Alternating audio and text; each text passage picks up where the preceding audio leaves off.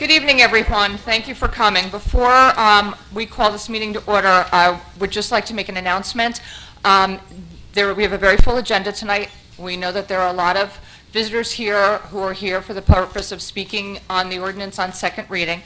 I'm going to ask anyone who would like to speak to be heard during that public comment period. There's a sign-in sheet at the back if you would kindly just print your name and the town where you live. It's just going to help us go through a little bit more orderly, and on a practical note, it helps me to be able to call people up one at a time, respectfully, rather than point across the room. Thank you. I'd like to call this meeting of the Brick Township Council to order. Madam Clerk. Adequate notice of this meeting was provided and published in the Asbury Park Press and the Ocean Star on February 8, 2019. Copies of the agenda were provided to the newspaper, posted on public bulletin boards, and the Township website. Thank you. Have the roll call, please. Councilman Fosman. Here. Councilwoman Pontorero. Councilwoman DeYoung. Here. Councilman Mumolo. Here. Councilman Halloran. Here. Vice President Crate. Here. President Zapsik. Here. Thank you. Would everyone please stand for a salute to the flag and a moment of silence, please? Pledge allegiance to the flag of the United States of America and to the republic for which it stands, one nation, under God, indivisible, with liberty and justice for all.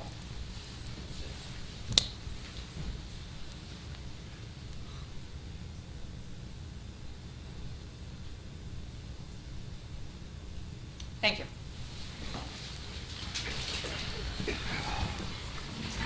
Madam Clerk, would you please accept and file the reports of the municipal officers? Yes, I will. Thank you. May I have a motion to approve the minutes of the January 22nd meeting? Motion. Second. Motion by Council Vice President Crate, seconded by Councilman Mumolo. Roll call, please. Councilman Fosman. Yes. Councilwoman DeYoung. Yes. Councilman Mumolo. Yes. Councilman Halloran. Yes. Vice President Crate. Yes. President Zapsik. Yes. Thank you. At this time, I would like to ask Vice President Crate and the mayor to go to the podium to recognize the Brick Memorial High School Band.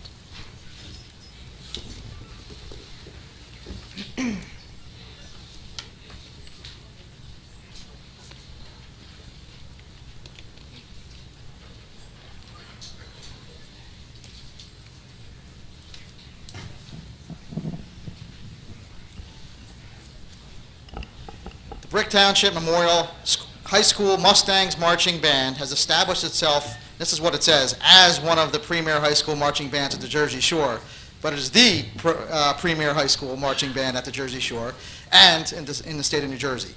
This past season, the Marching Mustangs captured first place at the Northern New Jersey, New York Metro Area Regional Competition. They also captured first place at the Atlantic Coast Championship and were a finalist at the Band of America Mid-Atlantic Competition. The success of this year's Marching Mustangs is attributable to not only the skill of the musicians and the color guard, but to the dedication, pride, and effort each and every member of the band put in order to prepare for the competition season. The Marching Mustangs are under the direction of Band Director Andrew Penrod, Assistant Band Directors Alan Kirchner and Christopher Seidelman, and Color Guard Director Jack Cosgrove. I, John G. Ducey, the Mayor of the Township of Brick in the County of Ocean and the State of New Jersey, in honor of their outstanding competition season, do hereby proclaim this Thursday, March 14, 2019, to be Brick Township Memorial High School Marching Mustangs Day. If the coaches and members would please come up.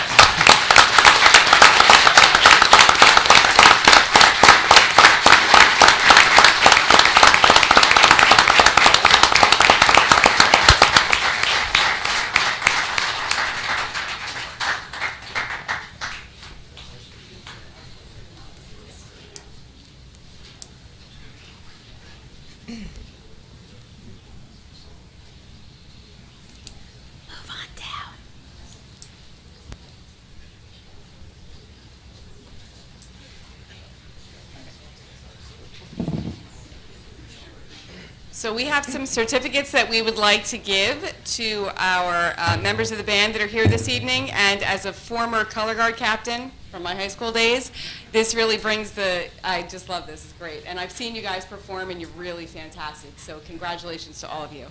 So when I say your name, if you want to come get your certificate, Sophia Mastrosario.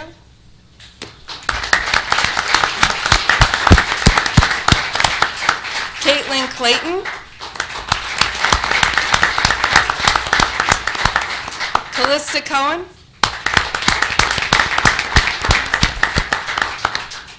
Hunter Zickban. Glenn Bouquet. Eric Allen. Alicia Wardell. Zach Clark. Anthony DeVito. Jason Krakowski. Amanda McDonald. Daniel Torba. Andrew Patella. And Dylan Torres.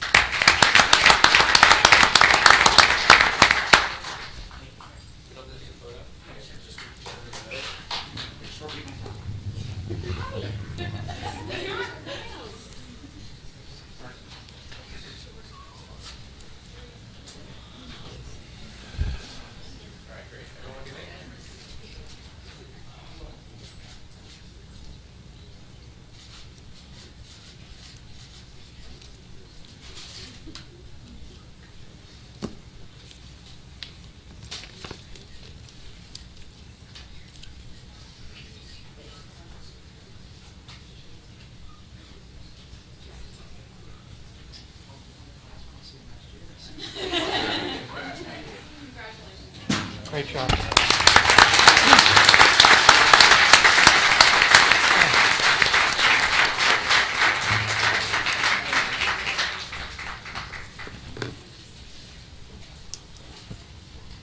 For our next presentation, Councilwoman DeYoung will join the mayor at the podium to recognize the Brick High School girls soccer team.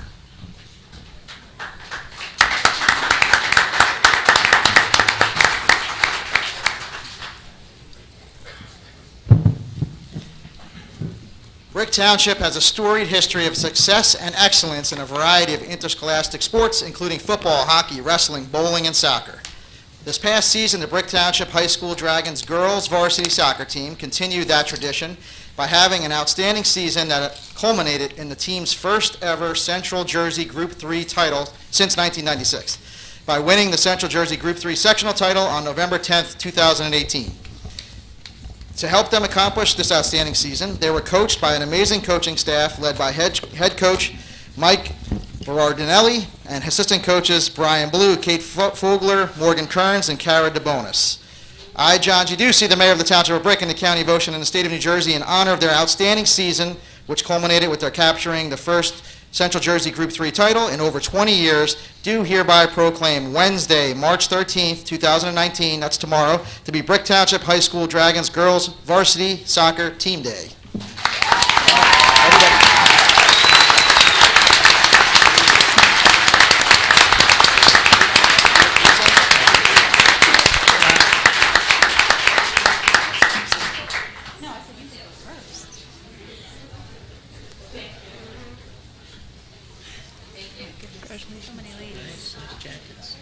Yeah, that's pretty cool. Lady Dragon.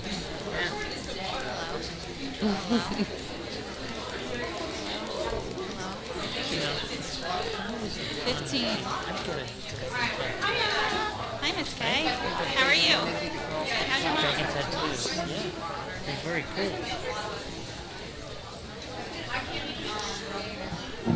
So the council has some certificates of commendations for the ladies, but I'm so glad so many people came out to support our band and our soccer team tonight. It's really great. So we're here, excuse me. We're here to congratulate the girls' high school girls Dragons soccer team. These ladies, I don't know if many of you know, they start practice pretty much after school gets out that year. So they've been practicing, they're doing their captain's practices since June of 2018. And they were playing till November, right guys? So, It was an amazing season. I know I heard all about it. My fiance is very big into soccer, and the girls did a fantastic job. So, along with the head coaches, we congratulate Mike Bertinelli, Brian Blue, assistant coaches, Kate Fogler, Morgan Kearns, and Cara DeBonis. And I have some certificates for the ladies. Jean Anderson.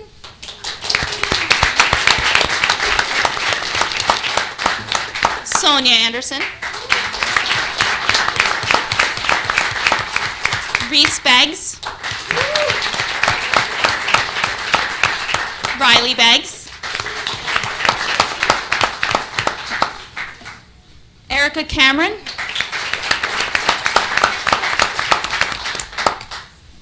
Emma Carpino.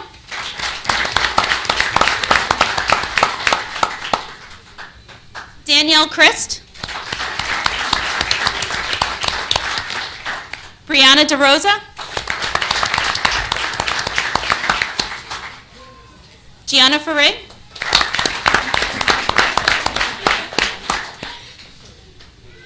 Tierney Gargowski.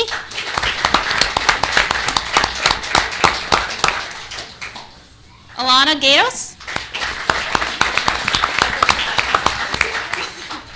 Caitlin Horvath. Madison Horvath. Abigail Kennelly.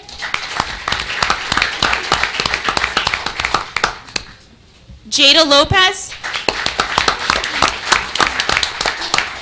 Kaylee Markey. Maya Malakowitz. Paige Noonan.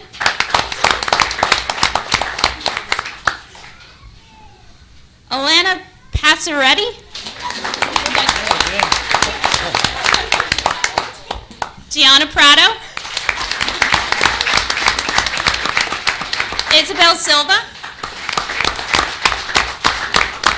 Gabrielle Soldo.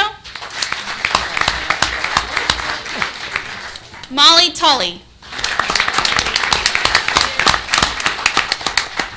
And Layla Westgate. Brianna Williams. Congratulations, ladies. We're going to take a quick picture.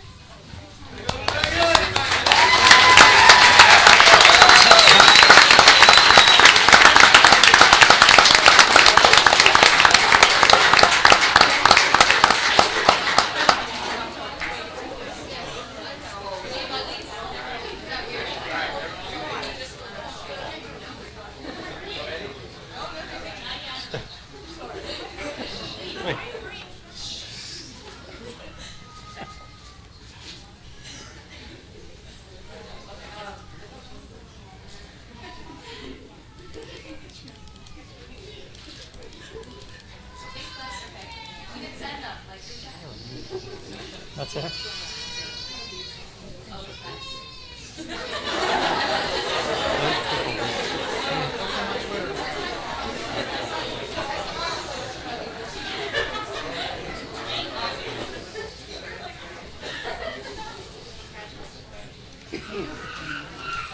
Okay. Yeah, they did. I can't believe I didn't get it. I don't think anybody sent one out. I was thinking about it, and then I just didn't.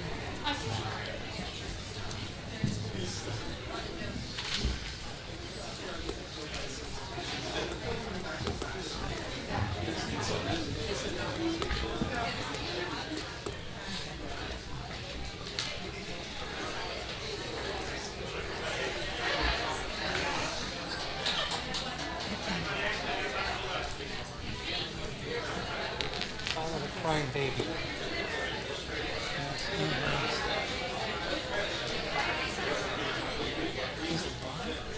No, it's probably has nothing to do with that. There's probably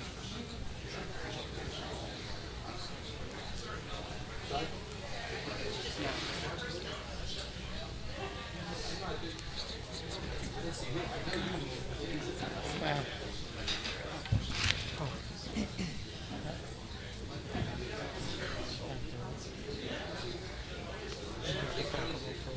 He's gonna, now the cop will come over and push it back again.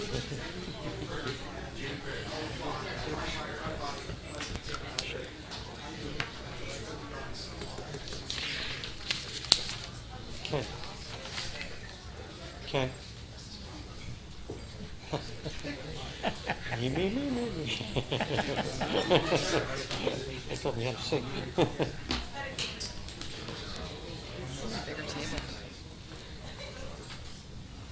Okay, we're going to move on to our budget presentations.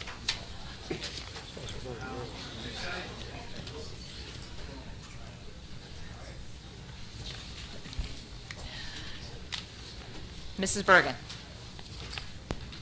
Thank you very much. On behalf of all the department and division heads represented in this report, thanks to our mayor and members of the Township Council for your ongoing support. I will go through the division budgets that are included under administration. There are 11 budgets and hundreds of line items. Most of the budget line items have remained the same. In my presentation, I will provide a brief overview of what each department does, as well as variances in operating and salary and wage budgets. I'll first start with administration. Administration staff includes 6 full-time employees. In 2008, we are experiencing a slight increase in salary and wages and have kept operating expenses flat. Administration is the front line for all in-person and telephone inquiries that come to the township. For example, in 2018, the staff handled 34,890 telephone calls. They also track and ensure follow-up on all email inquiries that come to the township website. In 2018, we handled 37,900 cases through our Citizen Relationship Management System. Public relations, marketing, and special events are also handled by administration, including monitoring and updating of the township's website and social media sites, including Facebook and Twitter, preparation and dissemination of press releases, and oversight of Brick Township's PEG channel, BTV. We have won several awards for our efforts to keep the public informed. Our work includes creating and posting bulletin board slides and preparing and posting all content, creating advertisements and promotional materials for various departments, preparing and disseminating email updates from the township, photography at township events, and the continued implementation of a seamless documentation program for online forms. Staff also manages the Buy and Bick program, which continues to grow and benefit our taxpayers. We now have 68 businesses enrolled in the program, up 11 from 2017, which includes attrition, businesses that have closed and are dropped out of the program. Buy and Brick has over 5,872 households registered and over 9,000 individuals registered. 2018 Buy and Brick sales transactions were up 20,097, up 2,790 from 2017. 2018 Buy and Brick sales dollars processed were $1,141,187, which is up $284,957 from 2017. In 2018, resident tax savings was $62,909, which is up $5,812 from 2017. That is an increase of over 10%. Administrative staff also assists in events such as the Green Fair. Administration also manages constituent relations and publications such as advertisements, promotional materials, recycling brochures, event flyers, and many other publications as needed. Administration manages the design and content of our recreation brochure and senior booklet, reducing the overall cost by bringing this work in-house. Administration staff also provides support to municipal boards and commissions. The next budgets I'll discuss are the mayor's office and council. The office of the mayor includes our mayor and 2 full-time staff members. Mayor Ducey maintains office hours each week. His active schedule includes regular meetings with groups and organizations within town, and he hosts many initiatives to engage the public, such as the tremendously popular Facebook Live and regular attendance at council meetings. The Mayor's Teen Advisory Committee continues to engage young adults in activities and through Lounge 270, a place for teens to connect with peers and mentors in a safe, positive environment. He continues to meet regularly with the Senior Advisory Committee and readily accepts all invitations to speak at older adult communities, social service organizations, schools, businesses, and wherever else he is invited. He promotes the town's interest and advocates for our needs at the state and federal level. The mayor participates in the Ocean County Mayors Association, the New Jersey League of Municipalities, and the New Jersey Conference of Mayors. Salary and wage budget for the mayor's office increased slightly, and operating expenses are flat from the previous year. In terms of the council's budget, the salary and wage budget remains flat with a decrease in the operating budget. Council members are very active in strategic planning and have working subcommittees including redevelopment, recreation, land use, public works, public safety, and business and finance. They regularly attend community events and represent the township at a variety of events and activities. The next report is for our purchasing department. It is the responsibility of the Division of Purchasing and Contracting to conduct all purchasing, the acquisition of all goods and/or services in accordance with the local public contracts law. The Purchasing Department's salary and wage budget has decreased, and the operating budget for 2019 has a 1% increase specific to office materials and supplies.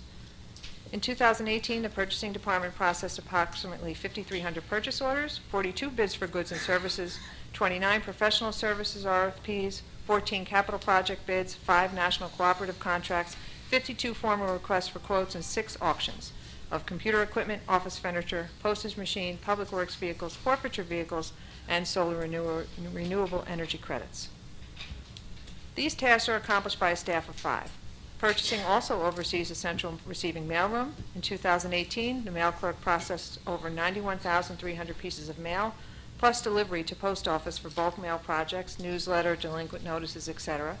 The mailroom clerk delivers mail, packages, and supplies throughout the complex and all off-site locations, manages the central receiving and stockroom. Postage encompasses almost 92% of the purchasing budget and includes postage for all departments and divisions' outgoing mail, mailing of property tax bills, homestead benefit adjusted bills for second quarter, estimated third quarter, final tax bills, and added omitted assessment tax bills. Delinquent tax notices mailed after each quarter, tax sale notices, post-tax year income statements, Chapter 75 tax assessment notification, the Township newsletter, certified and regular mail, priority, and overnight postage. 3 staff members are certified in the area of public procurement through Rutgers Educational Program. 1 member is currently enrolled in the same program and will finish the series of classes this year. Certifications are required to be maintained through continuing education by attending conferences and seminars. 1 new member of the staff will be starting the program in May. This office purchases and stocks frequently requested office materials and supplies requested by other departments. Items purchased are off the state, county, and Stafford Township Cooperative Program contracts. On a quarterly basis, the purchases are totaled and charged back to each department's budget. Human Resources is next. The HR department, comprised of 6 full-time employees, manages all township employees, currently 422 full-time and 140 part-time seasonal.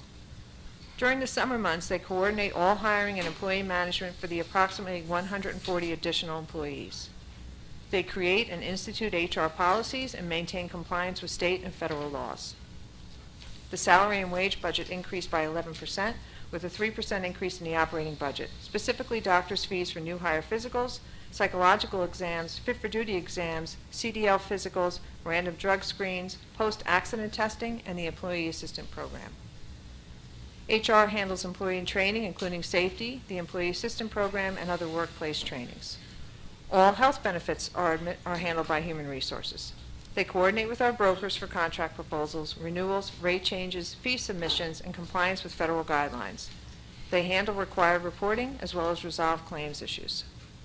They process all liability claims with our insurance company and ensure compliance with safety regulations and vendor insurance. Highlights and accomplishments from 2018 include biannual claims reviews, facilitate change to retiree prescription plan, contract negotiations, retirement preparation training, updates and revisions to the employee handbook, biannual health fair, blood drive, and the launching of several wellness initiatives, including team activity challenges and several fitness challenges. Specific projects for 2019 include continued negotiations, HR data consolidation, supervisor training, anti-harassment training, updating the safety manual, implement exit interviews, and develop a new employee orientation. The next department for discussion is the Office of the Township Clerk. The clerk's office is comprised of 6 staff members, 2 of whom hold registered municipal clerk and certified municipal registrar certifications. 2 additional staff members also received their certified municipal registrar certification this year, and every staff member is a notary public. 1 staff member is fluent in English and Spanish. The Division of Archives has a staff of 3 full-time employees, an archivist who holds state and federal records management certifications, and 2 clerks. The Township Clerk's Office issues various licensing and brought in $494,973.60 in 2018, and vital statistics, which includes all records of births, deaths, and marriages, brought in $56,221. The operating for the clerk's office totals $46,351, down 5% from what was appropriated last year. Expert services is one of the largest line items. Our archivist would like to take on another major backfiling imaging project this year, specifically payroll records. We do not have the resources to do this project in-house, and we have secured a contract with RICO USA, who is in U.S. Communities National Cooperative Program. Advertising and codification of the Township Code is also a significant part of the budget. Next is our Finance Department. The Finance Department consists of 5 full-time employees, one of whom is dedicated to payroll. The salary and wage budget decreased and our operating budget increased slightly in the office materials line item. The Finance Department signs all purchase orders, 5,314 were created in 2018, and checks. Staff creates the current, temporary, and adopted and capital fund budgets, posts budget at the beginning of the year, and does all transfers and closeout procedures at year-end, creating all pertinent resolutions to process those accordingly. They also tie general ledger appropriations and reserves to budget reports, balance all interfunds, keep a cash flow analysis monthly, and tie all cash receipts and disbursements in entry Excel books to posted reports. They also send out the W-9s and the W-2s at year-end. The Finance Department keeps a township fixed asset inventory that is added to or deleted from as needed. They create cancel resolutions for grants, create Chapter 159s as needed, and enter all new grants into Edmunds. At this time, there are 40 open grants. Our CFO analyzes monies in our capital budget to keep track of when a band sale is needed and when to roll into bonds, creates supplemental debt statements, creates cancel resolutions when needed, inputs capital chargebacks, creates and signs all certificates of availability of funds, and enters all new capital ordinances into Edmunds. At this time, there are 32 open ordinances. They perform 41 bank reconciliations monthly, analyze approximately 900 open escrow accounts, analyze 172 electric accounts, 55 water sewer accounts, 24 natural gas accounts, and 28 telecommunication accounts monthly. They complete all aspects of payroll processing, printing, and stuffing of checks, implement payroll into Edmunds, make changes to employees' files that would need to be reflected in salary and wage, such as yearly increase, longevity, steps, etc. Healthcare contribution, pensions, direct deposit information, court subpoena garnishments, etc. Thanks to their hard work, the Township is able to maintain its Moody's Financial Services AA2 rating on all of its bond, long-term financing, issues during 2018, based upon its financial strength and fiscal practices, as well as a MIG 1 rating on its notes, short-term financing, which is the highest rating offered by Moody's. In addition, the Township received an increase in its bond rating from Standard & Poor's to a AA. This allows the Township to borrow and issue its debt at the best possible rates, which saves taxpayers interest costs year in and year out while addressing the capital needs of the Township to maintain infrastructure and maintain service levels to its residents. Next up is data processing, otherwise known as IT. The IT department staff of 6 full-time employees supports more than 90 servers, 37 physical, 56 virtual, 482 PCs, laptops, and tablets, 75 PDAs, otherwise known as smartphones, almost 250 printers, including the e-ticket printers in police vehicles, more than 30 scanners and copiers, 123 security cameras in 18 different locations, with 2 more parks and 14 additional cameras being added before the summer. 5 high availability environments. The current police dispatch system consists of 2 clustered environments, the production servers and the disaster recovery servers in the emergency shed. They're currently setting up the new production and disaster recovery services for the upgrade to the police dispatch system, which is happening in September of this year. Township CRM RFA system, the phone system for Town Hall, and the Township Hyper-V servers. This clustered environment runs 19 servers, including email, CRM, Edmunds, police body cameras, Township websites, print server, and file servers, just to name a few. The salary and wage budget increased by 5.5% based on actual expenditures related to overtime, and the operating budget decreased by 1%. The Township has more than 40 systems used by the different departments at Town Hall. The IT department completes software updates on all Township servers and keeps all desktop computers current with a 5-year replacement schedule. We are currently in the process of upgrading our email and CRM system to the latest versions. The IT department is also in the process of installing security cameras at Bernie Cook Park and Hank Waltonowski Park, as well as additional cameras at Town Hall and the Drum Point Sports Complex. On a regular basis, the IT department adds functionality to our in-house CRM, RFA, Citizens Relationship Management Request for Action System, which is exclusive to Brick Township and exceeds the abilities of every other program we've reviewed. Projects completed in 2018 include a complete network overhaul. All network switches at Town Hall, DPW, seniors, and recreation have been replaced. Security cameras have been set up at 2 more neighborhood parks. They replaced the 911 system. They replaced the antivirus software on all township computers. They replaced spam filtering software for all township email. They set up new monitoring website for township solar and wind generating stations. They replaced UPS units at Power Dispatch and Police IT server room. They replaced electronic ticketing system in police cars. They replaced the firewall. They installed and set up body-worn camera system. At the Marina Resource Building, they installed cameras, Wi-Fi, and a television. The next report covers both tax collector and tax assessor. Tax office duties and responsibilities are directed pursuant to state statutes, specifically Title 54. Our tax levy for 2018 was in excess of $233 million, with a higher than 98% rate of collection. The salary and wage line item has decreased due to the retirement of 2 longtime staff members and the transfer of another. The operating expense budget request totals $44,250, down from $47,218. This is the 4th year of decreases in expenditures. Costs have been reduced in the advertising line item due to a decrease in the number of items being advertised for tax sale and a reduction in newspaper charges.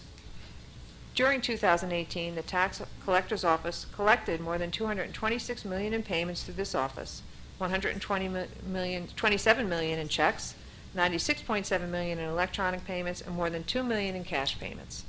In addition to regular collections, we send out nearly 15,000 delinquent notices, completed more than 2,900 senior tax freeze applications, handled more than 23,000 phone calls, and processed nearly 934,000 in tax appeals. Collected nearly 20,000 in property maintenance fees, recouped 91,000 in demolition costs, and sold 743 garbage and recycling cans. They completed an in-rem foreclosure and were audited successfully by the state for deductions. The largest expense in this budget is printing, which is unchanged from last year and includes budgeting for the printing of adjusted homestead benefit credit, estimated 3rd quarter final, regular, and added assessment bills. The next notable expense is for advertisements, which have been reduced slightly for tax sale, assignment, and foreclosure ads. All other operational costs have remained relatively flat. The tax assessor's office, with a staff of 8, oversees almost 32,000 residential and 800 commercial properties with a total assessed value of over $10 billion. Last year, they placed more than $68 million of added assessed value on our tax list. Part of their responsibilities include not only maintaining a record of the specifics about a property, but also monitoring any deed recordings to ensure that any changes in ownership are made in our public record. Implementing any changes to the tax maps is also the duty of the tax assessor's office. Brick Township has almost 3,400 residents receiving senior citizen or veteran property tax deductions, which they also manage on behalf of the Division of Taxation on a yearly basis. The salary and wage budget for the tax assessor budget decreased 6.8%, and the operating budget remained flat. Seniors. The Brick Senior Center provides services to a growing population of older adults and their families within our community. The staff at the Senior Center offers a vast number of programs to encourage a healthy lifestyle, independence, and provide information and referrals to social services programs that may have a positive impact on their lives. Brick Senior Services and Senior Center is located off-site at the VFW building on Manistee Road. According to the current data from the Census Bureau, 19.7% of the population in Brick Township is age 65 or older. In 2018, Brick Services provided services to over 3,500 seniors and family caregivers. They delivered approximately 1,700 counseling hours, either in their homes or in our office, to 500 older adults, and provided approximately 43,000 units of service in all categories. The office consists of 6 staff members. The salary and wage budget increased 8.6%, and the operating budget decreased 1.09%. In 2018, Brick Seniors provided services to over 3,500 seniors and family caregivers. Brick Seniors provided services to 340 family caregivers, delivered approximately 1,700 counseling hours either in their homes or in the office to over 500 older adults, and provided information and assistance to 2,600 seniors. Additionally, 1,730 seniors attended various activities and programs. Staff provided 198 medical transportation trips to 15 seniors. Staff made 6,071 wellness calls to 47 homebound seniors and provided follow-up reevaluations to 200 elderly homebound residents receiving Meals on Wheels. Staff handled 10,443 calls and provided approximately 43,000 units of service in all categories. Brick Senior Services received $135,100 in Title IIIB and Title IIIE grant funding from the Ocean County Board of Chosen Freeholders. Mid-year, the Township received an additional $20,000 in Title IIIB grant funding for the Senior Outreach Program and an additional $7,500 towards a National Caregiver Support Program, bringing the total award for 2018 to $162,600. In addition, in 2018, Brick Seniors received $17,884.36 in donations. These funds are used to offset the costs involved in running this department. And my last report is for the municipal court. The Brick Municipal Court is the second largest of the 33 municipal courts in Ocean County. Annual filings for 2018 were 14,205. This number consists of filings not only from Brick Police, but also State Police, the Ocean County Prosecutor's Office, Division of Fish and Wildlife, Department of Weights and Measures, Marine Police, the SPCA, Animal Control Officers, Code Enforcement Officers, Zoning Officers, Building Officials, and citizens for any incident occurring in Brick Township. Court sessions are held the third and fourth Mondays at 9 a.m., every Wednesday at 9 a.m., and every Thursday at 4 p.m. Additionally, once a month, there is a court session specific to property maintenance violations issued by our Township Code Enforcement Officers. In 2019, we project holding 140 court sessions. This total includes 10 mediation sessions and 10 code enforcement violation sessions. The staff consists of a court administrator, 2 deputy court administrators, and 7 additional staff members, along with the municipal court judge. The court salary and wage budget decreased 2.8% as a result of continued reduction in overtime costs, and the operating budget increased by $5,000, largely due to offsetting the cost of courses to enable staff to become certified interpreters with the judicial system, which will decrease the expert services line item once these certifications are acquired. This concludes my report. Any members of the council or the public that would like to go into more detail on these budgets are more than welcome to make an appointment with my office at your convenience. Thank you again for all of your support, and a special thanks to the department and division heads who work so well servicing our public. Thank you, Mrs. Bergen. Mr. Mathis, are you ready? Good evening. Just want to thank you for the opportunity to present a brief overview of the Department of Public Works, which includes our utility crew, solid waste collection, buildings and grounds, and vehicle maintenance. Rob Burns is here to present for Parks. The Sanitation Department makes more than 2.7 million stops per year, driving over 600,000 miles to resident homes. In 2018, we collected over 34,000 tons of solid waste, over 4,500 tons of bulk, which is up over 1,000 tons from last year, large part due to the massive debris cleanup required after the August rain event in Greenbrier. Our crews work daily to clean the debris in Greenbrier and other neighborhoods, assisting as much as possible over the devastation of that event. Along with the drainage repairs and replacements of our utility crew, our utility crew did an outstanding job getting the beaches ready for the 2018 season. The skid steer, purchased in 2018 capital, allowed the crews to prep the beaches more efficiently, which is especially important when considering the size of the beach now that the replenishment project is complete. The crew is using the new crack seal that was purchased last year. They finished the streets in one of our older adult communities and plan on doing more streets this spring. They're also using the asphalt recycling purchase in 2018 capital. In 3 weeks, we saved an estimate of $7,000 in cold patch materials because we are now making our own by reusing old asphalt. The equipment allows for much more efficiency when filling potholes. The repairs work lasts a lot longer and requires much less continued maintenance. The utility crew appreciates the council's support of this capital budget for these pieces of equipment, which allow them to make repairs without the need of an outside contractor. They can do the work faster and more efficiently thanks to the purchase of this equipment. Our in-house construction does a variety of projects at township-owned properties throughout the town. A snapshot of the projects completed in 2018 includes the installation of new bathroom partitions in the Drum Point Sports Complex football building, the Drum Point Sports Complex soccer building, both sets of Windward Beach buildings, design and build new lifeguard stands with transport wheel assemblies for the beaches, design and build Polar Express train, track train signs, and various other holiday items, install new airport track and graveyard signs, build new Summerfest archway, winterize and de-winterize all the parks and beach facilities beginning at the end of each season. They painted the Ocean Beach 3 and Drum Point Sports Complex bathrooms before openings, install new toilets at various locations, install multiple new interior doors at various township-owned buildings, installed 15 new exterior doors at the Civic Plaza, and completed building and board ups for code and construction departments.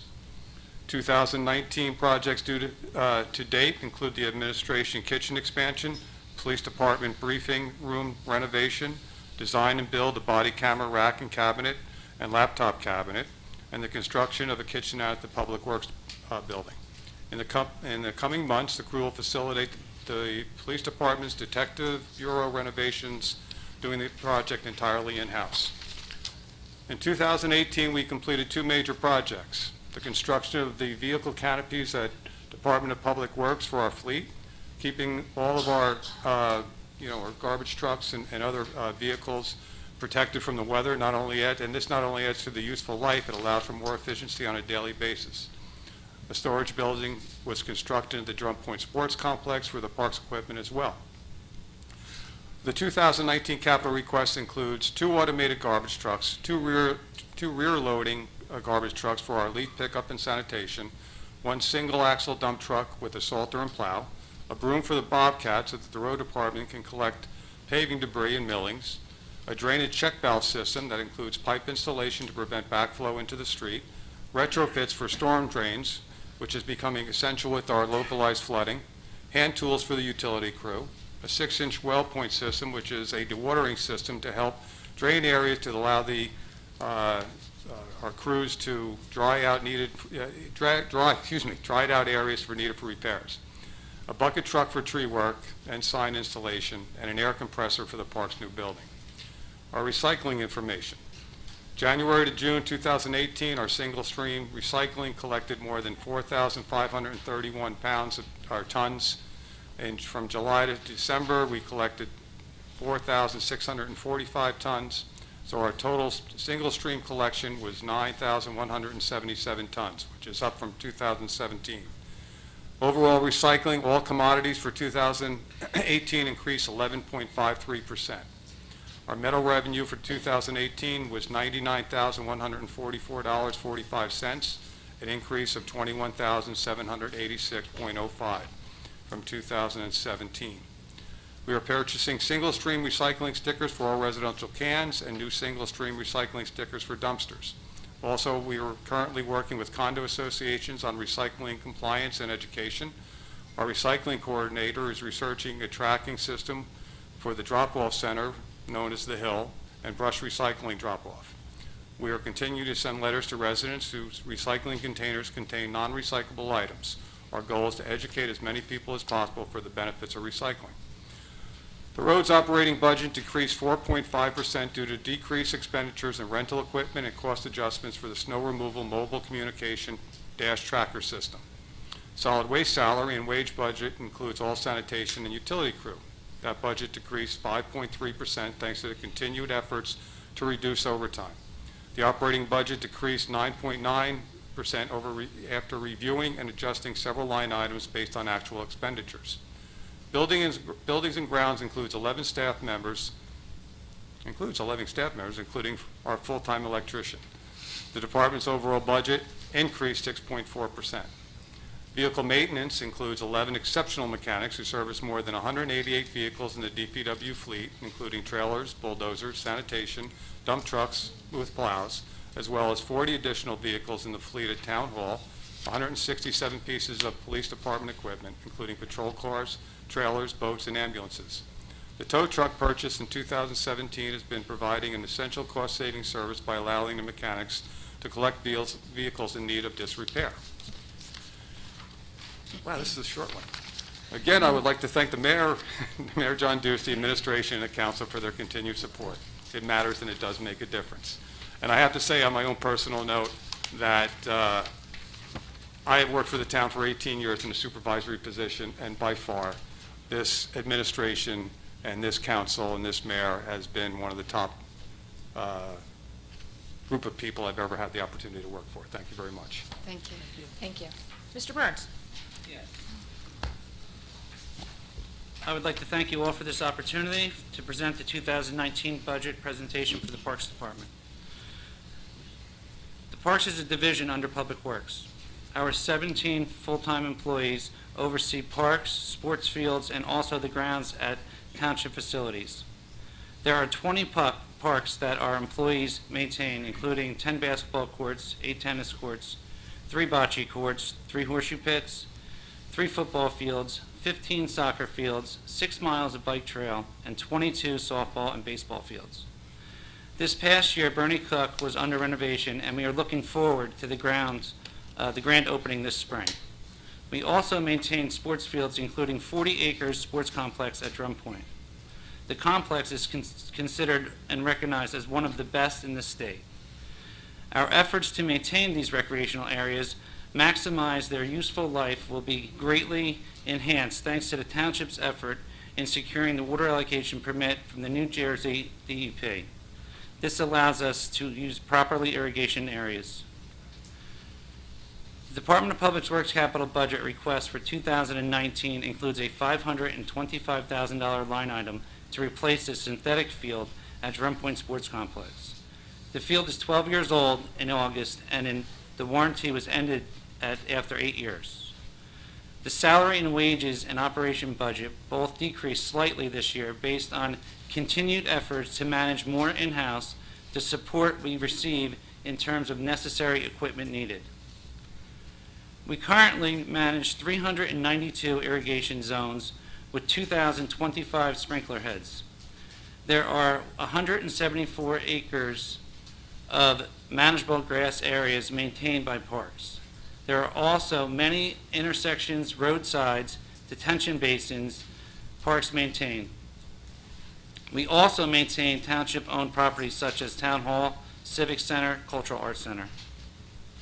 One of our most time-consuming tasks, our annual fall and spring leaf collection, which takes 10 weeks, starting at the end of October until the second week of January.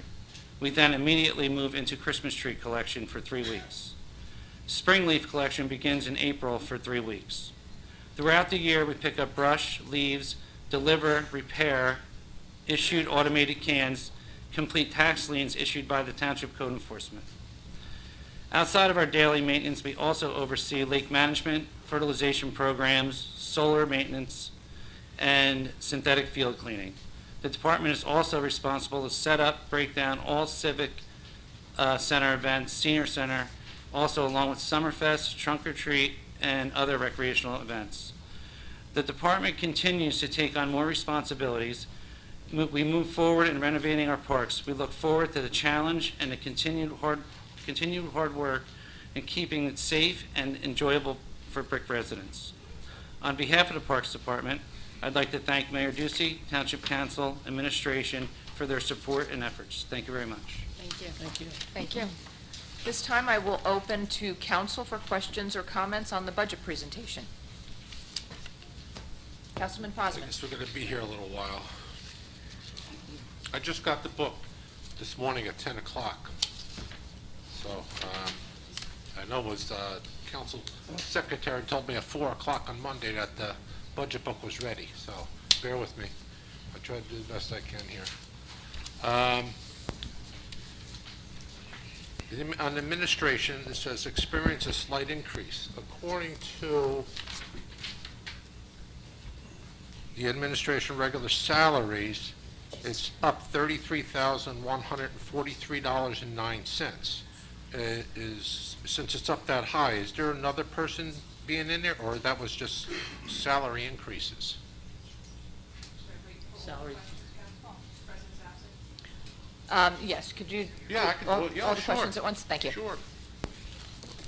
And you did receive their comments on Friday afternoon where you could have asked all of these questions. Thank you.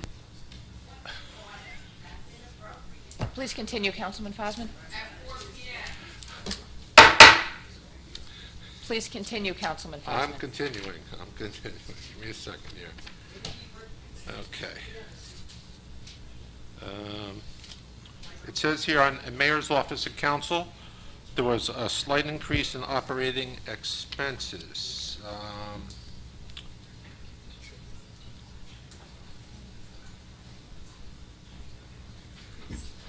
It says here in, sorry, yeah, that I want to know, and also in purchasing, it says purchasing regular salaries. Last year, we spent $388,000, and now we're down to $275. I'm just curious why the big drop in that. I don't know what happened. It was $113,195.20. Continue.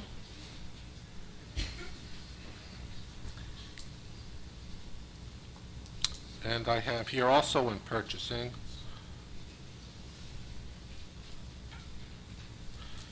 it says here, conference, education, travel. We spent $3,668 this year, and now we're asking for $7,000, and that's a $3,322 increase.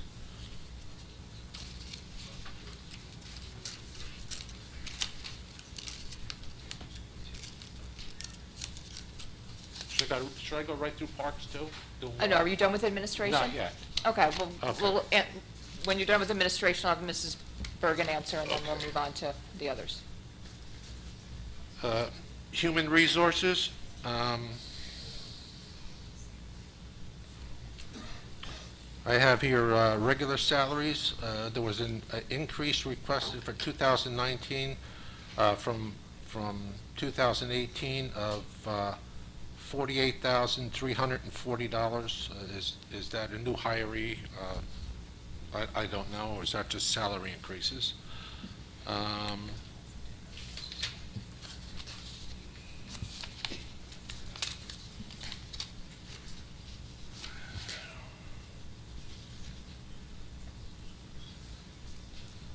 Office of the Mayor, it says regular salaries. There's $12,829 increase. Maybe you can, maybe that's pay raises, I don't know.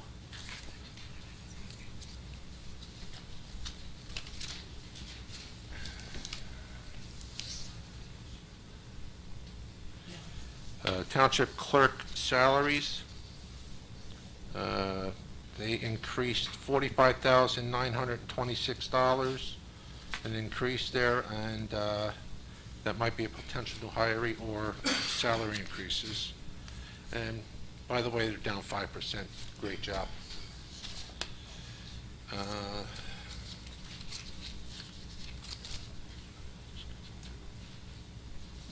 Data processing here.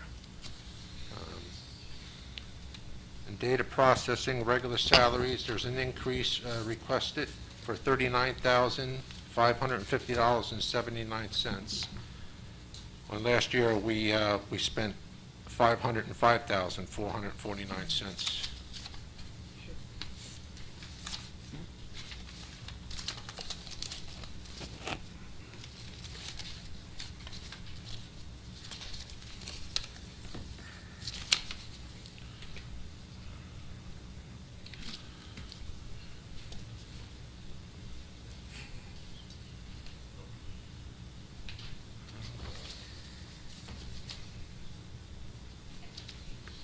And just out of curiosity, whatever happened to the mayor's Citizens Budget Advisory Committee? Whatever happened to that? Should have been done before this, so the residents that are interested in it should be in here and saying their piece. Okay, that's all I have there for right now. That's all I have right now. Mrs. Bergen? Let me go back That's here. just for administration. We'll do them one at a time. So if I miss any any I'll Councilman go over Clausen, it with please you. let me know. Well, I'll go up with you. The first one was regarding administration. The question was, have we hired an additional person with the increase in salary and wages? So the answer is, we have an employee in our department whose salary was shared between two departments, and that person was spending all of her time in administration, so we took on the full salary and took it away from another department because that person was essentially working in administration full-time. Could So I it's ask not what a- department? What- That was administration. The first question was Yes, I administration. know that, but you said you split that person between two departments. What was the other department that he was working for, or she working for? Well, there were three in total sharing one job. One was coded to administration, one was coded to land use, and another was coded partially to HR. So we took on the full responsibility of that employee's salary. The second question was regarding the mayor's office salary and wages. There are three people coded to that budget, the mayor and two employees. The mayor's salary has not increased at all, but both of the employees in that department had a salary increase. The purchasing decrease. Excuse me. Can we go back to that first one? If you added another person there, that means that, you said there's 6 people full-time, and that's now with that new person in there, 6, or is that 7? It's 6. It's still 6, so you put that in there. Okay, I just want to make sure. Sorry about that. Go on. Sorry. And the purchasing salary and wage decrease is related to a retirement, of a high-level employee, and we also have a vacancy that we are actively looking to fill. So if we are looking to fill that position, wouldn't that, and you're going to get a salary, don't we have to include that in the budget? There Because- is room in there for the budget, but for a new person, but we haven't identified the person, and if we had to do any kind of adjustment, we would, but we are anticipating a hire. I'm just saying, that's $113,000, so if you're because you went from $388,000 to $275, so if you're going to hire somebody, you can hire them within that $275? Yes, and we also have one less person overall in that department. Okay. Why are they spending $7,000 now in conference education and training as opposed to $3,600 last year? We have some folks that are continuing to be educated. I think I mentioned that in my report, going for additional certifications. And so we calculated the cost of those classes with the number of folks that are interested in it, and that's how we came up with the budget request of $7,000. In HR, to answer the question, no, there are no new hires in human resources. Clerk salaries, the question was... Well, regular salaries at the Human Resources, it's still up. It's up $48,000. Is that just the salary increases? Yeah, your question to me, was there any new hires, and my answer is no, so then yes. it would Is be that increased. salary increases? Yes. I have here potential hires or salary increases in that department, so, and how many people are in Human Resources? Let me check my report. 6 full-time employees. Okay, so we got 6 full-time employees, we got an extra $48,000 in there, okay. So, what's it? The clerk salaries increased slightly, was your question. We did bring on another person assisting the archivist in his responsibilities to get a lot of these large projects done. There was a transfer that came in from another department, so technically there is one more person in archives. Should I answer the last question? Yeah, that's okay, yeah, Okay. I'm just going through. So the IT salary and wage budget increased, and that increased due to overtime, which I mentioned in my report. We estimated we looked at their actual expenditure for last year and budgeted this year accordingly. And that was for, you're saying that's for finance administration? I think you asked about information technology. I don't believe you asked me any questions on finance. I have it right here, I have it labeled, and I asked for financial administration, regular salaries, it increased by $63,000. Didn't I ask that one? When I heard you ask that question, I thought you... I'd give you a page number, but there's no page Right. numbers here, that's, Our finance department salary and wage budget decreased, so I believe your question was asking me about the administration line item. says financial administration, regular salaries, it's up $63,700. I don't have, there's no page number.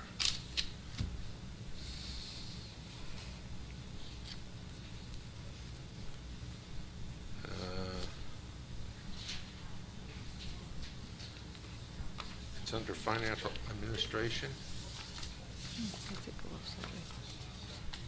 So I show it as a 0.2% increase, but it's a slight, it's of a $420-something thousand line item. It goes from $422,500 to $426,500, so it's $4,000. No. We're looking at two different things then. I was on financial administration.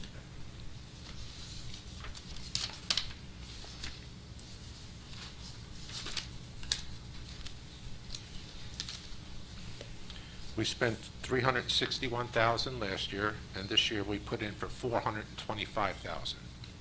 Correct, but your, the control total at the bottom includes overtime, which is also part of salary and wage, and that's the number that I just provided.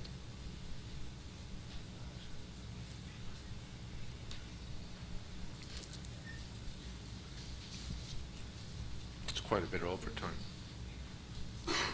Okay. Quite a bit of overtime? And that- The I'll have request to in go- overtime was I'll go over that with you. $1,500. I'll stop by and go over that with you. Okay, that sounds good, thank you. And data processing, I believe I just answered that. 39,000, and you said that was increase in salaries? It's, the increase in salaries is related to the amount that we included to cover overtime, which we based on actual expenditures from 2018. So that's 15,000. So you're estimating 30,000. We spent 31 last year, you're estimating 30,000 in overtime. Okay, thank you. You're welcome. Any other questions or comments from council on the administration budget? No, thanks. All right. Questions from council on the Department of Public Works? Councilman Bosman. On Public Works there, I see you talked about it, so I'm going to ask about it, was, so it's parks, hold on. Here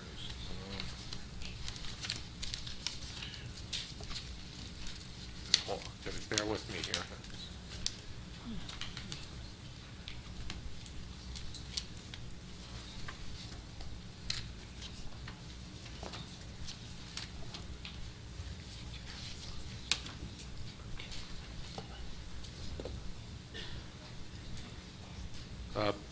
Buildings and grounds regular salaries, do you?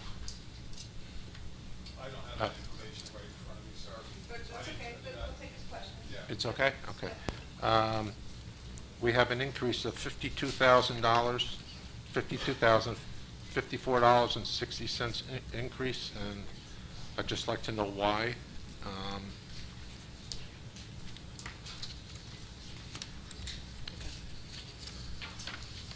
And the VFW, the rent on the VFW, did we do some kind of, we did an air conditioning service there or something with them, and I thought that was supposed to be offset the rent or something like that. I remember something back in there, and I don't see any decrease from last year to this year, but did we do any kind of deal with them on the air conditioning there?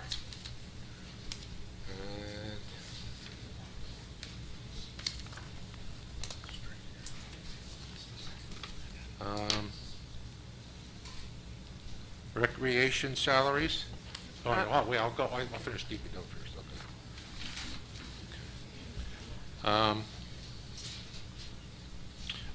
okay. We have a sign shop in our place. Why are we ordering,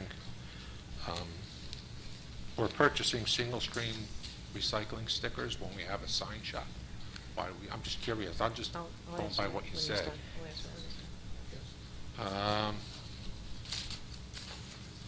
Degrade and recycling, I gotta admit that, you did really good there. And also here, that's parks. Did a great job in recycling in that, you did, your department did. That's all I have. That's all I have in that department.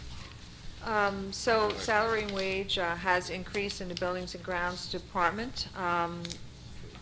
We do still have some employees that are on a longevity and step guide, so a lot of the folks in our Buildings and Ground Departments have been here for a while, and those are salary increases.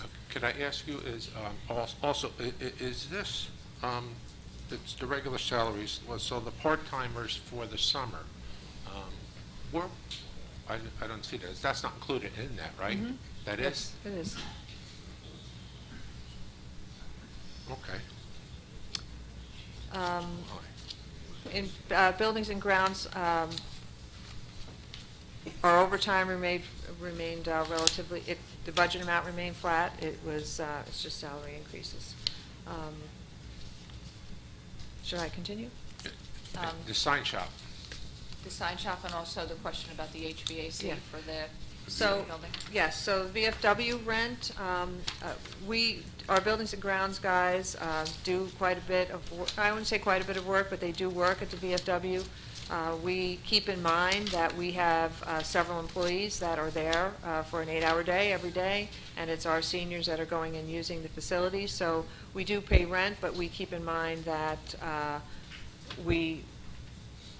our use is very significant on the building, so when there are minor repairs or repairs that our staff are asking us to make for their comfort or their safety, we are proactive in making those repairs without looking at recouping it from the VFW. We often make those decisions internally. There are times when we haven't felt that we were responsible and requested that they take responsibility for making repairs, but based on the usage and the amount of hours we spend in that building, we do maintain the facilities from time to time with certain projects, especially those that we can do with our in-house crew. HVAC does usually require an outside contractor, but John Lola, our Buildings and Ground Supervisor, has made that determination. In terms of the sign shop, they are used and busy regularly and often, but there are certain materials and certain types of things that they are not able to print on the equipment they have, and those particular stickers are one of them. In the sign shop, we do the police cars. Didn't we put the stickers on the garbage trucks, those huge? And secondly, also, not to interrupt you, Councilman Fosman, but we are able to, a lot of the recycling material we charge back to the Clean Communities Grant, in which case they need to see a PO with an outside vendor that they reimburse us for. So if we can get them through the grant, we take the work off of the sign shop and acquire it through the grant. Okay, parks? Okay. Anybody else from council or DPW? No, thank you. Question on parks. On parks, it's a big ticket item is the sports complex, the synthetic fields. It says here it includes $525,000 in the capital. It's only 12 years old. Can you give me an explanation on why that's being replaced? And that's a big ticket item, and I'm sure everybody here would like to know why it's Are being there replaced. other questions, just so we'll get? Yes. Okay. You said in this report here that you do lake management.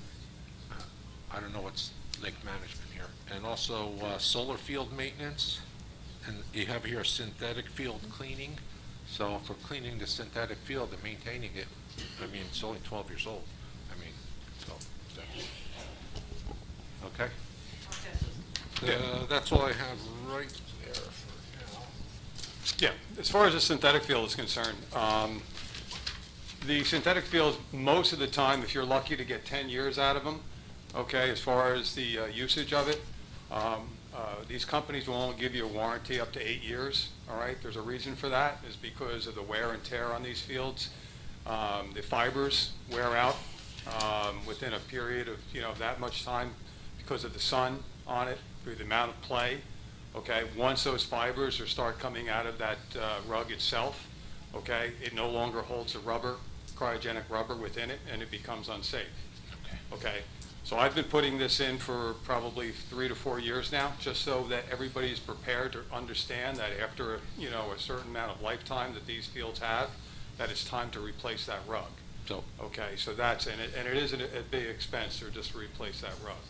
so we're saying here, every 12 years, we're gonna have to come up with $525,000 to replace that synthetic. And that's what generally is. And to get 12 years out of it, we're doing very well. Okay, most fields you'll see I've seen some fields get replaced in 5 or 6 years. Okay, you have to understand too that we have, not only do we have soccer, we have lacrosse, we have football.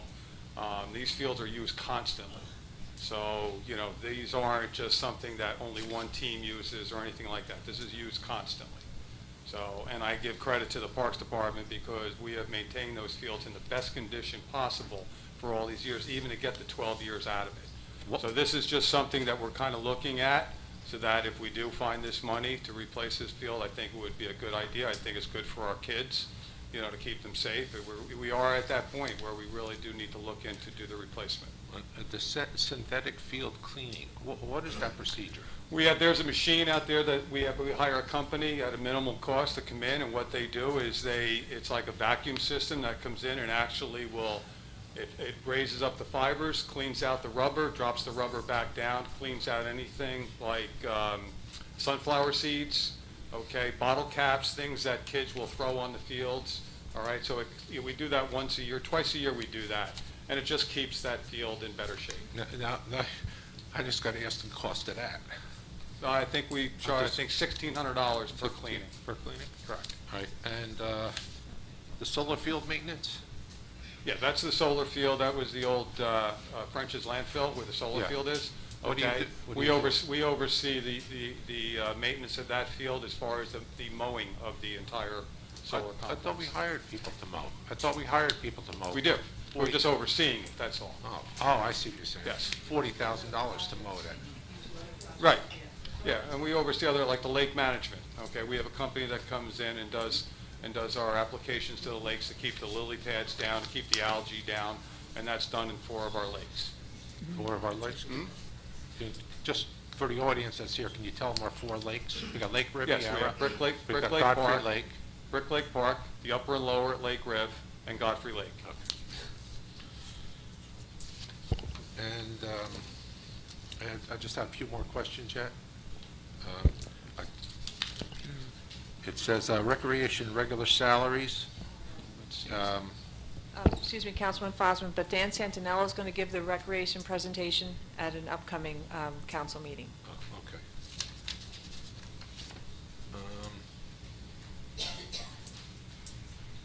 If I could just add to the landfill that Ken mentioned, the company that we've hired to mow the perimeter and the inside is one aspect of the maintenance.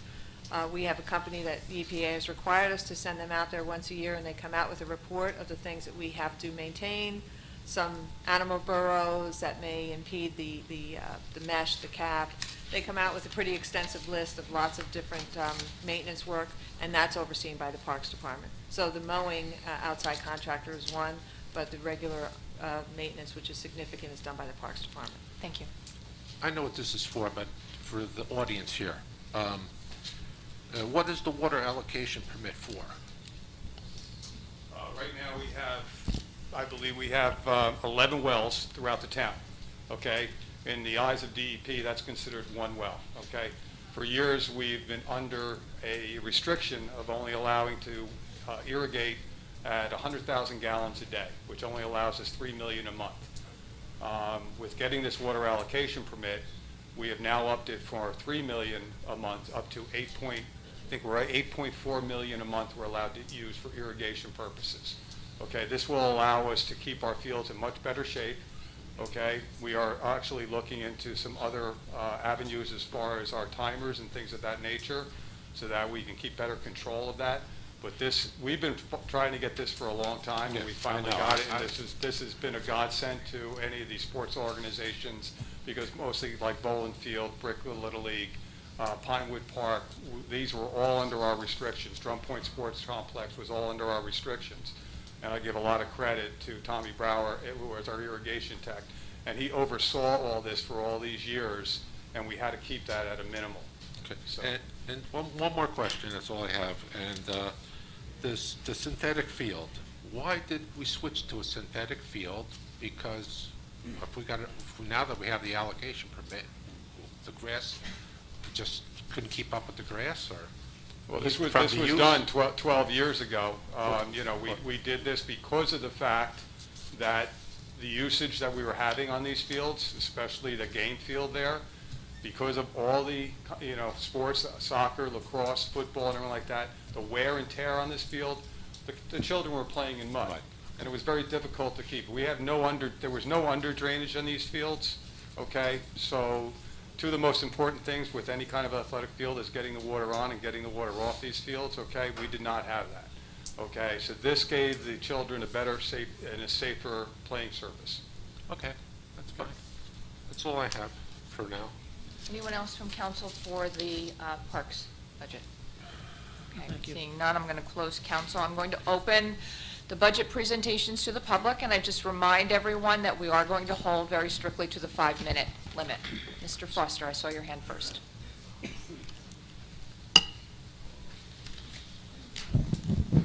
Sam Foster, 1 Teagle Drive in Brick. I'll make this quick.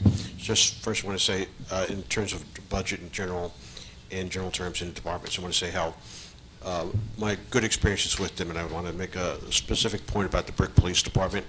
I had to file a complaint against someone for online harassment on Facebook, and Brick Police, I forgot the officer's name, I wish I had written it down, but I've written legal pad, but he was very helpful, extremely helpful, very knowledgeable, and he spent a lot of time with me tracking down proper statute to file against the individual who's now in Pennsylvania. It's very complicated. So I wish I could remember the officer's name, but he did a great job with me. And Joanne Bergen is, I'm sorry, Township Clerk Lynette, her office has been very helpful too. I apologize. I'm 58 years old, so my mind isn't what it used to be, so I apologize. I always get people's names wrong. And Joanne Bergen is also very helpful too, so we have really good people in charge. And I just want to specifically single out the Brick Police. They did a great job. They're very polite. They're very helpful. Spent a lot of time with me, and I really do appreciate that. I've not been critical of them in the past, but I do want to point them out that they did a great job, and I'm very, very pleased with that.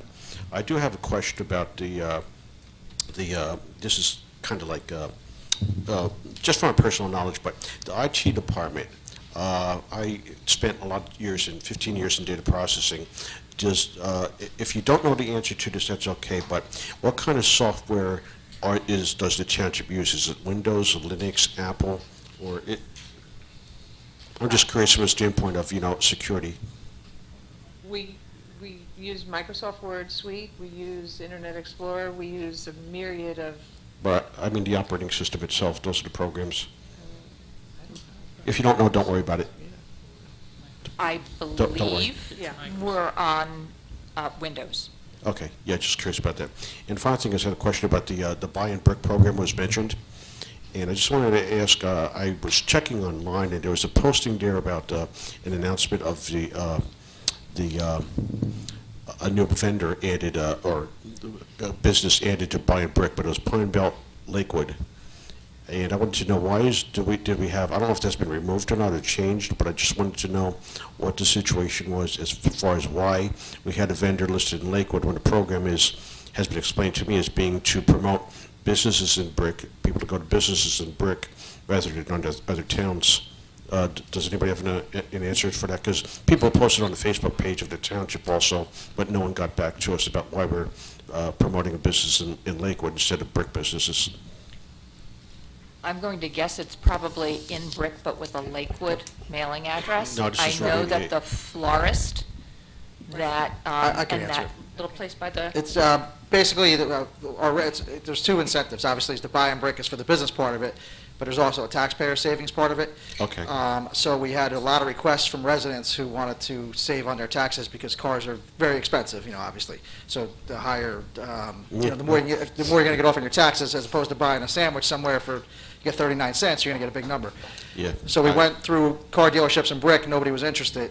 Yeah, we only had one, so, and they're out of business now, so. Yeah, and Pine Belt was interested, but we waited until we wanted to see if somebody in Brick would do it. Once they didn't, we wanted to make the taxpayers happy, so we Okay, added them yeah. to the program. Because I was just there today, they told me I need $1,600 worth of repairs on my car, so I'll probably get a good bunch of change back once I do that, once I've come up with the money. But I just want to thank the department heads specifically, and the Public Works Department. I don't know if I mentioned them or not, but they've always been great as far as sanding and salting. I live in Birchwood Park, and the intersections, don't even have to listen to the weather report, because I know that when I see the intersections salted and sanded, we're going to have snow. They're really on top of things, they really are.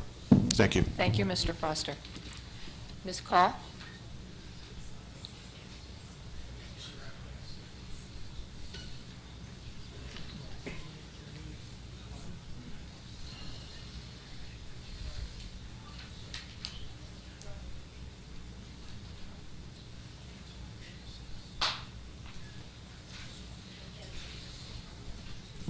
Nan Carl, 18 Greenbrier Boulevard. And I have several things that I would really like answers to, but I will concentrate on those which are elevating my blood pressure.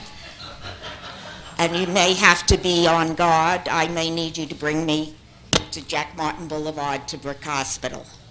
And prologue to my asking anything, I would like through the chair to direct a couple of questions directly to the attorney.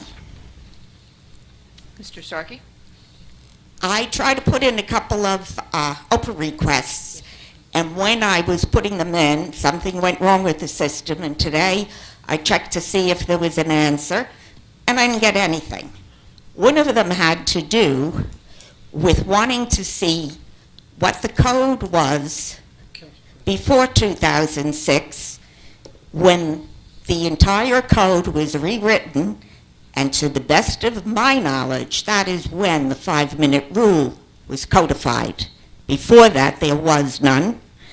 And tangent with that is, do I have reason to believe that any Oprah request is geared through you, that you have to give permission for the town clerk to answer it? No. No? So you didn't see anything like that? The Oprah requests don't come to me, they go to the township clerk's office. Okay, because I heard that some meeting somewhere that was under your purview. So, I still say you quoted out of context. You were quoting from the way the township code is now, and it distinctly says that the entire code was rewritten in 2006. And I remember well, because one of the prime movers of doing that was, I think she was council president at the time, Ruth Ann Scatoro. So before that, I am 99 and 44/100% positive that there was no 5-minute rule. And again, through you, why are we having these presentations tonight? Isn't it because it is mandated to be done in public? The budget presentations, is it not mandated that it be done in public? No, it's not required. What's required is the introduction of the budget and then a public hearing and the adoption of the budget. Okay, These so types- let me put it this way so you know what I want to know.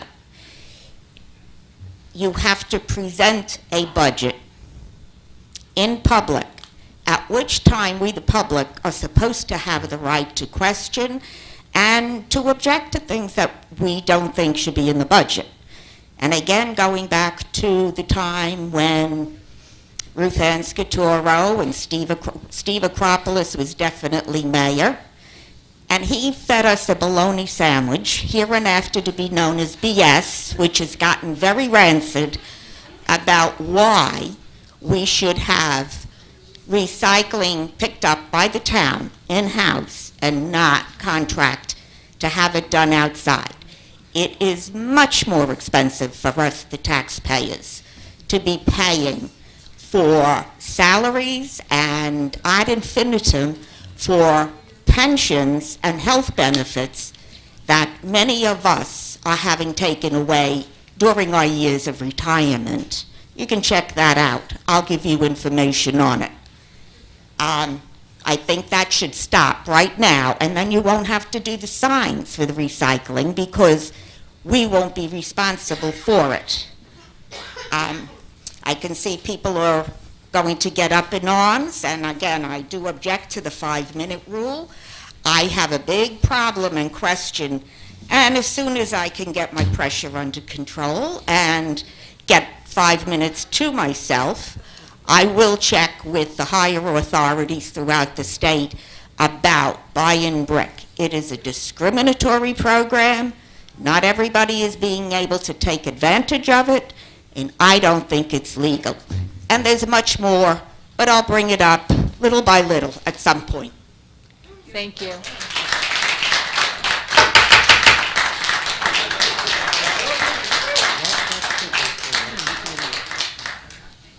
Mr. Finelli.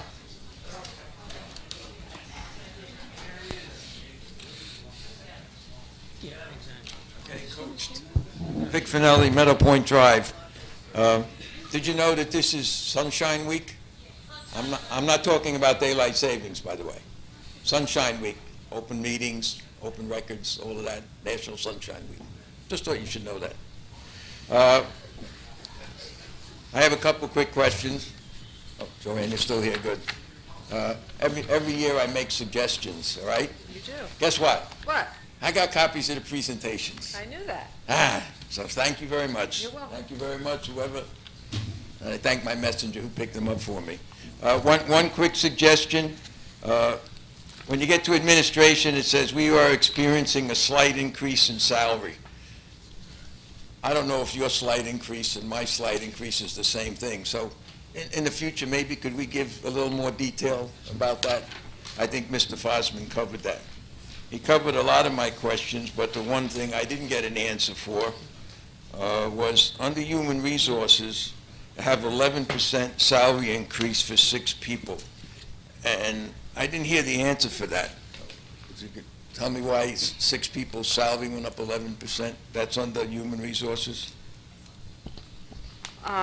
There was one part of that I failed to mention, that they had a part-timer who went full-time. I just noticed that in my notes, and I failed to mention that to Councilman Fosman. So they have 6 full-time people, and the total budget, their total salary and wage budget for all 6 of them went up 11%. They didn't each get 11% Okay. salary increase. So that was a part-time person coming full-time? Correct, it's part of it, yes. Okay. Aren't you glad I asked? I am, thank you for letting me Okay. clarify that. All the way in the back, I'm reading through pages. The same question I had with the senior services. We had 6 people, and their salary went up 8.6%. Right, correct. There are no new hires. These are all, most of the employees and seniors have been there for a long time and continue to be in receiving longevity and step guide.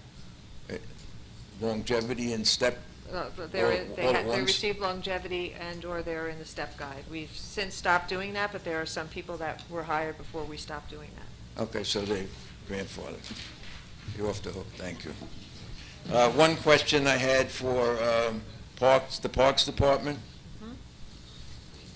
Mr. Fosman covered a lot of it. I was just questioning, our salary, wages, and operating budgets both decreased slightly this year based on whatever. Does that include the $525,000, or is that outside of that? Oh, the $525,000 is outside of that. It is a capital budget request that the Parks Department has submitted to administration. We are still working on the capital budget. Okay. We have $22 million in requests and a budget of $8.5 million, so whether it makes it or not remains to be seen. They were simply talking about their goals for next year. Okay. And last but not least, Public Works. Public Works? Smile.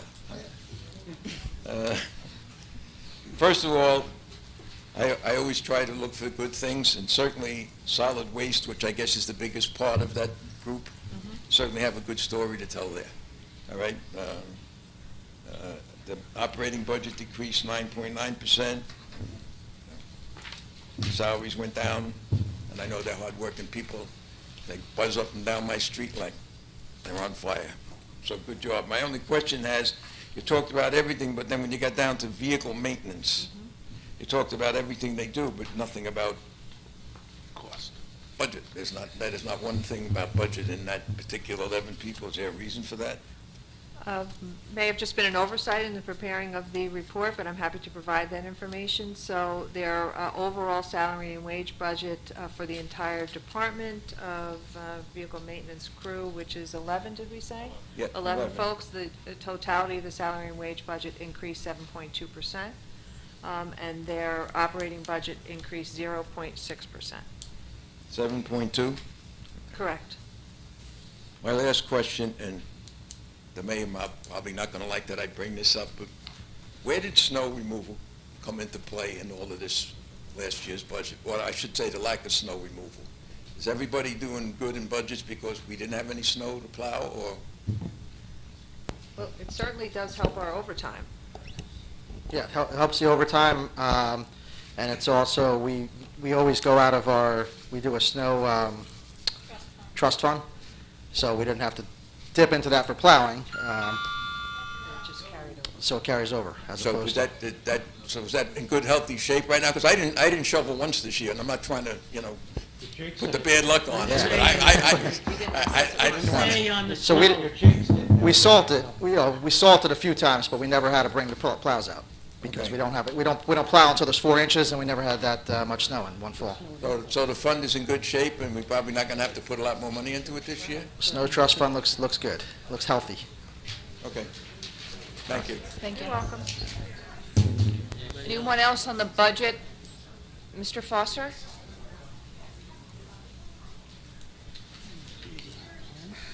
Sam Foster, Marie Chico Drive. Just wanted to make a quick comment.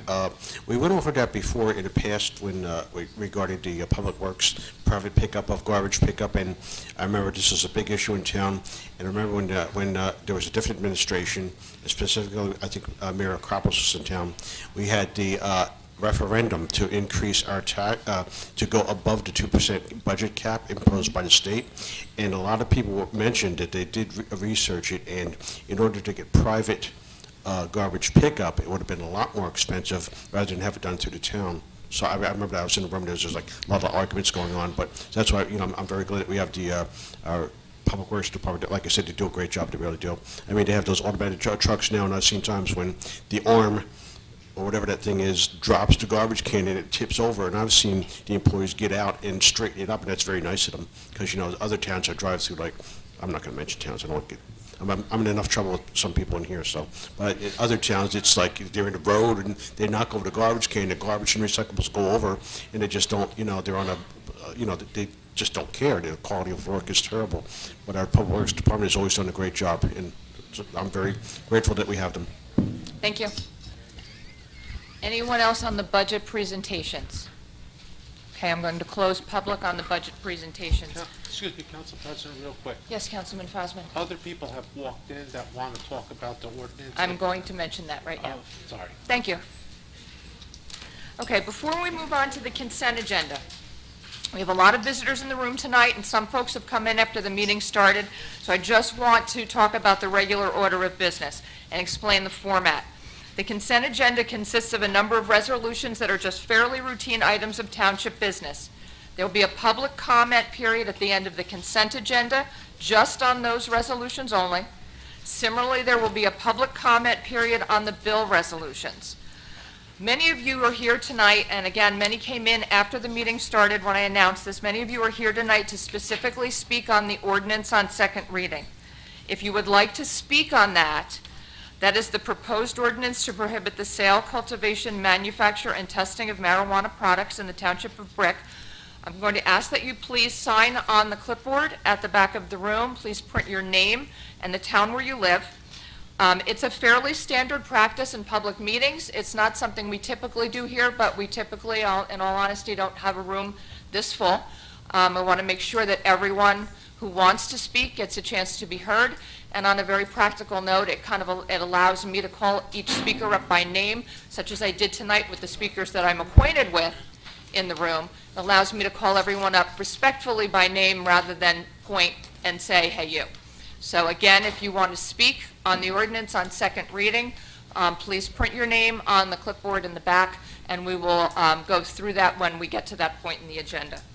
Okay, Madam Clerk, consent agenda, please. All matters listed under item consent agenda will be enacted by one motion in the form listed below. If discussion is desired on any item, this item will be removed from the consent agenda and will be considered separately. Thank you. All right, Resolution 5-1. Recognize Patrolman Christopher DeMarco, Officer of the Year recipient. Thank you. Councilwoman DeYoung. Yes, this resolution recognizes Patrolman Dan Fogarty as the recipient of the Patrolman Christopher DeMarco Officer of the Year Award. Officer Fogarty has been a dedicated member of the Brick Township Police Department since 2003, and along with his canine partner, Rigby, is an active member of the canine unit. He is also an instructor in ice rescue and a certified EMT. Officer Fogarty has served with the United States Coast Guard since 1999, currently at the rank of boatswain, mate, first class, and he regularly uses his experience to provide training and support for the Brick Township Police Department's Marine Unit.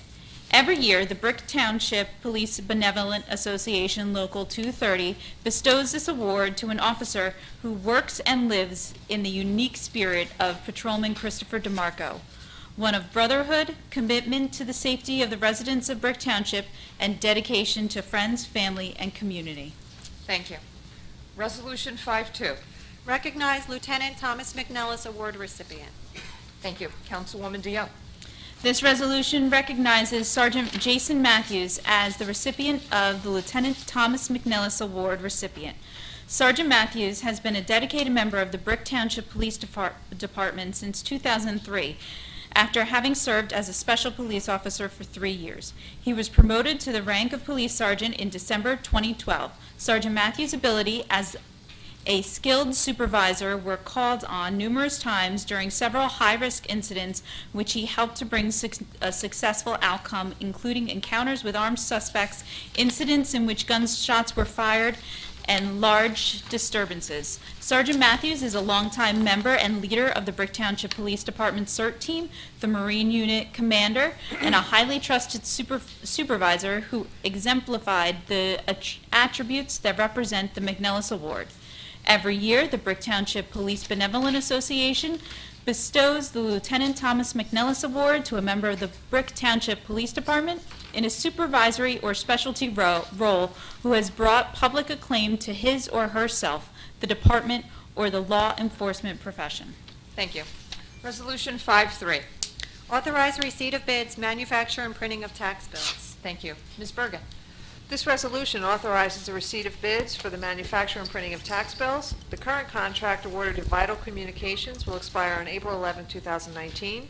The township had an approximate expenditure of $23,100 for the current one-year contract period.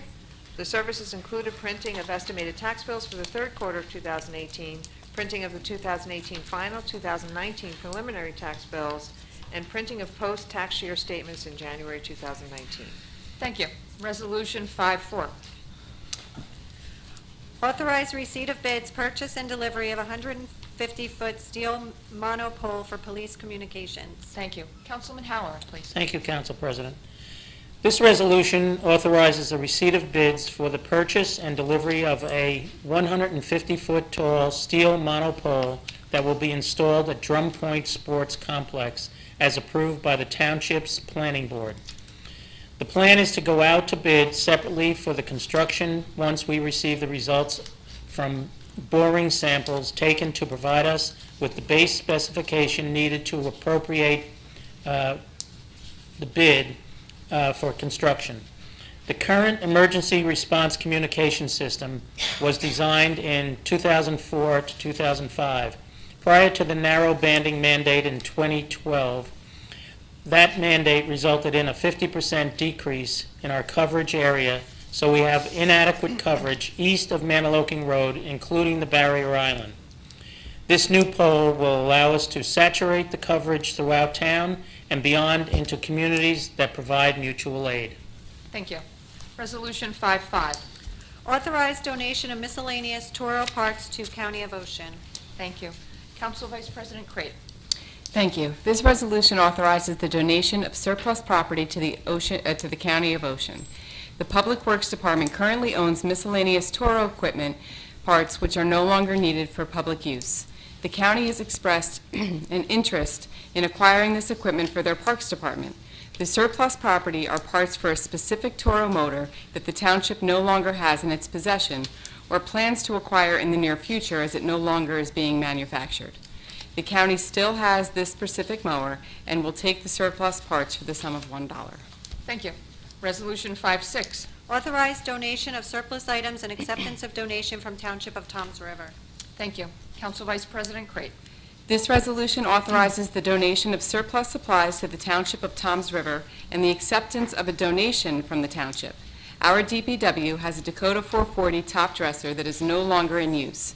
Bayleaf Golf Municipal Golf Course, owned and operated by Toms River Township, has a useful need for this equipment. In turn, the golf course has a Jacobson 548 slice seeder tractor attachment that is no longer being used. Therefore, this resolution is requesting a trade, thereby benefiting both municipalities. Thank you. Resolution 5-7. Authorize change order number 1 and 2, Police Department locker room renovations. Thank you. Councilwoman DeYoung, please. This resolution authorizes change order number 1 and 2 for the alterations to the Brick Township Police Department locker room project. The first change order provides for a 4 foot or 4 inch?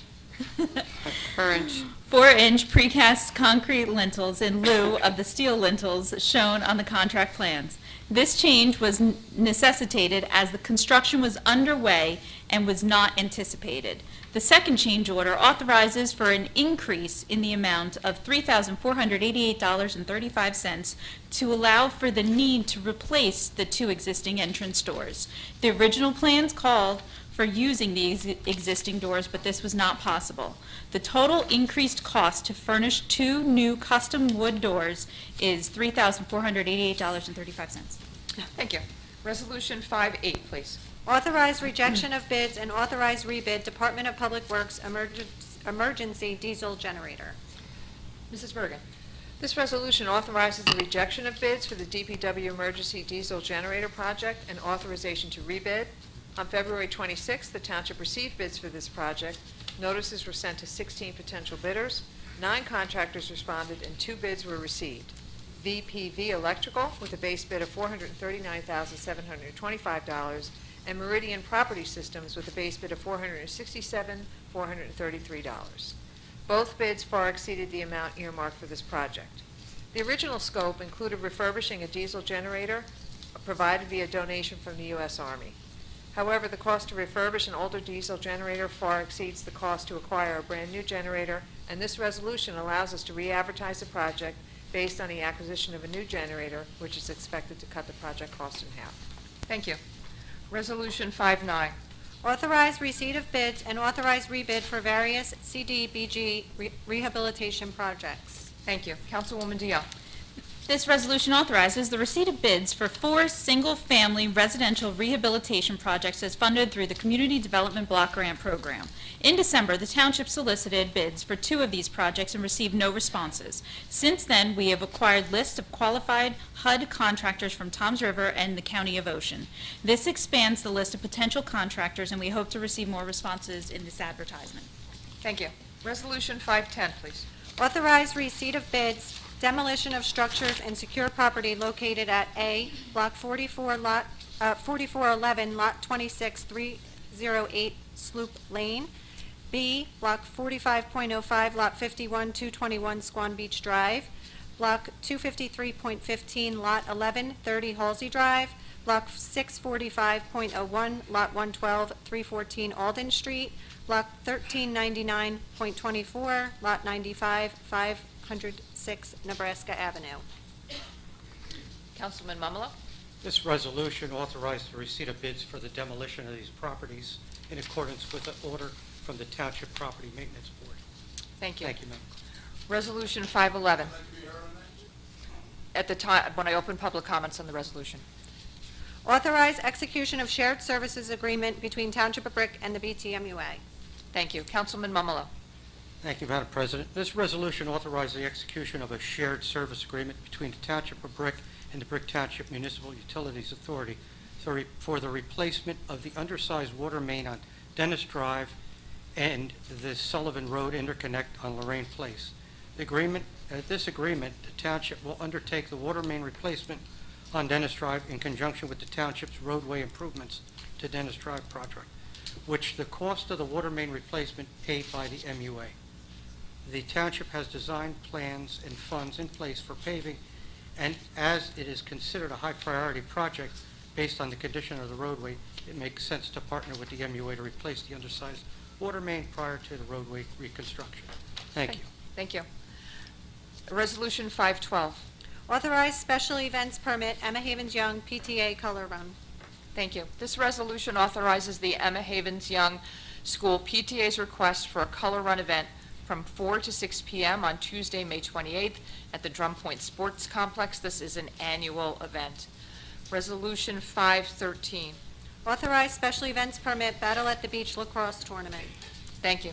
This resolution authorizes a special event permit for the Battle at the Beach Youth Lacrosse Tournament from 8 a.m. to 6 p.m.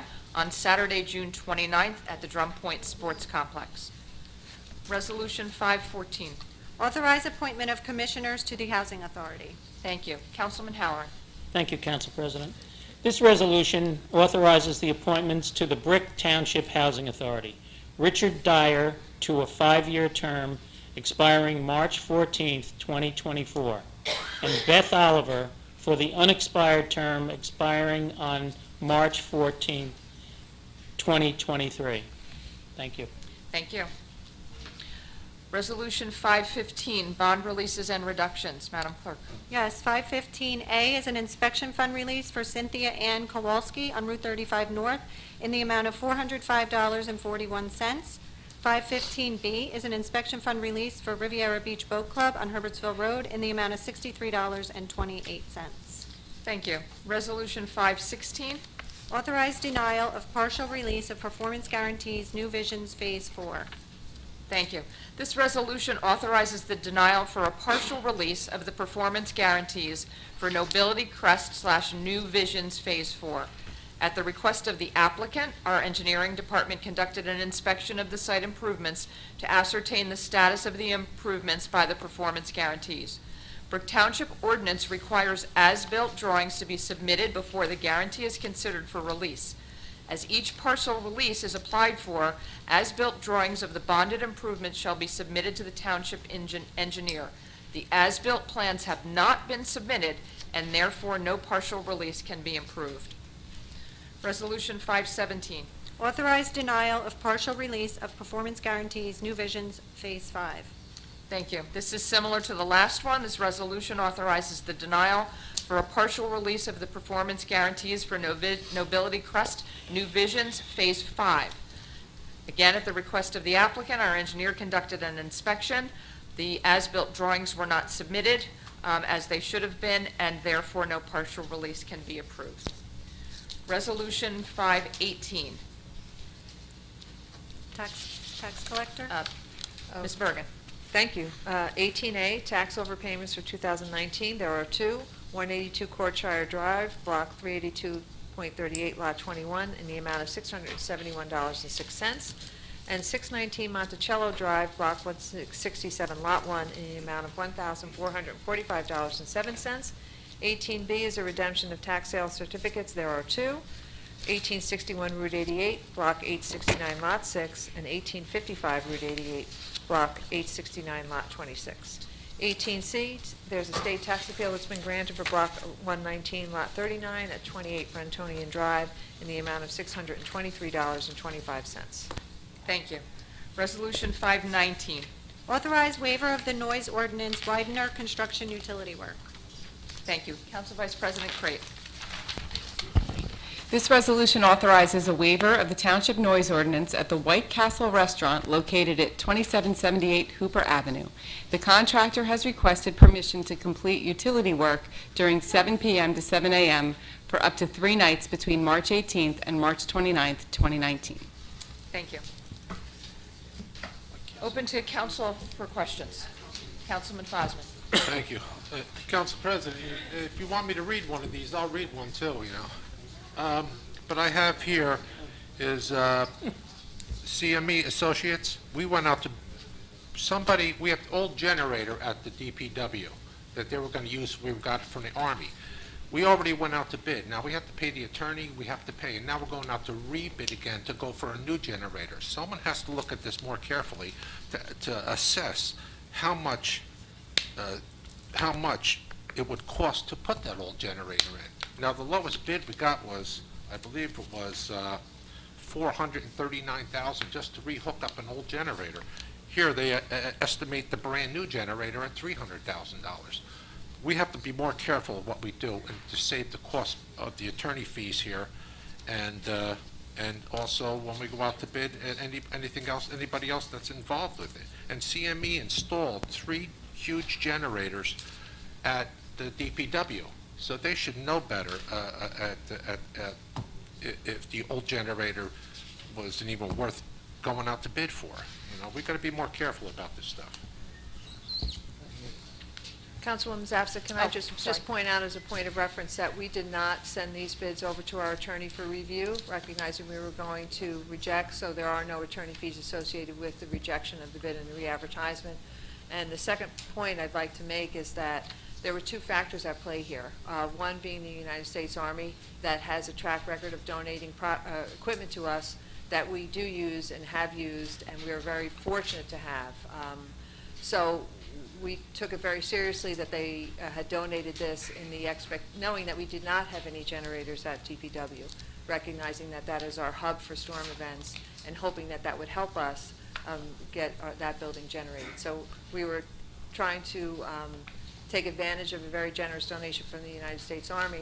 And secondly, we had a grant that we received from NJOEM, and the scope of work outlined in that grant was to retrofit that generator for use without the anticipation on our part before we engaged CME or any other firm in the estimated cost to refurbish that. It was a very unique project because it is a generator that comes from the Army, so it was a little difficult to get proper pricing estimated as to how far along we were going to go. But we did our due diligence based on those 2 reasons, one being the U.S. Army donated the equipment, and we have an NJOEM grant that we have since modified the scope in accordance with what we've outlined for you folks tonight. And Council President, in this letter from CME Engineering, it says here, by a copy of this letter, we are requesting the township attorney prepare the necessary resolution for rejection of all bids. There's a cost there. And upon execution, please have 1 copy of the resolution forwarded to my office and for our files. So now he has to go out and the attorney has to do it again. So it is twice they have to do it. They recommended that, Councilman Fosman, but we didn't take that recommendation and forward it to Mr. Starkey. We did that in-house. I have a letter right here from him. The letter says that they're recommending we take action, but we did not take that action. We did the work in-house. Whatever. Any other questions from council? Seeing none, I will open to public for comments on the resolutions only. Yes, sir. Good evening. My name is Walter Merwinski. I'm an attorney for Nicholas and Elizabeth Inilian, owners of the property. Well, technically, Elizabeth is the owner of the property at 308 Sloop Lane. The property was under contract for sale.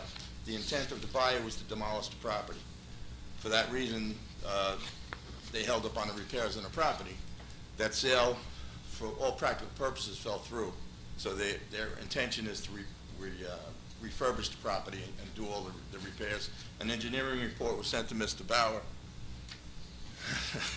in the back, and he forwarded that to Mr. Newman. And I just wanted to put on the record that that Elizabeth Inilian executed a power of attorney to Nicholas Inilian. So I think last time I couldn't be here and it proceeded anyway. And there was a question as to whether Mr. Inilian could represent Mrs. Inilian in terms of speaking for the council. So I wanted just to put on the record that he now has authority to represent her in the proceedings. Thank you. Thank you. Anyone else? Good evening. I'm here on behalf of the mortgagee for 221 Swan Beach Drive. And I'm just here to put my formal objection as to the demolition of the mortgage premises.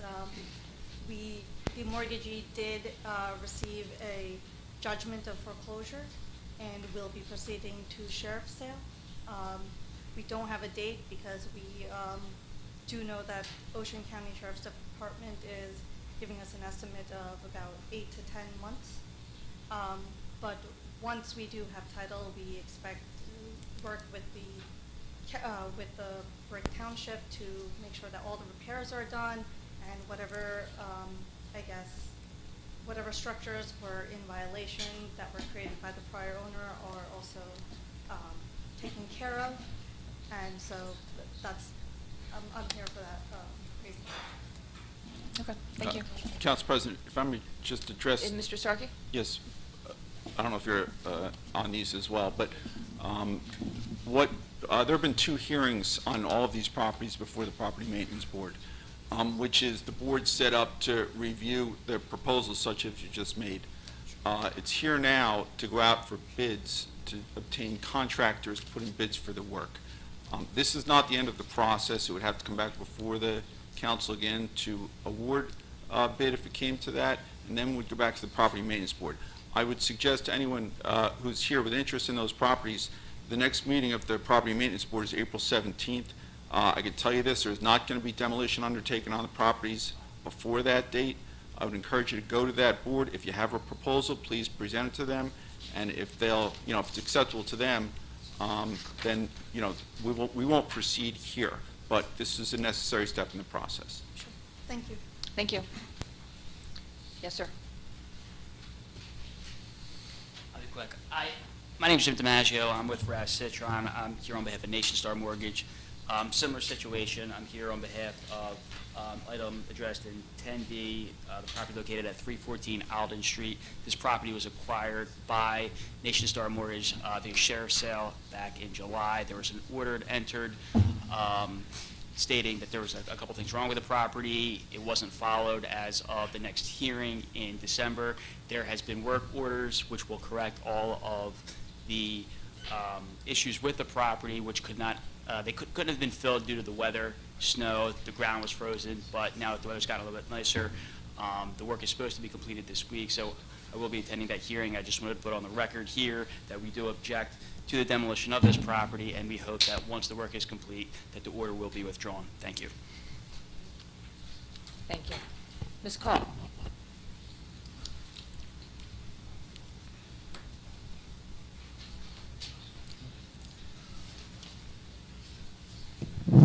Nan Call, 18 Greenbrier Boulevard. And again, I have serious issues with many of the things here. I don't believe everything should be included in a consent agenda. Nobody has ever exercised pulling it, as it says in the prologue to it. And it should have been, because people had things they wanted to know, more information about. I'm going to build on 510. I don't understand how the maintenance board, which is made up of ordinary owners, has such authority that they can put this on for such. I don't understand how we're demolishing structures when it hasn't been really noticed to the public and given a chance. The general public does not know anything about the Township Maintenance Board. I do, because I'm here, and this is why I'm here, because if I stay home and even watch it after the fact, I don't get the information that I feel I deserve. So I think that this is terrible. I've voiced my opinion in the past that on some of these, they were very minor amounts. And I think we, as a community, a family of communities, as was mentioned, we should be helping some of those people possibly. That we should have another means other than doing this and executing these serious allegations and charges. I had, you've met my friend, rookie, Walter Pruxma. He received the French Legion of Honor Medal, and he more recently received the highest award for an MP in the Army for his actions in World War II.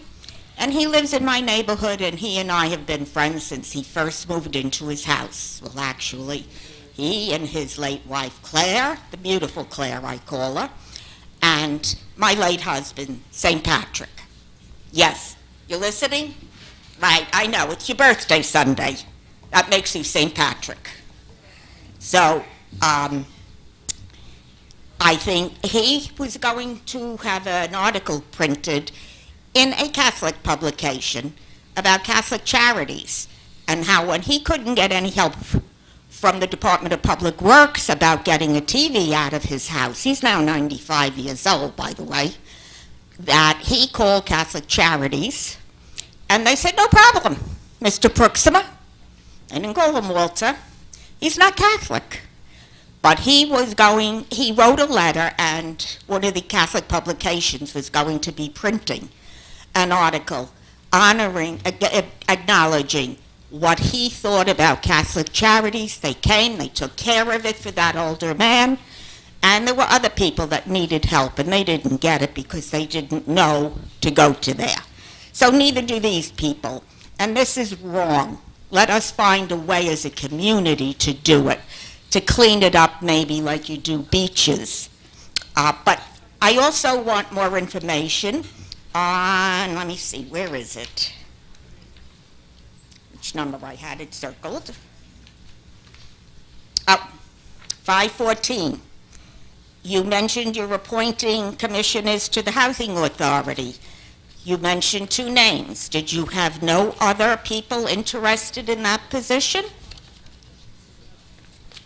I know the mayor put out requesting resumes. Did you only get 2?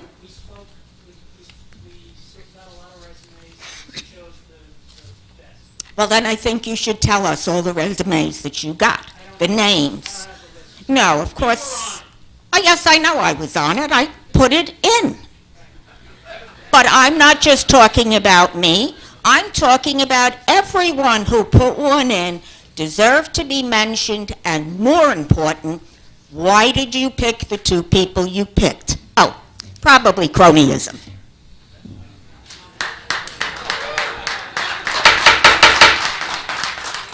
Mr. Finelli.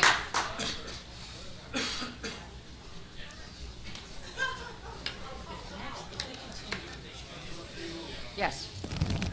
Your happy face. Proceed, Mr. Finelli. Okay, just one item, item 10. Number one, I'm glad to see you're acting on these properties. When I say these, I don't mean these 5 in particular, I mean the properties in the township that are in bad condition. I have 4 questions. You want them all at once? Number Please. 1, what does it mean when it says secure the property? Number 2, how many more of these do we have? Rough number, doesn't have to be exact. Number 3, are most of these properties, some or none, paying taxes all along? And number 4, when and if the township can actually take over ownership of these properties, sell them, make a profit, get their liens done, and then have them back on the tax rolls? Please, I don't Ms. care who Bergen. answers. So, thank you, Mr. Finelli, for your questions. So, just in an effort of full disclosure, I'll report that I have been appointed by the town to serve on the Property Maintenance Board. So has Mr. Brill, who I see in the audience. So, I have a unique perspective on my answers, which is the amount of time. And we covered this months that I've ago spent. when all the Okay, people sorry. were complaining about them. Okay, so secure the property. What that means is if there are doors that are not secure, windows that are left open, fences to the backyard where there may be a pool or wet areas. This is all before it's knocked down? Yes, so we insist that properties are secure while this process is underway, because Okay. a lot could happen in the several months that it takes. So for a house to get to a property maintenance board, there has been significant effort by the township to work with who's ever listed as the owner, the bank, an LLC, a person, and say, what is your plan for this property? Because the neighbors have run out of patience a lot, living next to, basically abandoned houses. You answered the first part, but just Okay. let me interject. Once you demolition, it's just an empty lot, there's no fence around it or anything?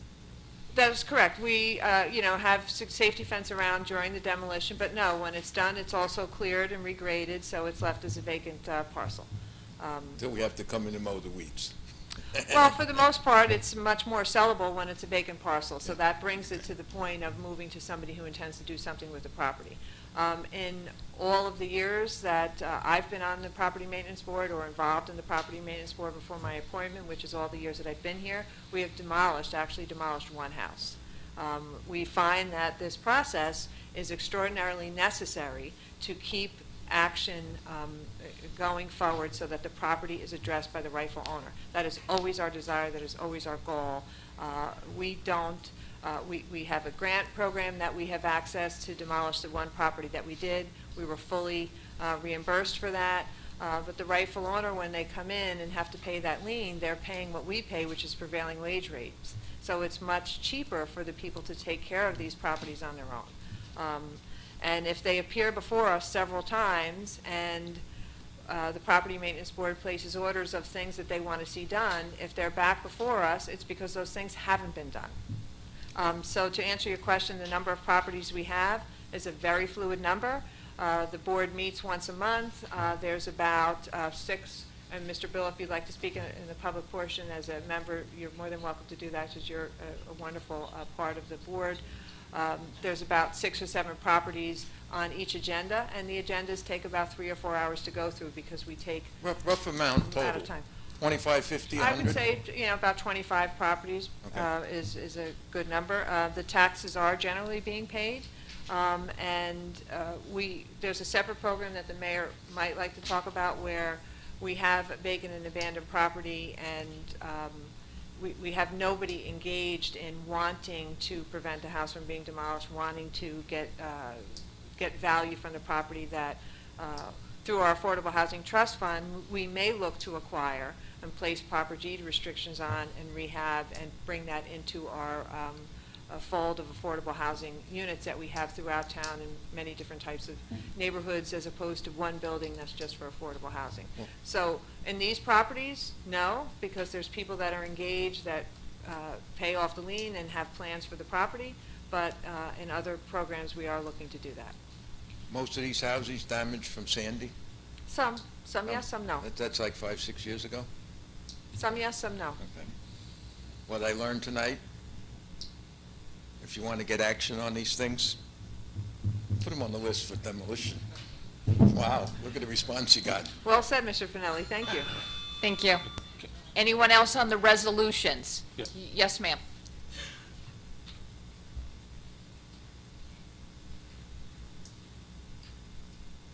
Hi, Catherine Huck from Brick, New Jersey. I'm here to speak about number 10 in regards to the structure. What do you mean by structure? Does that also include bulkheads? If it's in the backyard of a property, it's not considered a structure of a house? No, it is not. So if a house is abandoned and they have a bulkhead that is collapsing into waterways, putting a safety concern on anybody that comes down the waterway, it is a public road, public street, public access, how do you present that and include that then here on the structure or a property location? Well, we don't include that here. Okay. So what we do have is we have fixed at least one on the barrier island, if you can remember the address. It was on Sloop at the tip? Dory Lane. So our engineering department will go out and as is the case with the structures, bulkheads is the same scenario where ultimately it is in everyone's best interest that the rightful owner take responsibility and make the repairs. We do have a system in place and we have done more than one bulkhead, but that's one that really stands out because it was putting the neighboring properties at risk. So we do have a program separate from the property maintenance board where engineering will go out if it is something that, and we have to go through the same level of notice and outreach and proper notification to whoever may have any sort of ownership stake in that property about the bulkhead. to be heard before we spend public dollars at prevailing wage rates on something that they're going to have to reimburse us for. If we don't hear from them, there's no action. We have gone through a program and we continue the program. It's all dependent upon our capital budget each year and how much we put aside for the repair of privately owned bulkheads. Okay, now if the engineer has come out to the property and claimed it's okay, but now the waterway is now 8 feet from the bulkhead filled with sand and mud and dirt from this property, that's going into township waterways. How do we address that? So, is it safe for me to assume that our engineering department has gone out and Correct. determined that it's not an urgent need for us to make that repair?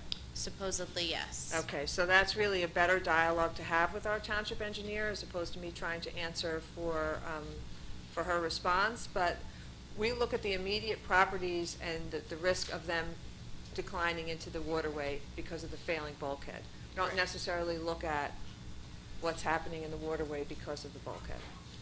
The waterway that is part of Brick Township and we pay taxes for? It's And technically it's a public waterway? It's technically the state of New Jersey. Thank you. Anyone else on the resolutions? Council President, I do have two more questions. Yes, Councilman Fosma. One is, are those abandoned homes, is that list available to the public? Property list is available to the public, yes. Yes, it is? Okay. And the second one is, on these appointments to the Housing Authority, are these open spots, or who was in them before? Mayor? Yeah. There was one resignation because she moved out of Brick. It was Samantha Anoki, something like that. And Anoiki, something like that. Anochi. I don't know how to say it. And then the other one's just a reappointment. The other one was what? A reappointment. A reappointment, okay, thank you. Anyone else?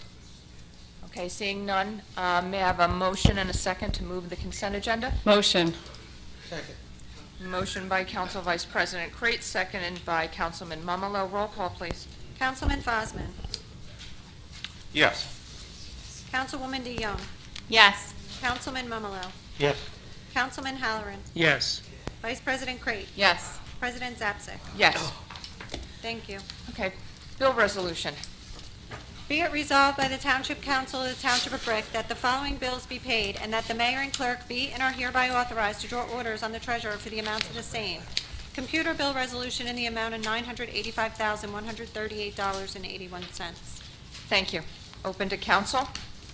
Councilman Fosman. Thank you, Council President. On page 2, we have Traders Cove Marina. It says here that it's for dredging there. It's $3,890. I understand we are, it's to, is that on the permit, the cost of the permit continuing? Or is that actual dredging we're doing? Can you ask all your questions and then we'll answer them in order, please? Okay. Also, on the same page, page 2, Greenbrier Lake, I see we spent $4,000 on a culvert pipe. I don't know what that is. Page 4, Bank of America. It says DEP permit, Laurelton Gardens. I'd like to know what that is. Page 5, gift certificate drawing for the Berry Fresh Market. That gift certificate, it says Shade Tree Commission. If we're giving away a gift, the township is giving away a gift, do we need a permit for that? Or how does that work? And, let's see, page 10, Dash Mechanical. It's call for no heat. We paid the bill, and I thought the equipment there was still under warranty.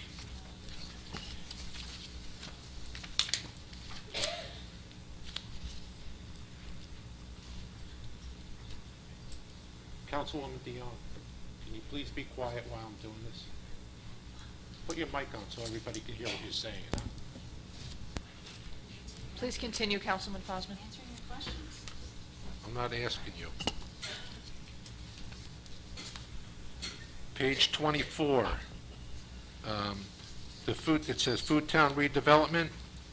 It's a project that says $168. And by the way, since it's Scott Bauman's on there, and we are closing on a property, are we receiving that money pretty soon? What's it? Millions of dollars we're supposed to get on the sale of that?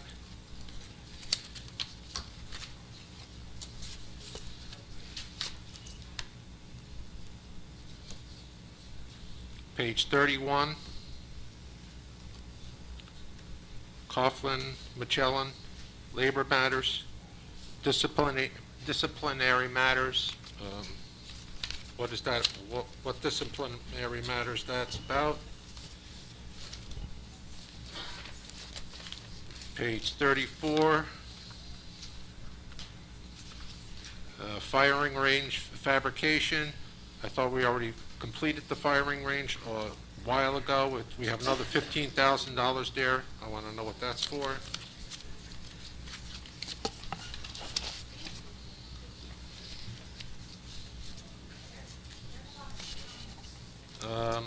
Standard Alternative, LLC, we paid them $47,000. What is the rate we have for that solar for 18 and going into 19? What was the rate on 2018, and what's the rate for 2019 because of the increase? Reusable, farmers, page 38. Farmers market bags, I know we use that as the tourism thing, but I thought we were using reusable shopping bags with the recycling logo on it to inform the public about recycling, and that would give us, instead of buying the farmers market bags, use those bags. I believe we have 4,000 of those bags at Public Works, so instead of spending that $869, maybe we should use that, and that's all I have.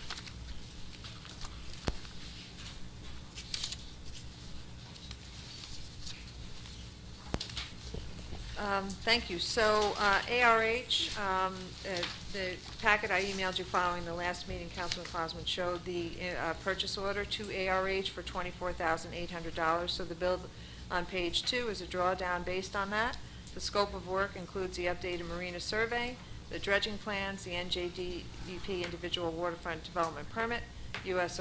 Army Corps permit, Ocean County soil erosion permit. The Greenbrier Lake... Excuse me, Joey. On that there, you had a meeting on deficiencies on the permits for ARH. You had a meeting, I believe it was 2 weeks ago or so, and why are we paying them again? When we do permits, we're paying them again because they had deficiencies. When we hire a professional to do a job, they should do the job and not recharge us again because they made a mistake. Taxpayers pay that bill. The scope of work remains the same regardless of the deficiency letter. So the DEP, we were expecting to get a letter that told us that our application required additional information. In the DEP world, that's technically called a deficiency letter. We intentionally did not submit samples or surveys because we wanted them to come out to take a look at the pile. I mentioned to you that they were going to be coming a few days after we saw you here in Town Hall, and we submitted our packet, which they reviewed and then came out and did the site visit. At the site visit, it was determined they wanted to see the pile, they wanted to go to DPW and see that pile, they wanted to go to Traders Cove Marina and see, obviously see the marina and the process. So as a result of that site visit, they indicated to us in writing exactly what level of testing we would have to do. So we did not go ahead with testing, making assumptions on what they would want to be tested. We chose to instead submit the application knowing we would have to do that follow-up work, but preferring to get the letter and then the site visit and then do the work accordingly. So we are not paying any more than the original scope of services for ARH. That was, in our mind, an anticipated part of the process. It's what unfortunately, it's called a deficiency letter and may give the impression that we did not do our due diligence. Should I answer? Thank you. Okay, thanks. So the Greenbrier Lake, we are assisting the Greenbrier community because the road that we are responsible for failed following the August rain event. The road is over a culvert and a dam that is owned by the association, so it was not, wasn't feasible for us to bifurcate the road from the dam and the culvert beneath. They were tied together as one, not a mechanism, but as basically as one project. What we had dam safety come out and advise this has to be done and it has to be done yesterday, and the township had to take the lead on that because we own the road, and the road has basically been shut and impassable and is continuing to degrade from the August rain event till very recently. We went ahead and did the work. We went ahead and did it as an emergency work order based on the state telling us it was an emergency, and we are the bill that you asked about was for that work, and the Greenbrier Association is submitting an insurance claim for the dam and the culvert, and we will be receiving the check directly from the association when that is received. And 2 weeks ago, I asked about the report for Greenbrier 1 from the engineers. It's been 6 months. They were supposed to give us a report to say what happened in that rain event. Have we received that yet? I met with the county last week, and they said it's not prepared yet. They're still, they had an original, like a preliminary report, and it didn't have the scope large enough. So the county said before they release anything, they want to get the entirety of the scope, and we're waiting for their engineer to complete it. Does this pipe have anything to do with that rain event? That it does, right? This pipe right here that was replaced? It was damaged in the rain event, yeah. Or was it damaged before the rain event? No one knows?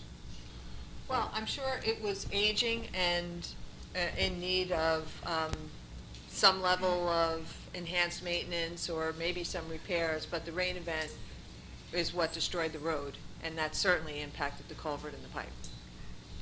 Thank you. Laurelton Gardens.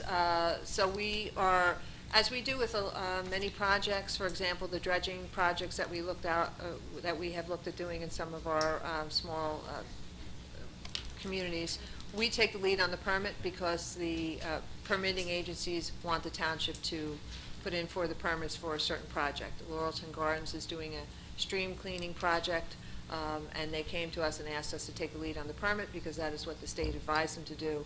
So we are taking the lead on that permit for Laurelton Gardens so that the stream cleaning can take place. So Laurelton Garden Apartment Complex, we're paying for the permit. That's a private entity, or is that our waterway, our responsibility? The responsibility of the stream is,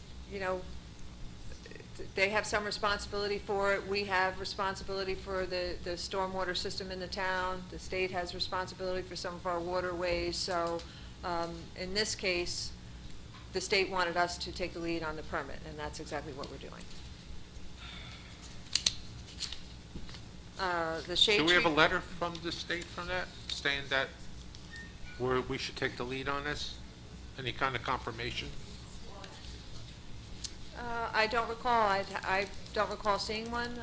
I recall being part of conversations about doing that.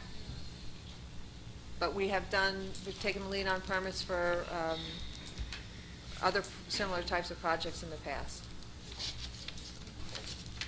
Like the culvert, the Greenbrier culvert, yes. The shade, should I go on? Yeah, well, if you have, we did it in the past. If you have a letter that they recommended us taking the lead on it in the past, I would like to see that too.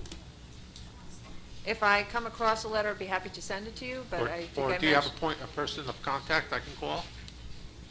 Person you spoke to? I would be happy to All look right. something up for you. I'll send you an email on that one. Shade Tree Commission, as far as I know, they have been giving something away at the Green Fair. I'm not aware that we need a permit to give something away at the Green Fair. Dash Mechanical, no heat for Traders Cove Marina. The belt within the pump needed to be replaced. Our maintenance supervisor checked the warranty, and the pump was not part of the warranty, so that is why we fixed that no heat situation. The Food Town redevelopment bill from McManaman, Scotland, Bauman. We have not closed on the property, as you know, and when we close on the property, the agreements do stipulate that legal fees would be reimbursed. Okay, and also on that property, would we, if we get all those millions of dollars, will we be able to put that into the township to use it this year? Not this year, no.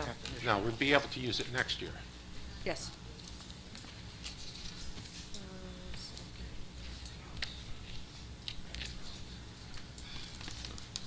Which one are we on now? In the inquiry regarding Reno Conchel Michello labor matters, we do not talk about the disciplinary matters publicly. 34. Are we having a lot of problems in town with disciplinary? I've seen it on other bills too. I mean, is stuff going wrong here? Or? Well, we have 440 full-time employees and another couple of hundred part-time, so if we have spent $3,798 in this 1 month on labor matters. Just out of curiosity, to call in an attorney for disciplinary matters, we handle certain matters in-house. We don't have to have an attorney there, right? It's only on important things? We regularly don't have an attorney there. There are times when we are doing a settlement agreement that we would like to have reviewed by the attorney. I can't recall the last time we had a labor attorney present for a disciplinary matter. Thank you. But if we have a bargaining unit that brings an attorney, then we do bring our attorney as well.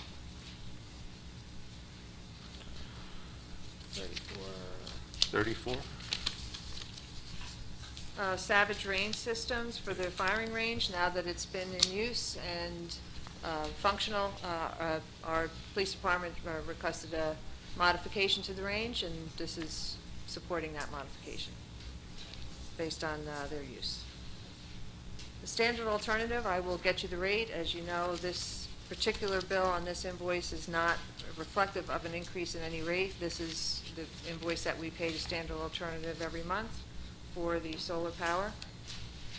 But I would be happy to get you the rate for 2018 I appreciate and that. 19. If you could just email it for 18 and 19, I'd appreciate it. Yeah, so the detailed email I sent you was up through 2018. If it give me 19, would be good. Thank you. Okay. And I think that responds to all the questions. Well, 38 was the reusable shopping bags that we have at Public Works, and we're ordering farmers market bags. Right. I don't know that that's a question for me, though, Councilman Fosman. Well, who could answer it? They're buying the bags. The tourism is choosing Yeah. to spend the money on the farmers market bags. We do continue to hand out the reusable bags at all kinds of functions and events, including the farmers market. So those bags certainly will not go to waste. Thank you. Anyone else from council? Madam President? Yes, Council. I'd like to thank our council secretary. What the bills that we're going over right now is a computer bill resolution. This is given to us on Wednesday prior to the meeting on Tuesday. So we have Thursday, Friday, Monday, Tuesday, even the weekend. Miss Bergen is available for us to ask questions. All of us ask questions. That's why you don't see all of us showboating up here this evening. We've asked our questions, got our answers. So I just want to get that clear, everybody. Council President, I'd just like to let everybody know that I want the public to see what bills we pay and what we do here. You question things, you ask questions, and that's what I do. And I want you to realize that I work for the public here. I don't go behind closed doors and do things and don't say nothing. I work for the people.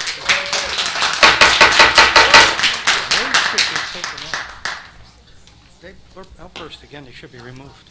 Closed council, motion and a second, please. Motion. Second.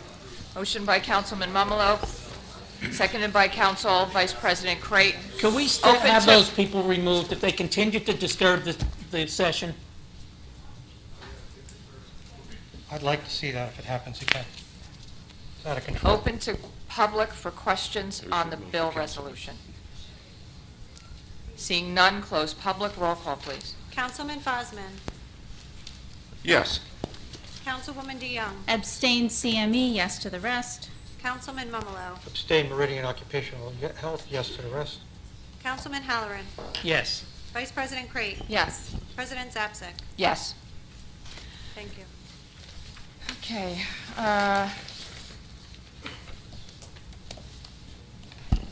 521, the manual bill resolution. Oh, okay, I'm totally off track here, thank you. Yes, manual bill resolution? Be it resolved by the Township Council of the Township of Brick that the following bills be paid, and that the mayor and clerk be and are hereby authorized to draw orders on the treasurer for the amounts of the same. Manual bill resolution in the amount of $1,814,185.72. Thank you. Open to council? Seeing none, motion and a second? Motion. Second. Motion by Councilman Mumalo, second by Council Vice President Crate. Open to public on the manual bill resolution. Seeing none, close public. Roll call, please. Councilman Fosman. Yes. Councilwoman DeYoung. Yes. Councilman Mumalo. Yes. Councilman Halloran. Yes. Vice President Crate. Yes. President Zapsik. Yes. Thank you. Okay, item 6.1, ordinance on first reading. There is no public hearing on first reading. Madam Clerk. An ordinance of the Township of Brick, County of Ocean, State of New Jersey, amending the Township Code of the Township of Brick, Article 36, signs to delete Section 245-313C. Thank you. Councilman Mumalo? Thank you, Madam President. The sunset provision of the Township ordinance regulating the use of flags, streamers, and no more than 2 feathered flags expired on December 31st, 2018. The general regulations state that the use of these flags, streamers, and no more than 2 feathered flags with a maximum height of 10 feet is prohibited other than for a period of 60 days from the date of opening a new establishment or for the closing of an established business. Additional flags, streamers, and no more than 2 feathered flags with a height of 10 feet shall be allowed 4 times a year, thereafter for a period not to exceed 10 consecutive days, provided that a minimum of 30 calendar days has lapsed between promotional campaigns and a permit has been obtained from the township, along with a $30 fee. Land Use Committee recommended this amendment be to remove the sunset provision and make this ordinance that does not expire or need to be renewed. Thank you. Motion and a second? Motion. Second. Motion by Council Vice President Crate, second by Councilman Halloran. Open to council? Yes, Council President. Yes, Councilman Fosman. Thank you. Was there a $30 fee before? Yes. It was? Councilman Mumalo? Was there a $30 fee Yes, before? there was. All right. That's all I have. Thank you. Anyone else? Close council. Roll call, please. Councilman Fosman. Yes. Councilwoman DeYoung. Yes. Councilman Mumalo. Yes. Councilman Halloran. Yes. Vice President Crate. Yes. President Zapsik. Yes. Thank you. All right, we're now going to move on to ordinances on second reading. We made a couple of announcements. We're at the top of the meeting, went halfway through. Then anyone who would like to speak on this ordinance, to please sign the clipboard at the back. I'm going to ask one of the officers if you would kindly bring that forward, please.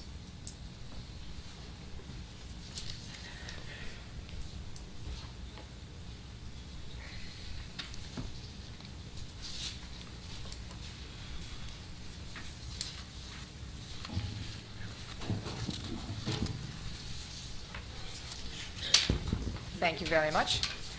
Okay. Before we begin, I'd like to make something very clear because obviously we're not off to a good start. There are a lot of divergent opinions on the topic of marijuana legalization, and marijuana sales. Everyone has a right to their opinion, regardless of whatever means it was formed by. Likewise, everyone who would like to speak tonight has a right to do so without intimidation or harassment.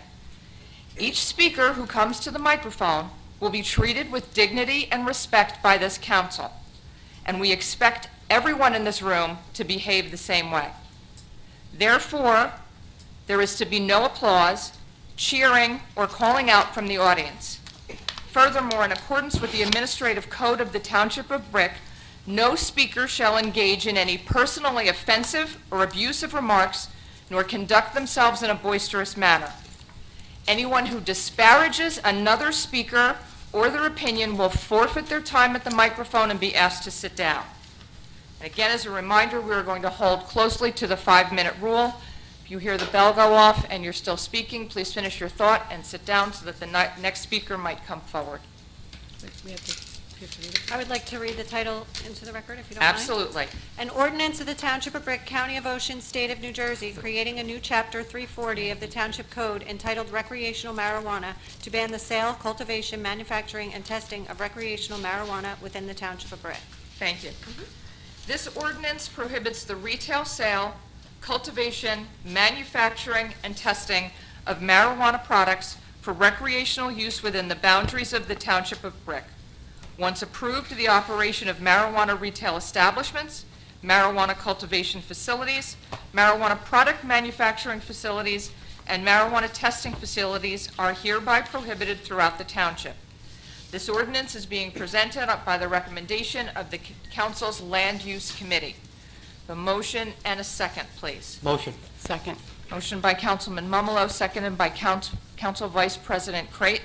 I will now open to the hearing to the public. Richard Gross.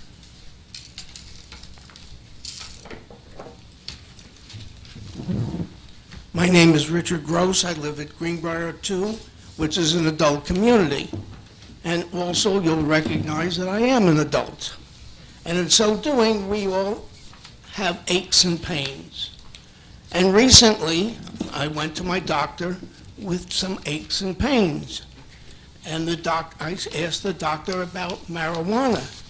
And he shrugged his hold, and he said, we're better off giving you a script and taking it to a drugstore than forcing or putting a plant marijuana on you. Thank you. Thank you, Mr. Gross. Jacob Novak.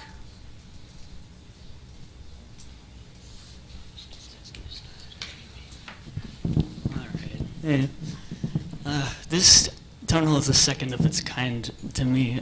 February of 2018, Tom's River was doing the same exact thing, and I go all over the county because I'm the Green Party's Ocean County chair in the state council, and it's gotten really personal because I recognize that something like this is normal. And what I mean by that is that the decades-old movement known as reefer madness really was the government infiltrating every household. So the most effective enforcers of anti-marijuana stuff would be the parents or the authorities of the household.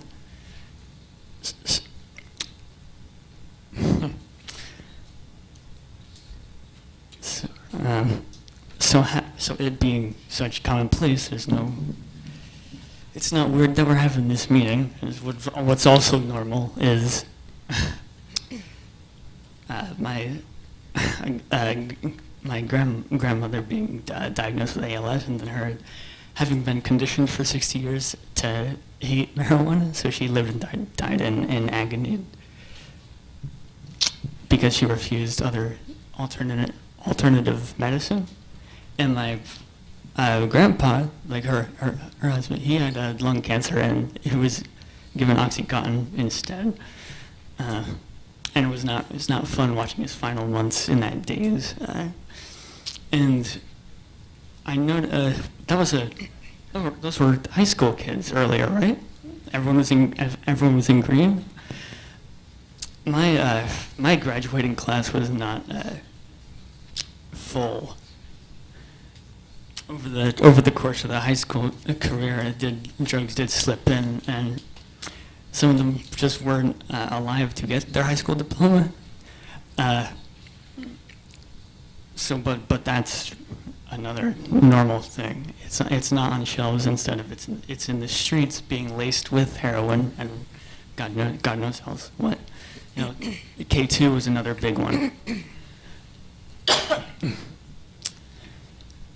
And seeing all those, they were given the certificates are really being honored. They're being honored during this meeting, and I can imagine I won't see some of them again, as well as you. and a high school diploma and a death certificate are both made of paper, but one's more heavy than the other, really. So I hope you take this to heart, that I'd rather see marijuana on a CVS shelf than in a grimy bag with, just drug dealers running around. Yes, that's all I got to say about that. Thank you. Thank you. Thank you. Thank you. Madam Clerk, I owe you an apology. I did not give the towns. Mr. Gross is from Brick, Mr. Novak is from Manahawkin. I'll make sure I read them from now on. Marcel Diaz, Brick Township.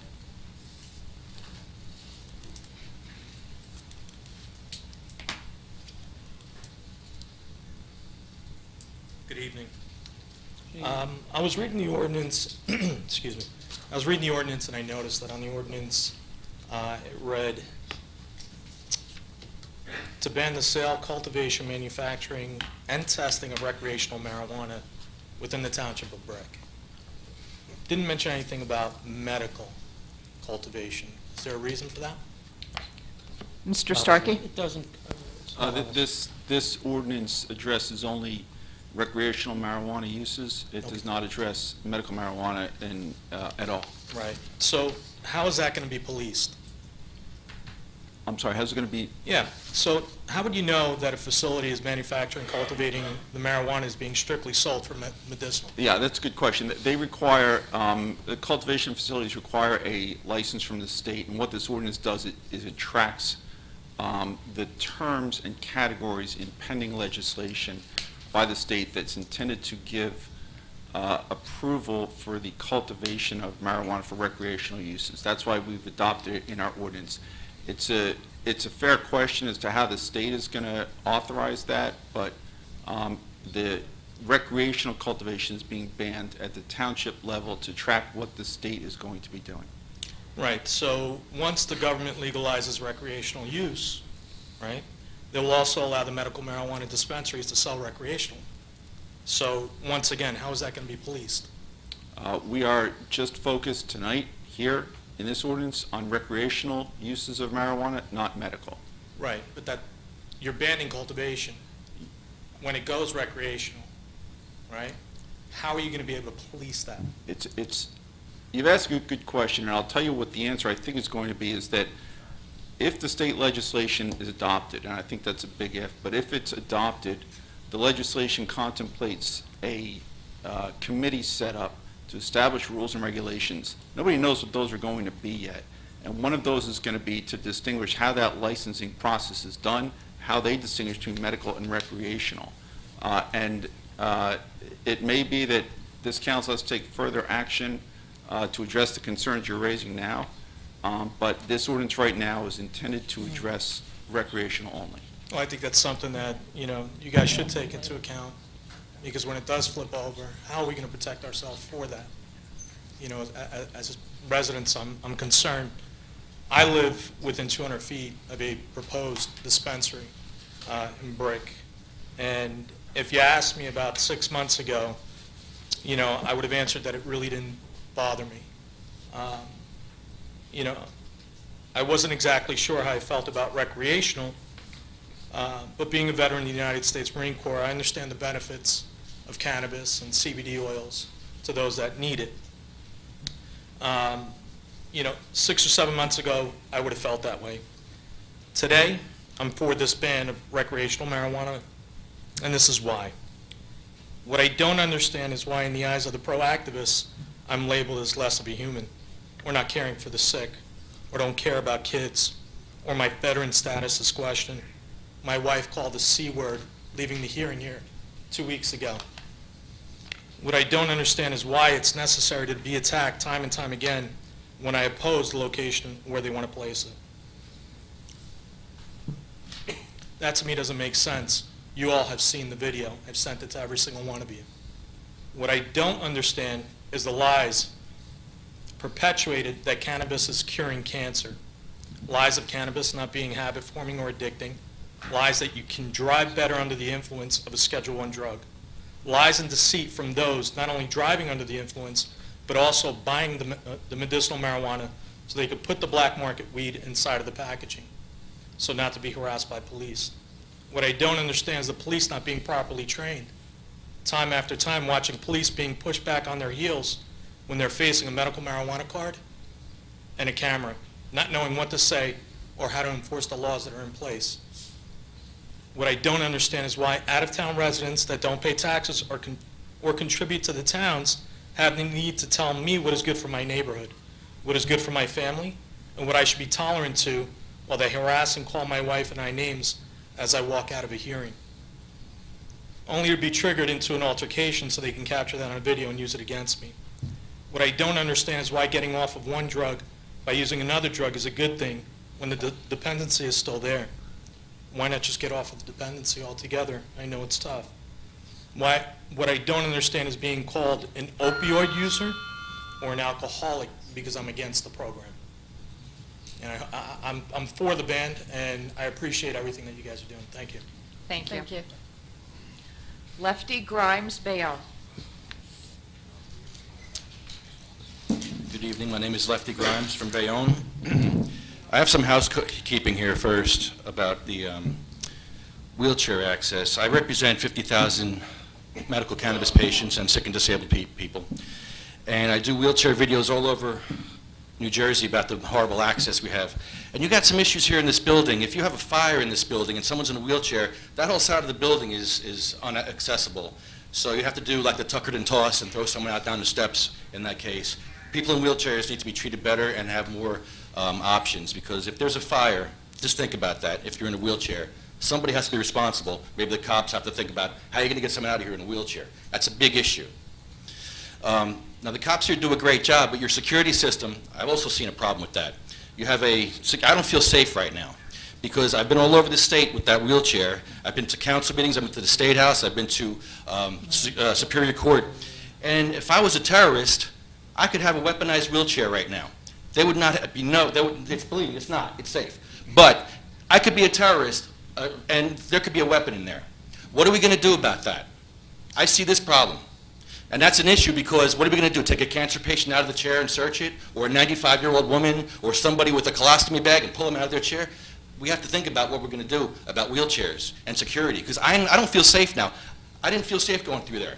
You didn't take nobody's shoes off, nothing like that, so, and that's just my housekeeping. I want you to keep an eye on Point Pleasant Beach.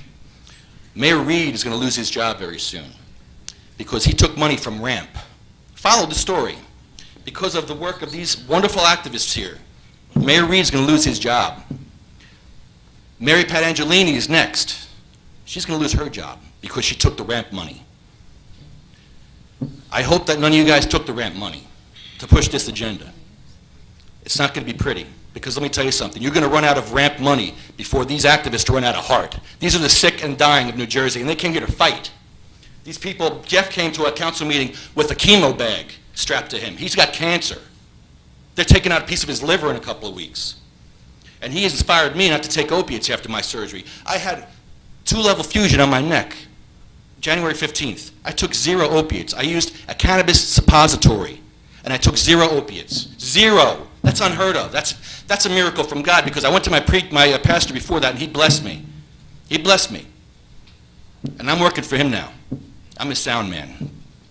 And I'm working for God now, and I think you should try it too. Good benefits.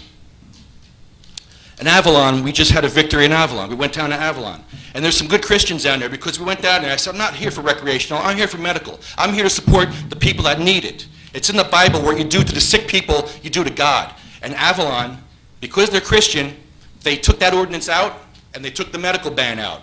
And it's just a recreational ban now. I got no problem with that. You got to take care of the sick and the dying. I got no problem with that. I advocate for cops. I got this PBA card because I help cops, because the union does not do this. There's such a stigma on cannabis that the unions do not support a cop who uses cannabis under a doctor's order. They will lose their job if they use cannabis under a doctor's order. But they can use fentanyl, they can use OxyContin, they can use Xanax, all these dangerous drugs they can use. But if they use cannabis, the stigma, they will lose their job.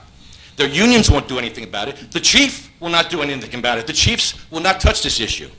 And that's unfair. You guys have to do something about this. Support your police. Because these guys need options. They're being victimized just like we are with the big pharma, with all these drugs that they're being pushed on. They're killing themselves, cops are killing themselves just as much as veterans are. And they need cannabis. And that's really all I have to say. And I did speak to Alex before about the last time we were here. That was pretty ugly. They shall grow not old, as we that are left grow old. Age shall not weary them, nor the years condemn. At the going down of the sun and in the morning, we will remember them. Thank you, Mr. Diaz. Thank you. Thank you.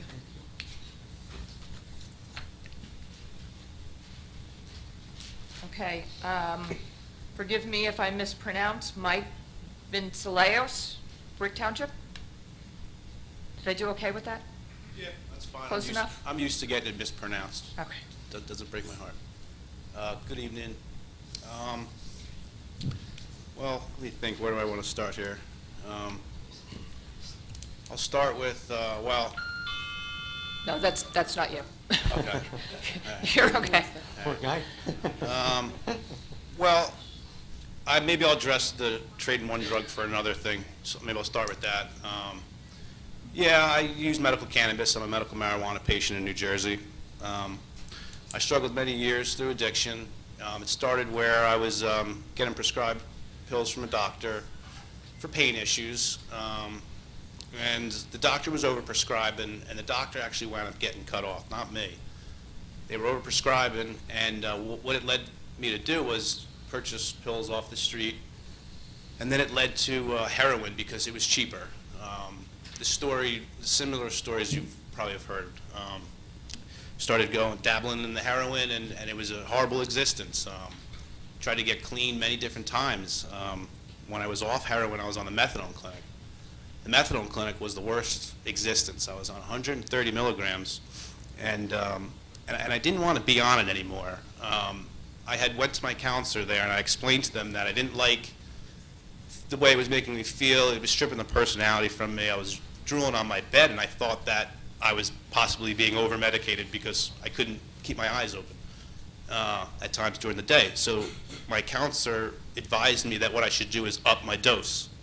She explained to me that I was getting used to the levels of what I was at, and I should increase the dose. So I started seeing the complications around me. I started seeing the fact that all the odds were against me in terms of having external help. I started using marijuana, and I was able to decrease the methadone dose. That was the last bit of the opiate run that I was on. I'm over a year clean today. I started using the medical cannabis, and I started realizing that I could decrease the dose, the methadone dose. I was on 130 milligrams. I'd get halfway through the day, and I'd realize that I didn't take the methadone. So it started becoming obvious that there was a way out. Got to the point where I realized that I was going to be able to take nothing, no opiates. I'm proud to say that today I'm opiate-free, I'm pharmaceutical-free. Through the years of addiction, I developed a lot of different things, PTSD, anxiety, and I used the cannabis as a treat-all. So yeah, I did trade one drug for another, absolutely. And I'm proud to be on the drug that I'm on today. It can't kill me.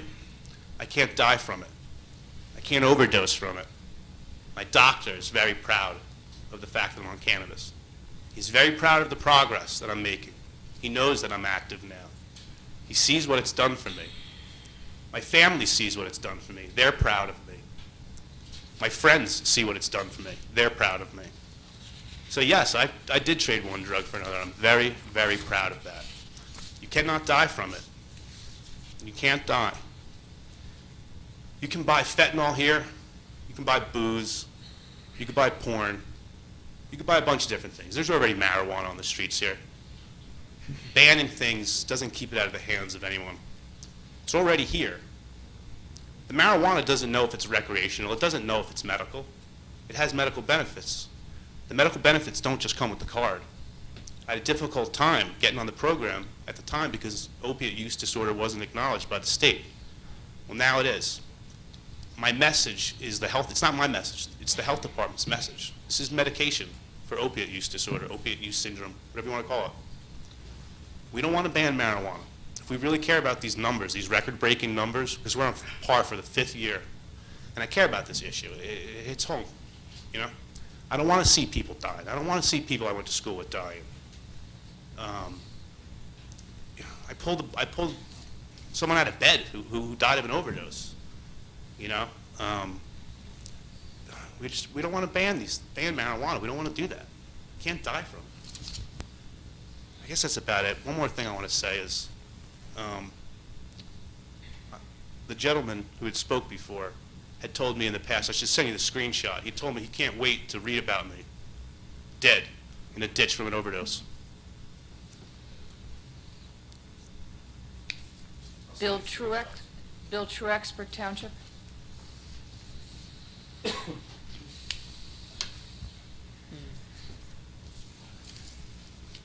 Thank you, Council. For me, this isn't a not in my backyard argument about recreational marijuana and cultivation or sales in Brick. For me, it's a not in my front yard issue. Currently, there's a marijuana cultivation facility proposed 150 feet away from my house. It's 50 feet away from my kid's bus stop. If the state legalizes marijuana, they said that they'll allow the medical marijuana facilities and cultivation facilities to be able to sell recreationally. If that gets proposed and that medical cultivation facility opens, you're going to have an issue with it becoming a recreational sales facility or cultivation facility. The owner of the property said that in the Asbury Park Press last week when she gave an interview. So please pass this ban tonight. Pass it for the residents of the town, not for the activists. Keep in mind, the vote is to keep the town the way it is today. It's to keep everything the same, status quo, not to introduce a new drug to the environment. So already liquor stores, tobacco, you put these stores where they're readily available, it's going to filter down to people that shouldn't have it. Currently, if you don't have a medical card, which is perfectly legal, and I support people on medical marijuana, but if it's recreational, it's going to filter down to people that shouldn't have it. And if it's sold in town, people can, if they want it, they can go out of town and get it. I don't think it should be in town. Thank you. Pass the ban. Thank you. Michael Dovinas, Brick.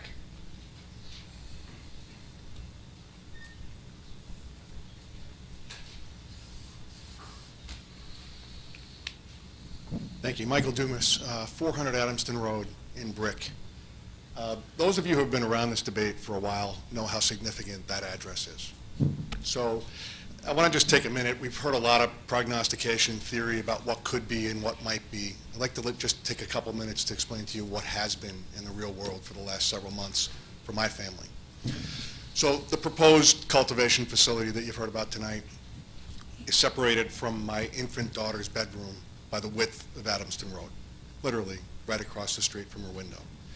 So this, in the entire debate, although we've been the epicenter of this, and I'll explain that in a moment why, this is only the second time I've spoken out. I went to a meeting, and I'm here tonight. I have never confronted anyone. I haven't trolled people on the internet. I haven't made comments on social media, nothing. Just quiet to ourselves.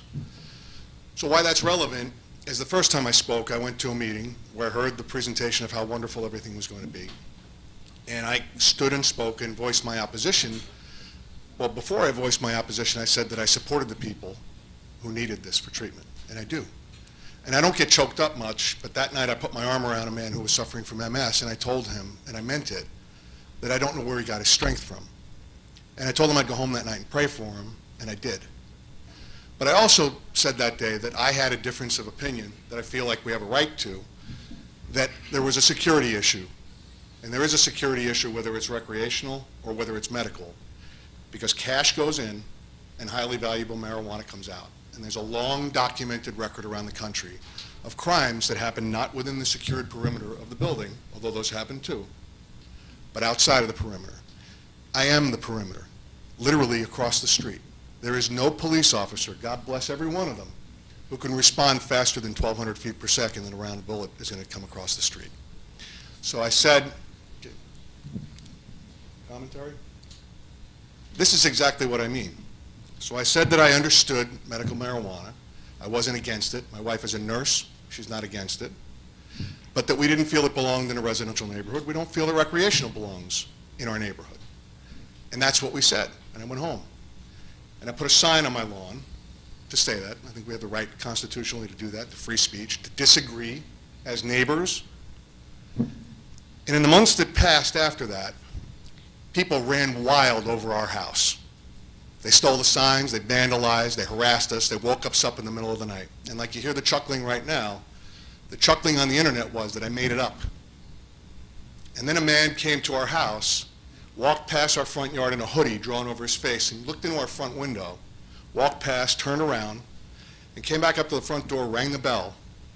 And when my wife, holding our infant baby, opened the door, he leaned into the door so she couldn't close it, a foot taller than her, and demanded to know why we were so against this. And he wouldn't leave. He left when he wanted to leave. So the police have been out again and again and again, and we faked all this and we made it up. Until, see it? He just said, yup. But you know what yup turned out to be? A very sophisticated and expensive security and surveillance system on my house. And that provided all that footage to the Brick Police Department, and 4 people were caught, and we're still after the other 2. So it's not made up. And if I distributed that to the council today. Trust me, council people, the videos are much more disturbing than the still shots are. They chill you to see what went on around my house. So I come here to tell you today that this isn't going to get better. And all I did was partially disagree. I wasn't 180 degrees on the other side of this issue. I just had an issue with security and the placement of the facility. And that's what we suffered as a family. And that's not acceptable. And we're in your hands. And that's all we can do. We don't have the police come to our house. The police have been to our house 15 times in the last 3-4 months. So I'm asking you, please, as I did in my emails to the council, pass it, and pass it unanimously to send a message. Because I'll wrap it up with this. You suffered the same thing 2 weeks ago. You were shouted down, belittled. There was racism, sexism, anti-worker, anti-sick people, everything hurled at this council 2 weeks ago. And for lack of a better term, welcome to our world. And thank you for letting me speak. Thank you.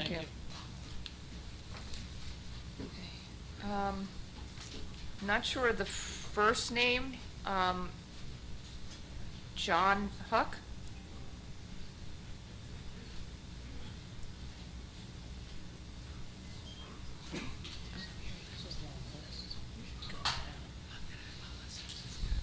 Good evening, Council, Mayor. It's Ihor Huck. Okay. Live over on the Mount Woking side of Brick, New Jersey. Thank you. I apologize. No, not a problem.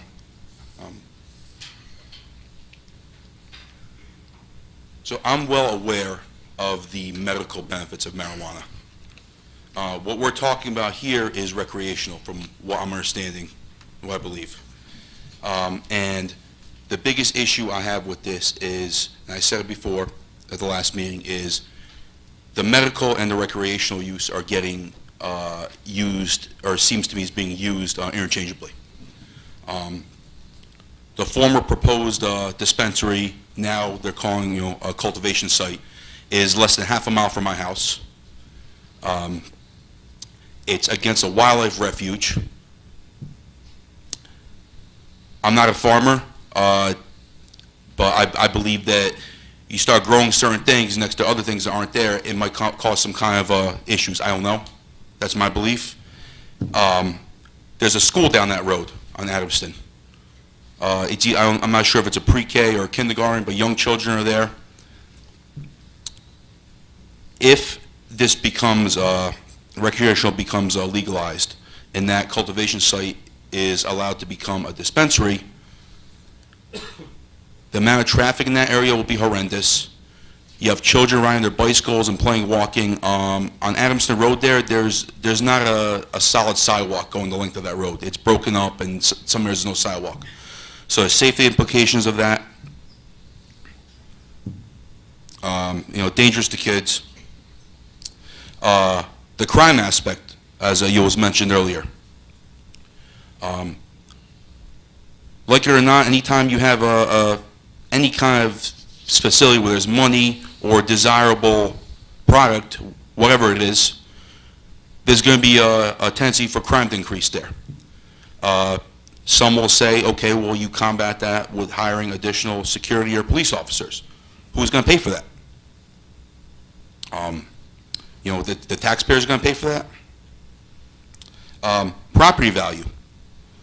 No matter what side of the fence you're on, or what you support, what you don't support, I've noticed a common trend that anywhere a dispensary opens up, immediately property value seems to fall. And I guess my final point on this is that why are individuals who are not residents of Brick making comments and speaking on this matter? I'm a tax-paying resident of Brick. We're the people that support or should make the decisions on what happens in our town. And I'm not going to single anybody out, but some of the comments some of the other individuals made, I'm not going to say it's either side, but just individuals, is that really the type of people we want to portray our town with? Again, so I'll say that I have no problem with medical. I'm well aware of its uses. Recreational, I firmly support a ban of it in Brick. Thank you. Have a good night. Thank you. Kathy Erickson, Brick Township.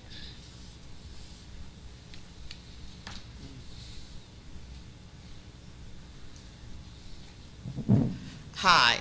I've been a resident of Brick since 1950. I always tell everybody I lived here before there were people. I have no problem with medical marijuana. I know I have more than a few people I know who use it for various medical reasons. As I understand it, this ordinance is about recreational marijuana. So everybody who's getting up speaking about medical marijuana, this has nothing to do with medical marijuana. I live on the other side of town from Adamston Road in a nice, secure adult community. So it's not going to affect me personally. But one, it's against federal law. You're sworn to uphold the law. Two, recreational marijuana is not necessary. Medical marijuana, yes, there are many people who are helped with medical marijuana. I know several, like I said, I know several personally who are greatly helped by it. Big difference between medical and recreational. Recreational should not be allowed in Brick. We need to think about all the residents of Brick. If you want to have medical, that's fine. Get yourself a card and use your medical marijuana. I know people who use it medically without a card, but should not have recreational marijuana. I think the governor and the state assembly and the state senators are doing a great disservice to the majority of residents in New Jersey by passing this. Thank you. Thank you. Jeff Oaks, Oceanport.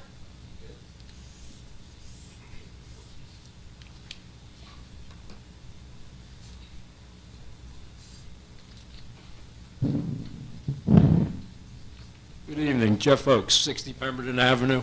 I'm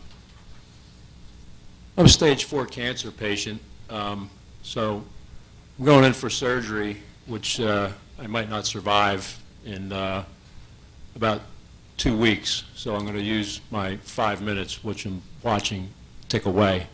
And I had to sit here and suffer through some of the ignorant comments that were made in this room tonight. I find it very offensive from a disabled person's point of view, the disparaging remarks about the medical cannabis that my radiologist recommends. He's not a quack down the street that sells medical cards for $400. He's a highly recognized radiologist at Monmouth Medical University. I have over 50 physicians probably looking after me, and not one of them has had any disparaging remarks like we've heard tonight about my choice of treatment. We talked, one of the speakers talked about somebody showing up at the door and how his family felt unsafe. Well, I get the Grim Reaper at my door, and I don't feel safe. Because this stigma and this legislation at the state level is tied to my health and welfare. In that bill is my hope for life as a stage 4 cancer patient who is terminal. In that bill that I've been waiting for, that you guys are denying me, that you're part of if you vote for this ban. I know I do understand that this discussion is about rec, but the two are intertwined. They're connected at the state level. So the folks that think they don't have anything to do with one another, they're absolutely incorrect. Senator Declan O'Scanlan wrote a good article in the Asbury Park Press about his concerns how the pushback for legalization has affected the ability of patients to access their medication, and that's me. You guys have blood on your hands tonight if you vote for this.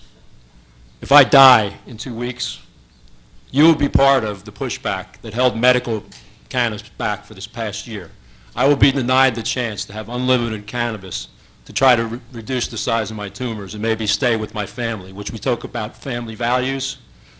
Okay? There's cancer patients in Brick that use cannabis. They have family values. They have very sick family members. They need your help. They don't need a bunch of rhetoric and a bunch of stigma and a bunch of Facebook comments. I don't support any of that. It's fun at times. It's cute. But you know what? There's people dying. There's a serious decision you folks have to make here. And I'm just going to enjoy my 2 minutes. I look into the faces, look into the eyes of you guys, and hope that tonight you guys might have a little compassion. There was a young gentleman that spoke earlier in the evening about some friends of his, I think that may have had some, or family members that had cancer or passed from cancer. I don't remember the exact things, but it was very powerful and compelling speech. And it's one of the reasons I come out. We help one another,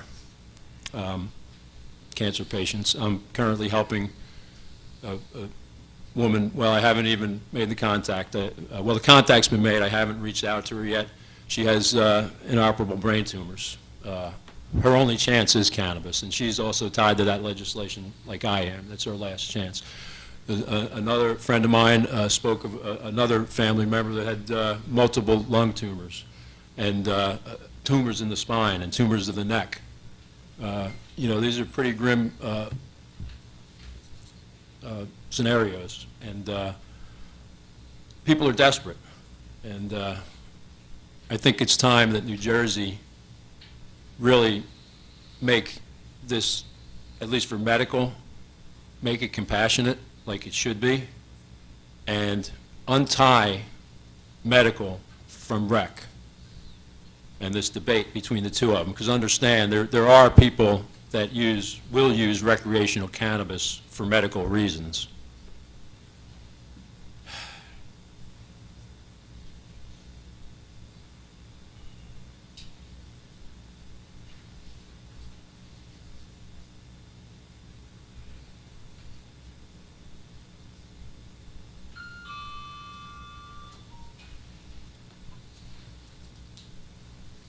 Thank you.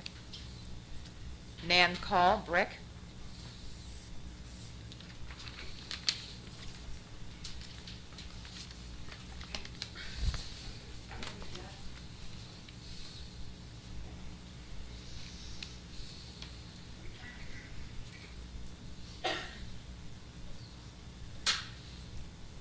and call 18 Greenbrier Boulevard. I repeat what I said 2 weeks ago.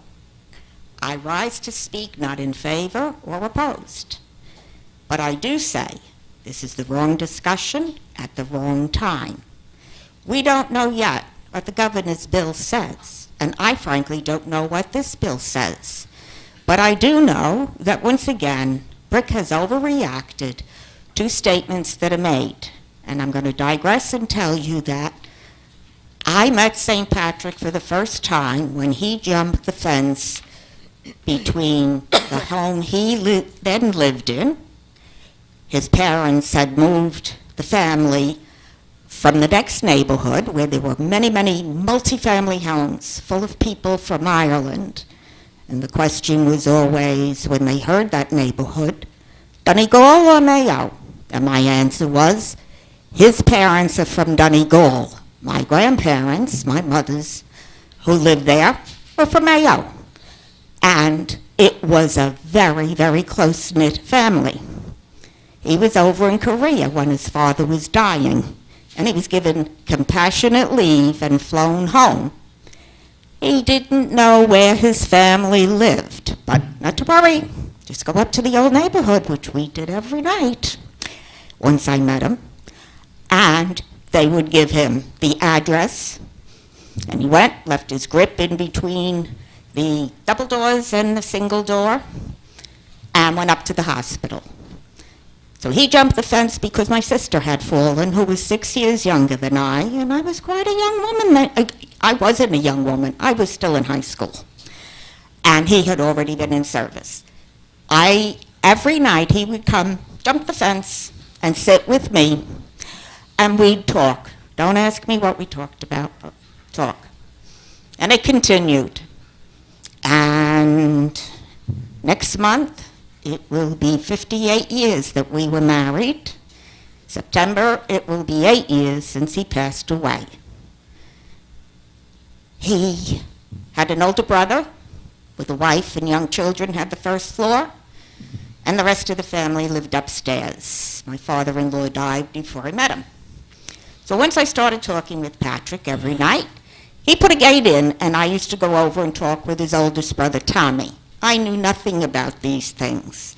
But there were 4 little kids there, and Tommy and I had a great relationship in conversing also. And one day he says to me, did you see the feds here yesterday? I said, what are you talking about? He says, they went into the house next door and cut down all the marijuana plants. The what? No idea what it was. So it's a weed. And I thought this was like palm trees that were in that yard. It was an old lady, and this is one of those high stoop brownstone type house. In fact, it was a brownstone house. And the older woman, Mrs. Montalbano, had the first floor. Her son, I don't think lived at that address, but he owned the drugstore on the corner. So I got an education from Tommy, and he told me about it, and he says they come every year and they cut it down because it keeps on growing.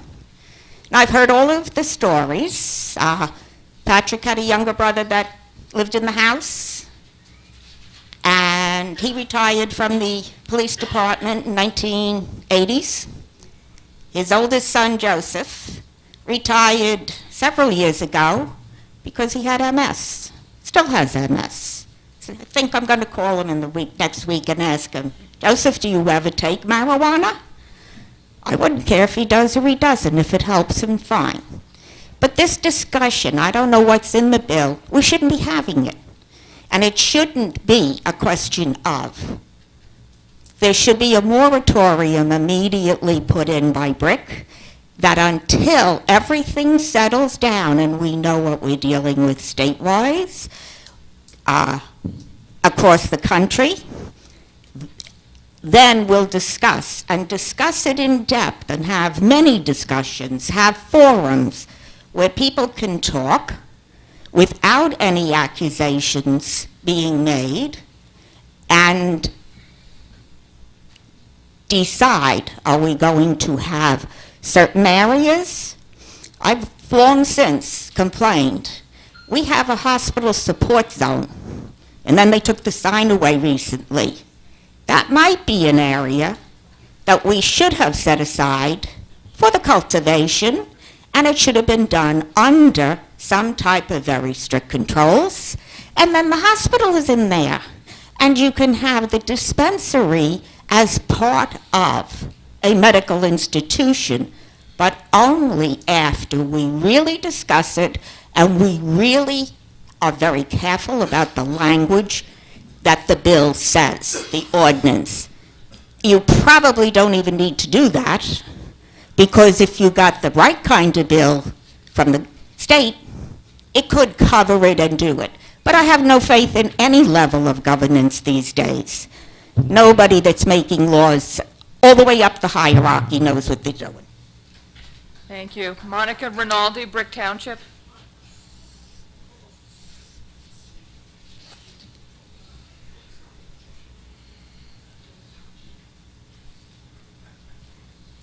Good evening, Monica Rinaldi, 577 Allen Road.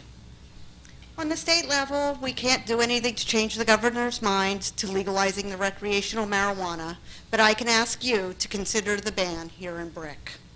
The state of New Jersey is not ready for legalization of marijuana. There's not even an accurate detection test to determine cannabis impairment. The state hasn't even come up with a THC concentration standard. Unlike drunk driving or driving under the influence of other drugs, breathalyzers, saliva swabs, urine tests don't quantify THC levels. A blood test needs to be done, but a warrant is also needed, and that person has every right to deny consent when marijuana is suspected. Even the National Highway Traffic Safety Administration cautions the use of blood tests to determine cannabis impairment, because THC can stay in the system for up to 30 days, which means that there will be a proliferation of stoned drivers through our town. So it is not just the lack of testing of impaired drivers, but we have our children to think of.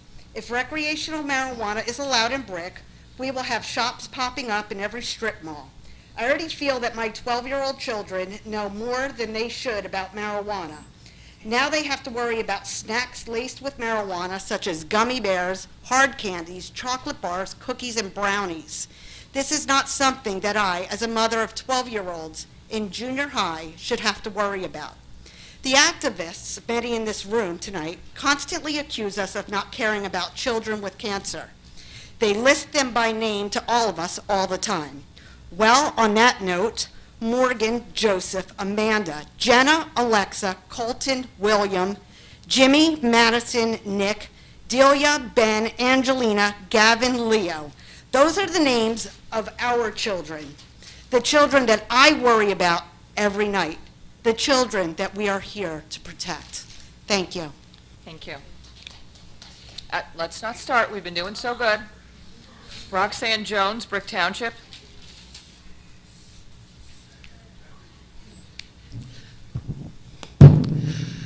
Good evening, thank you, Councilman. First of all, recreational marijuana, if it's legalized, is not, contrary to what's been previously stated, helping the African American or any minority community. We need to be sober and focused in order to be productive citizens and manage our affairs appropriately, as well as contribute to our society. Furthermore, if you wish to have some sort of social justice regarding the laws, well, look at the laws and adjust them accordingly. One does not have to legalize a dangerous substance. I mean, what are you going to do? Legalize crack because crack cocaine has higher penalties than powder cocaine? Also, we need to be very mindful of the fact that when a person is impaired, that individual, well, is undependable, whether it's behind a wheel or to perform a job. And of course, we've already heard the enforcement problems, like how is a person supposed to detect, or rather a cop supposed to detect marijuana impairment for a driver? I say that the ban on recreational marijuana is a wise decision for our community. especially given the fact that as it is, we have a large number of tourists that come here, and well, that's more people on the road and more potential for driving accidents for any number of reasons. Marijuana need not be added to the mix. Thank you very much. Thank you. Tony Parlow, Brick Township.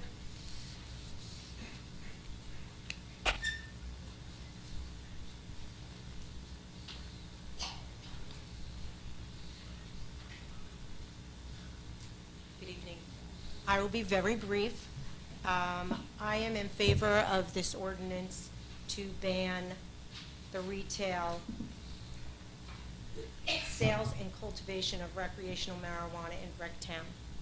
I feel that selling marijuana is against the master plan of Bricktown, as well as not being very good for our youth.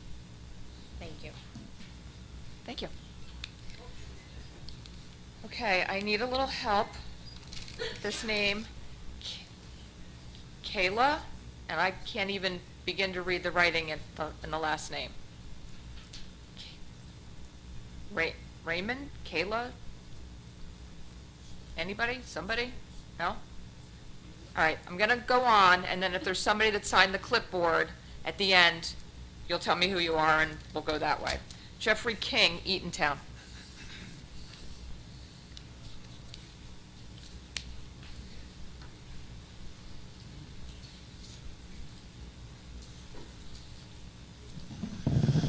Good evening, Mayor and Council, members of the public.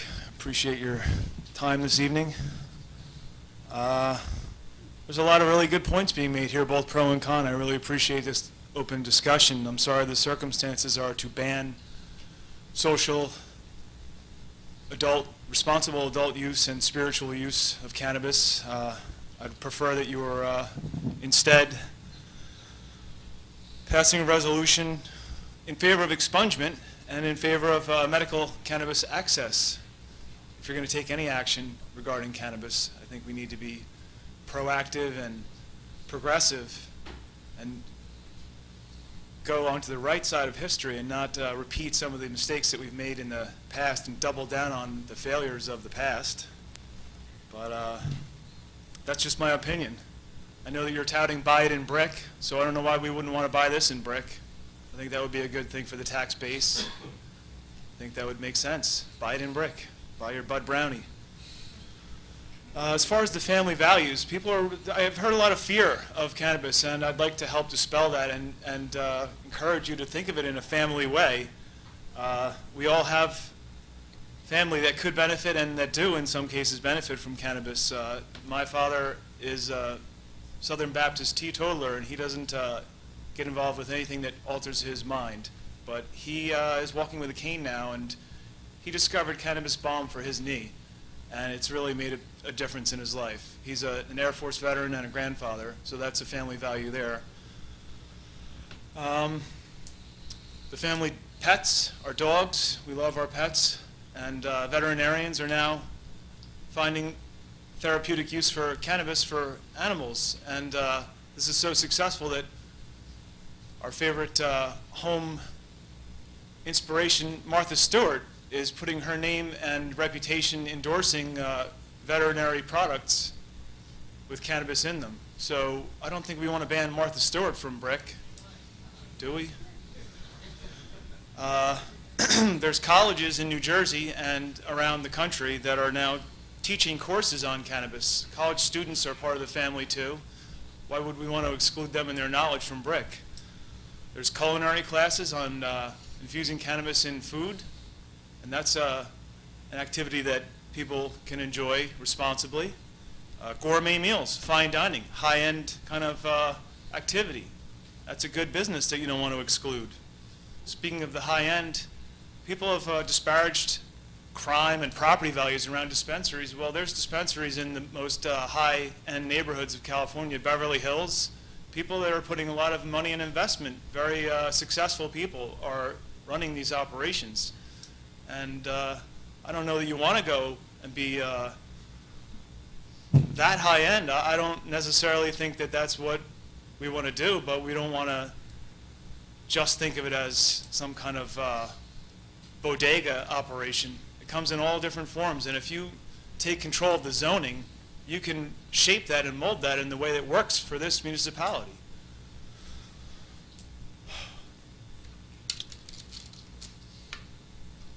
Another big family event is weddings. Everyone knows that weddings, it's open bars, a lot of drinking, celebration. Well, now out west, we have bud tenders at the weed weddings. It's just an option that some people choose if they don't want to have alcohol around or if they want to have both. That's a family-friendly event. Maybe not children, but the adults that would be consuming alcohol would be consuming cannabis.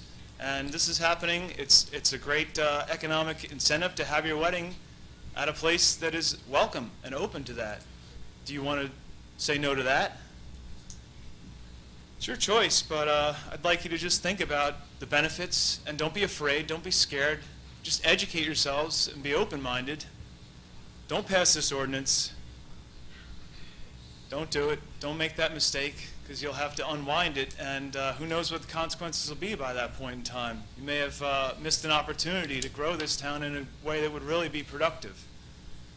If you do go ahead and vote for the ban, that's your decision, but I would urge you to be consistent, and the ones that would stand up and introduce this ordinance should then introduce an ordinance to ban the beer and wine tents from Summerfest, for starters, and then go ahead and continue banning alcohol from all the other places in town where children could possibly be exposed to it.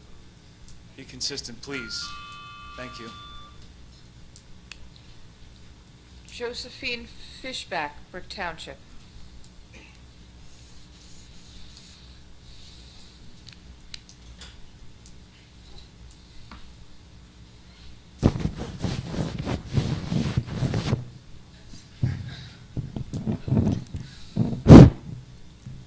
Hi, my name is Josephine. I am a tax-paying resident of Brick since 1998. I am firmly in support of the ordinance that will ban the retail sale, cultivation, manufacturing, and testing of recreational marijuana. In addition, I support the ordinance that will also block marijuana retail establishments, cultivation facilities, cannabis product manufacturing, and testing facilities within our town. Brick Township is a town we decided to move to because of its family-first-like qualities that we value so dearly. If recreational sales, cultivation, cannabis, manufacturing, and testing facilities were allowed in this town, that would clearly send a message to residents and potential residents that family first is no longer a priority for the governing body of this town. The safety hazards of not passing such a ban will bring unspeakable dangers and hazards to this community, tax-paying residents and families. The town, the state, and the nation are facing a drug epidemic right now, and allowing marijuana to be sold, manufactured, tested, and cultivated here will not only contribute to this epidemic, but it will put Brick on the map that continues to fuel this epidemic. Is this really what we want our town's legacy to be? Should this ban not be passed, the environment of this town will permanently be changed, and certainly not for the betterment of Brick. It will no longer be the place that my family and I have treasured. I urge the council to take seriously the oath that you have taken to make decisions on what is best for Brick residents, and join the 70-plus other towns that have enacted marijuana bans and approved this ban. 2% is a joke of a revenue from marijuana sales and is not worth jeopardizing the safety of you, your family, and your community.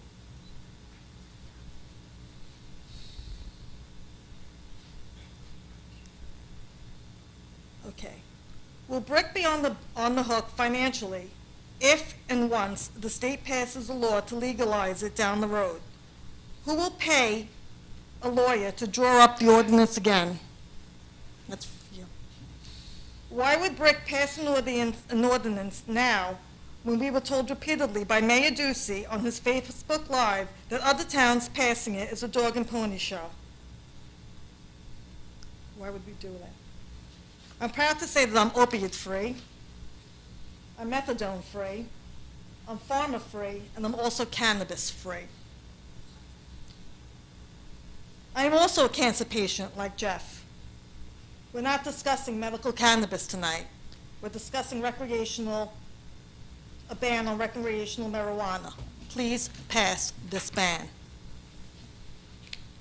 Thank you. Alex Markopoulos? Call to order. Before this discussion was started, we said there would be no disparaging remarks. I'm called out by name by the speaker.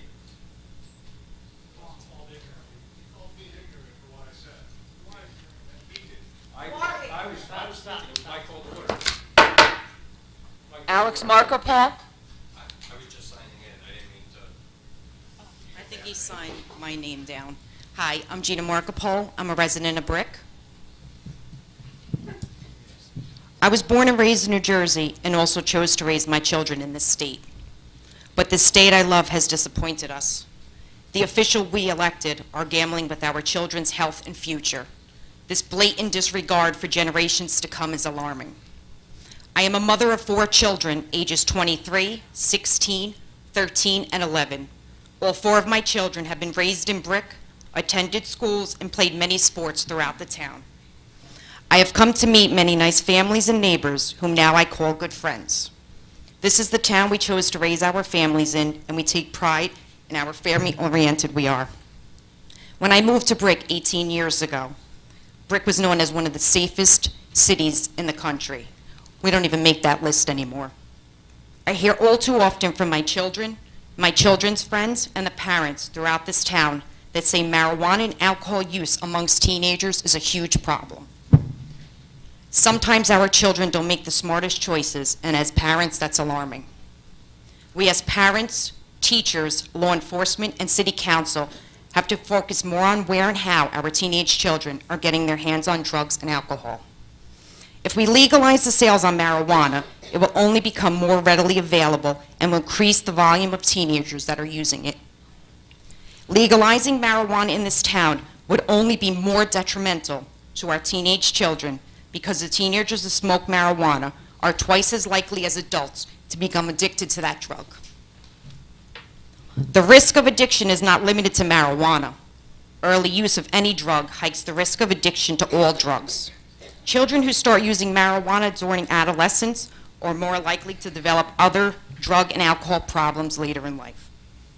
As a parent, our job is to do everything and anything to keep our children safe and away from the drug epidemic that we are now facing. I stand before you, the City Council of Brick Township, and ask you please think about what's best for the families and the future of our children in this town. And to please pass Chapter 340 of the Township Code and ban recreational marijuana sales, cultivation, manufacturing, and testing. Thank you. Thank you. Just for my clarity, Alex is not going to speak? No. Okay, thank you very much. All right, is there anyone that signed the clipboard that I didn't call? Because I'm still missing that name that I couldn't decipher. No, okay.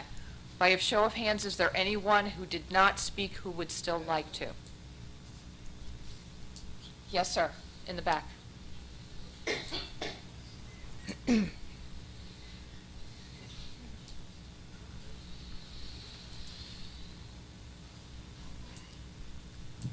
Good evening to each and every one of you here. My name is James Rivers, and I'm at 462 Shirley Lane, right down the block from the facility in question. Now, we've heard a lot of arguments on tonight, good and bad. Those that require the medical marijuana, I'm sure they need it for their reasons. I don't have cancer, I don't have glaucoma, I don't have any of those diseases or any of the such that may require the medical marijuana. I've never been on drugs, and so I don't know how much a person wants it or needs it. I'm against it because I have 3 boys, and I also have a daughter which is in college in North Carolina. But my 3 boys, which is right, we live, like I said, we live right down a block from the facility. I don't want them to have the opportunity. I don't want the door to be open, and that's what this whole thing is about for those that are against it. Now, for those that may need it, I could understand that. If I was in their shoes, I probably would want it myself. I wouldn't want it down the block from where residents are and where children are. But if I was a person that needed it, maybe I would, but definitely not in a residential neighborhood. Now, like I mentioned, for me personally, it's basically about the children in the neighborhood. Now, I understand that there may be a lot of security that's there, or an offense that may go up. And this is whether we're talking about recreational or medical, whatever it is, marijuana is what we're talking about here. If the kids get their hands on it, because no place is foolproof, if they get their hands on it and they start smoking it, what it does is it can just open the door to other drugs and far more worse drugs. And that's what I'm here to say. We're trying to avoid that so our kids can't get their hands on it and then be introduced to other drugs that can come about. That's all. Thank you. Is there anyone else who would like to speak on this? Yes, sir. Thank you for the time. My name is Dmitry Fyodorov, formerly of 458 Mamie Drive in Brick. Wanted to bring a couple of points up.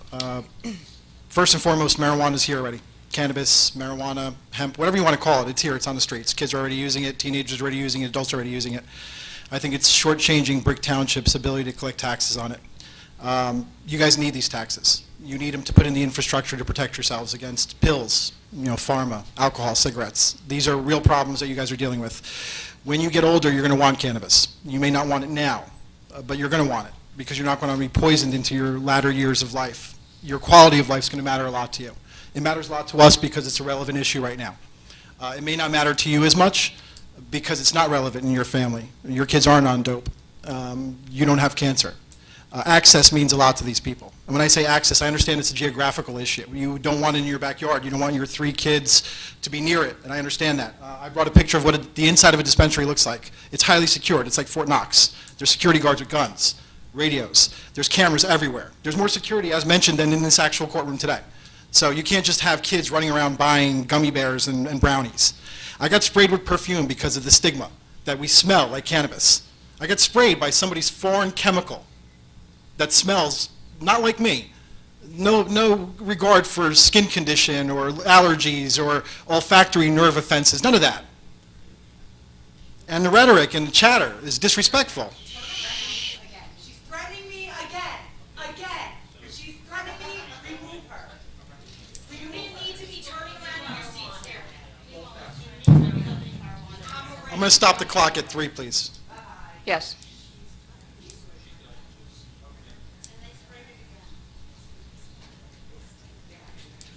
So that's terrorism. Spraying me with chemicals. And you should be ashamed of yourself.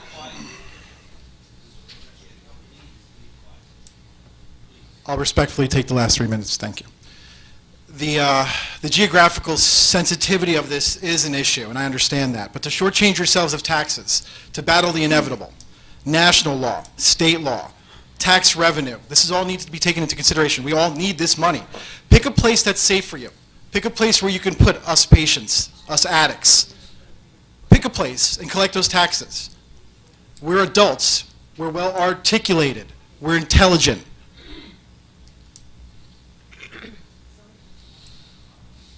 We're responsible taxpayers. We have a need, and you have a responsibility. 2 weeks ago, I brought up the fact that you will not be able to enforce this because of industrial hemp. It looks identical to THC-bearing cannabis. Gummy bears look exactly like regular gummy bears. Brownies look exactly like brownies. What you're doing is making it impossible for your police to enforce these laws. The kosher community finds medicine from God to be kosher. They have every right to use cannabis today. They have a Second Amendment protection. You can't touch them. There isn't one African American here on the board. You guys are poorly represented for the people that are in New Jersey and Bricktown. I'm the founder of the Church of Cannabis Sativa, so technically I could exercise Second Amendment rights. Don't have to. It makes too much sense to have to flex that kind of muscle. Nobody should have to in America. That's why we moved here. The ban is short-changing and short-sighted. I don't ask that you don't ban, I just ask that you postpone till you get educated. Come up with a better solution. You don't have to make a decision on this. It's sending a sign, it's sending a ripple, an unnecessary one. As of 2 weeks ago, only one person here, Councilman Fosman's been in a dispensary. Has anybody went to a dispensary since then? No. So you don't care. You don't want to see what we've seen and what we need. You want to make decisions about it. You can have your 45 seconds. Thank you. Anyone else? Seeing none, I'm going to close the public portion and open to council for comments and questions. Sorry. I have a question for our counselor. If we do not pass this ordinance and allow for recreational marijuana in the town of Brick, what are some of the ramifications for zoning? There is a bill being currently considered by the legislature. It's Senate Bill number 2703. And I read it, probably as most of you did, that there may be changes to that bill. But as it currently reads, and I think you asked me about the zoning, and I know that some people here tonight have said, well, you should exercise your zoning power. One thing that bill does that is very unusual for state legislation is that it says if a town does not undertake a ban of recreational marijuana, as you're doing tonight, then the state requires the town to allow growing, cultivating, processing, and selling of marijuana in all industrial zones of the township, and to allow the selling, which is the retail selling, dispensaries, in all commercial zones and retail zones. So the practical effect of that is if this bill is approved and there is not a ban in Brick, you are actually going to lose your power to zone, especially for retail dispensaries. As I said, it's a tremendous incursion by the state into what is traditionally local zoning power, because most of zoning says that local officials, such as yourselves, are the best situated to determine what uses go in what zones, what businesses, where residents go, where any type of business would go. This bill, if it's adopted by the state, would actually take that authority away from the township and put it under state law. So you would actually lose really most of your control, most of the local control over where a retail dispensary could be located in Brick, and it will be very wide-ranging. It would be in any retail or commercial zone. I can tell you in Brick, I would guess that roughly half the town is covered by retail or commercial zone. As you know, there's all the highways, the roadways, major roadways, they're all for commercial retail uses. So that is a practical effect if this legislation is adopted and the township does not have a ban. Thank you. Thank you. Anyone else from council? I have a question. Councilman Mamala. I understand something changed today as far as revenue was brought up, as far as the township losing revenue. Mayor, can you elaborate a little bit on that? I know it's been a discussion. Yep, sure. So today there was an announcement by the governor that they came to an agreement, at least between the governor, the Senate President Sweeney, and the Speaker Coughlin. And as part of that, they agreed, because it was always 2%, 2%, 2% for a town. Now they upped that to 3%. So you put that in perspective of what it means to our budget. So we have a $100 million budget, as you guys know. So if you take the $1 billion worth of sales, which is predicted, and Colorado just hit $1 billion worth of sales, and we have more people in New Jersey. And so far, as far as I know, 56 towns in New Jersey, 57 towns in New Jersey, close to 60 have said no so far to selling it. So that leaves, if you times that by 3, let's just say there's 165 total that say no, which leaves us with 400 towns that say yes. You divide the 400 towns into the $1 billion worth of sales, and it's $2,500,000 per sale, per town. And 3% of that, just so you're aware, I mean, you can do the math, but it's $75,000, which is 0.007% of our budget here in Brick. So when you hear about, like, a bunch of tax dollars, we're talking $75,000. Based upon, if 400 towns say yes, it could be less, it could be more. And if it's $1 billion, it could be less, it could be more. So those are kind of estimates, but they're based upon what's the reality of the time. And then 3% of that is 75,000. So obviously, if there's more towns that say no, that money would go up a little bit. But only 3% of, let's say it's $3 million, 3% of that, is $90,000. So we're not talking about, $200,000 or, something like We're that. also responsible for collecting that money, so we have to hire a person. We have to probably bring on somebody to actually police for those of these establishments. The bill requires the town to collect on a monthly, and it has to be on a monthly basis, and it's cash. I don't know if we'd have to hire somebody, but we'd have to, if we didn't have to hire somebody, we would have to change somebody's job duties and add job duties for sure. And then because of cash being involved, I would think police would have to escort that person around. They wouldn't be going around on their own. I did have a question, Mayor, just on the revenue. Correct me if I'm wrong, that $1 billion from Colorado, that was after 5 years of their program. The early years, they didn't realize anywhere near $1 billion.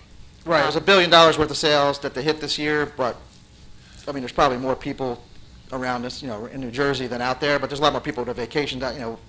I just put the billion because that was the highest estimate I saw for New Jersey. That's why I picked that number. But Okay. yes, But if it Colorado was- hit it in years 5 or 6. If it was less than $1 billion, it would be less than 75,000 for us. Yeah, you take that number, divide it by the 400 towns or whatever, legalize it, and do 3% of that, so whatever that number is. Thank you. Anyone else from council? Seeing none, close council. I've totally lost track, Madam Clerk. Could we do a motion in a second I already? have a motion and a second. Okay, then let's go to roll call, please. Councilman Fosman.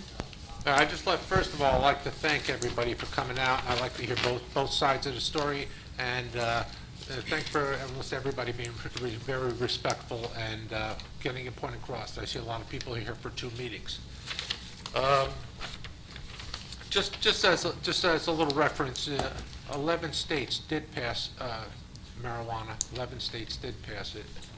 I thought it was 11, 12. 11 states did. 10 of them did it by ballot, and 1 only by legislation. My vote is a yes on this ordinance, and I would like to request of the mayor and the council, through the council president, by way of resolution, to send a letter addressed to the Governor Murphy, State Senator Sweeney, and Assembly President Coughlin opposing recreational marijuana in the state of New Jersey. I would ask the council to do this, and the mayor, to show that, put a resolution out and send it to them, and have the council pass a resolution, show them you're serious about this. We'll discuss it on the land use committee. If this passes, you should do it. Show you have nuts. Councilwoman DeYoung. Councilwoman DeYoung. Thank you. This ordinance isn't for the banning the use of recreational sale, or it's not banning the use of marijuana if the state even passes it. It bans our sale, cultivation, the manufacturing, and the testing, and it's still a huge if the state is going to pass this. They just came to the compromise today, and we don't even know if both houses and all the legislators themselves agree on this. So if marijuana does become legal in New Jersey, you are allowed to still smoke it wherever you are allowed to legally smoke anything.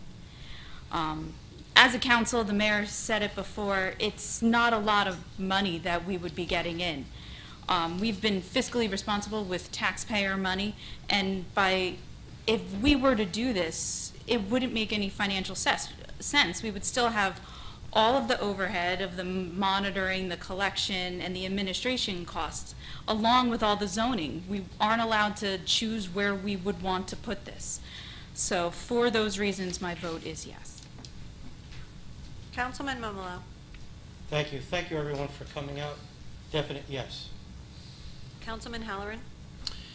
Thank you. I'm not against medical marijuana. Recreational isn't all that bad either. It depends upon the users and how out of control some people get just because they are. And I think it's addictive personalities that are the biggest problem. Someone got up and talked about expunging records of people. I think we have a real problem in this country with how we deal with certain penalties for this. But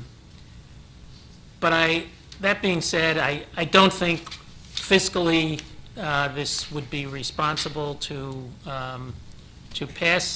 not pass this. I vote yes on the ban, and I think it's the right thing for Brick Township. Thank you. Vice President Craig?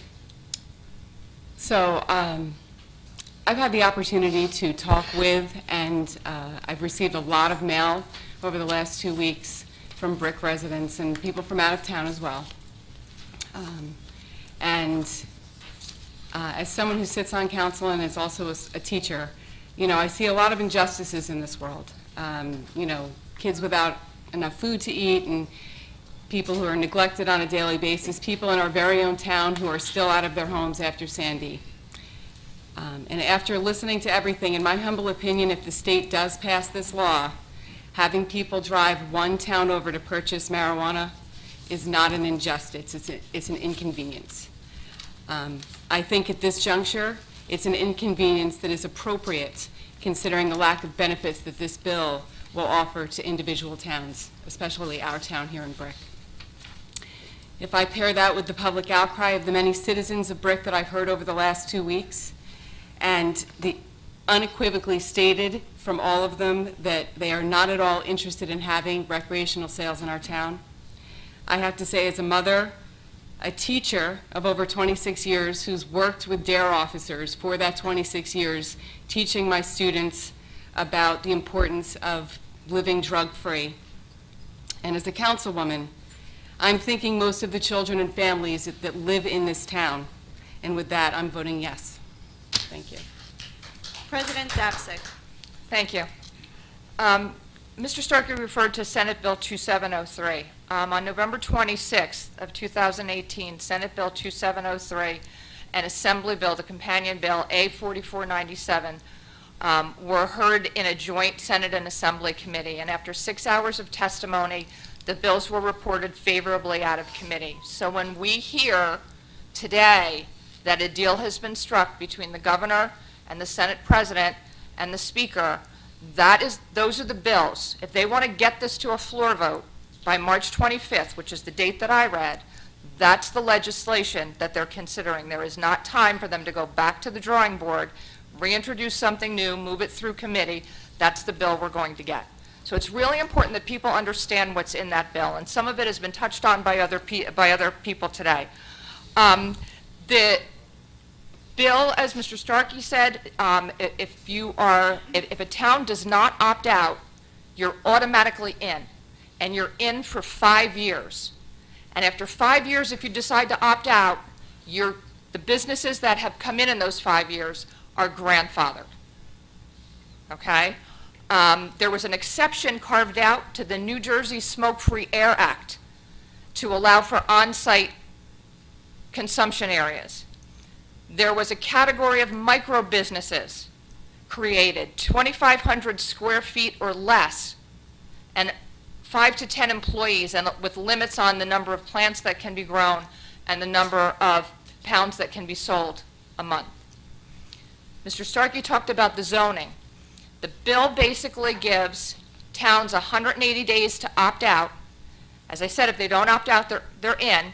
And if they're in, they have to accept the marijuana businesses in any retail or commercial or industrial zone. Mr. Stark, you talked about some of these locations. The Route 88 corridor comes to mind. Maniloking Road comes to mind. Right across the street, Birchwood, the retail on Chamberswood Road backs right into a park, right into the Birchwood Park neighborhood. And then there's the tax revenue. There's a gross misconception that there's billions to be made in tax revenue on this. I'm not going to lie to you, the state's going to do pretty good. The Office of Legislative Services estimated about $210 million for the state. But there is nothing in that bill that earmarks that money to come back to our schools, or to come back to law enforcement, or come back to anything that we need.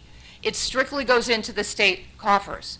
And then, as the mayor talked about, the percentage was increased from 2% to 3%, but even at the top year, it's probably not more than $100,000 a year, which is a drop in the bucket on our budget. It barely pays for one police officer and someone to go around and collect. My impression after, and I sat down and I read, I'm going to talk about getting educated, I read all 163 pages of this bill, every single word. And my takeaway was that it was written by the cannabis industry, for the benefit of the cannabis industry, not for the benefit of the state, of the citizens of New Jersey, and certainly not for the benefit of the citizens of Brick Township. And if anybody thinks that it wasn't written for the benefits of the cannabis industry, New Jersey, if they adopt this, will be the only state out of the 12 that have legalized marijuana that does not allow home grow. Every other state allowed a small number of plants for people to grow in their homes for their own private consumption. New Jersey scratched that out, because what they want is for the cannabis industry to make money, and they'll do it on the backs of the taxpayers, because here in Brick Township, if our costs exceed what we would bring in tax money, guess who pays for that? You and me and every other taxpayer in the town. My vote is yes.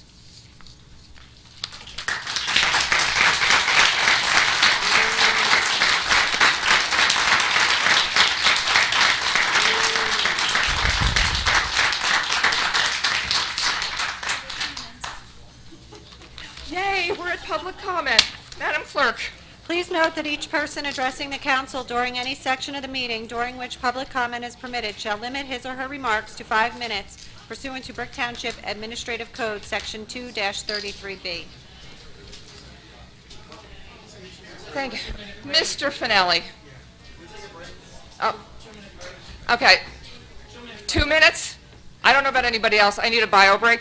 I'm about ready to float away. We'll be right back. And you'll be the first at the microphone, I promise.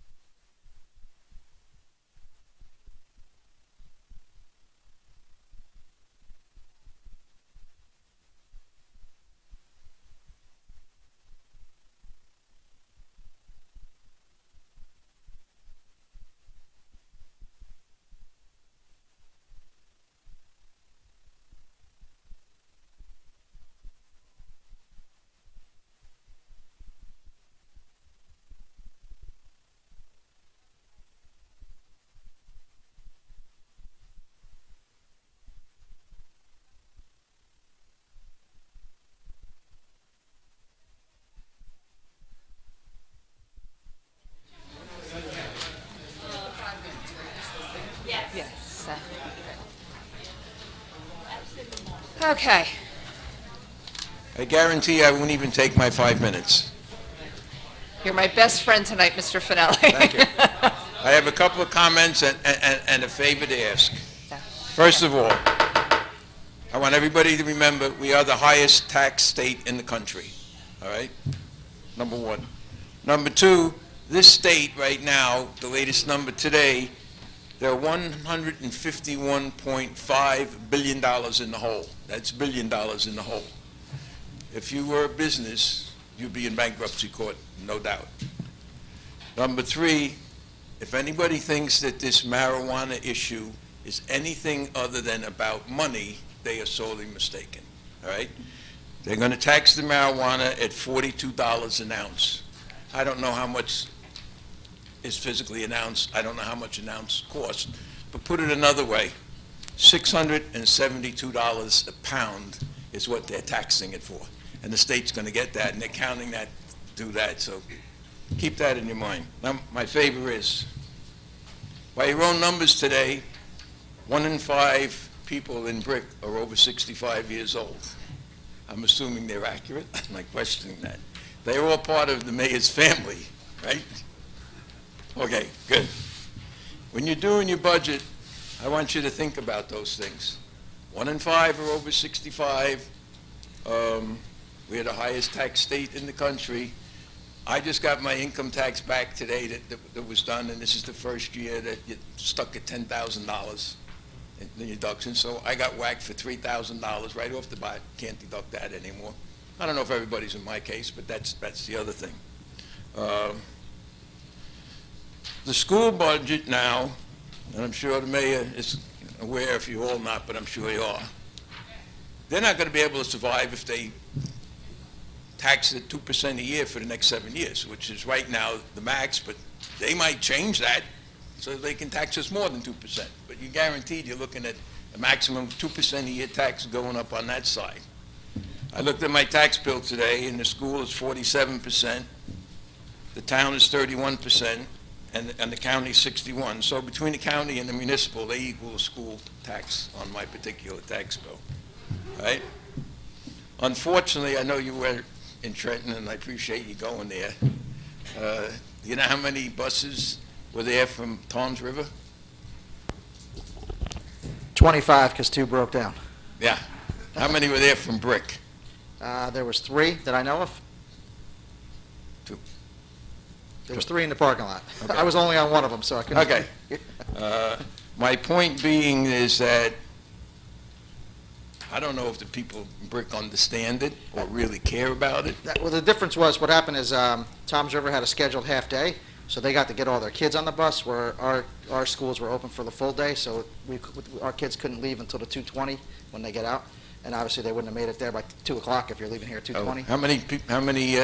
How many seats on the school bus, and were the 3 full? I didn't count them. The representation Yeah. at Brick was no better than the representation that comes to these meetings or the representation that goes to the school board. Yeah, I'm just saying why the kids You get more than the school board. couldn't go. Right? I was just saying why the kids couldn't go. They couldn't go because they Yeah. were in school. Kids couldn't go, but the adults didn't go either. And I'm one of them, but I'm 77, so I'm not going and standing in the cold. I do enough, right? So my request is that you just remember all of those things when you're doing your budget, that your impact is going to be added on to everybody else's impact, which is going to be increased. We are the highest tax state in the country. I would never be happy with an increase. I wouldn't be happy with a small increase. I'm not even really going to be happy with no increase. I want that highest tax state in the country to come down to where we're not getting killed like that. So my favor is, when you're doing all your deliberations, think about that. Think about 20% of your population is over 65. I'm assuming on fixed income, but maybe some of them are still going to have to work till they're 75. All right? It's a bad scenario, and it's only going to get worse. And don't count on the state for anything, because my prediction was, and still is, after they're done raping the school systems, where are they going to go next? The municipalities, because they got nothing else. Marijuana is not going to produce the amount of revenue that they thought. The original projections was 400 million, then it was down to 200 million, and now you don't even have a law passed yet. And we haven't done all those other things. So for this year, you can, probably not going to see a dime. Keep all those people in mind when you're doing your budget and squeeze just a little bit tighter. Thank you. Thank you. Mr. Sluka?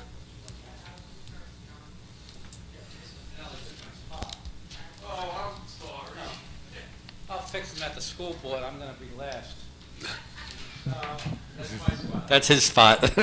Let me read my letter. Right before I read my letter, though, it was nice to see many of the council members stand up for people in one area of Brick, and even one council person read 160 pages to find out more information.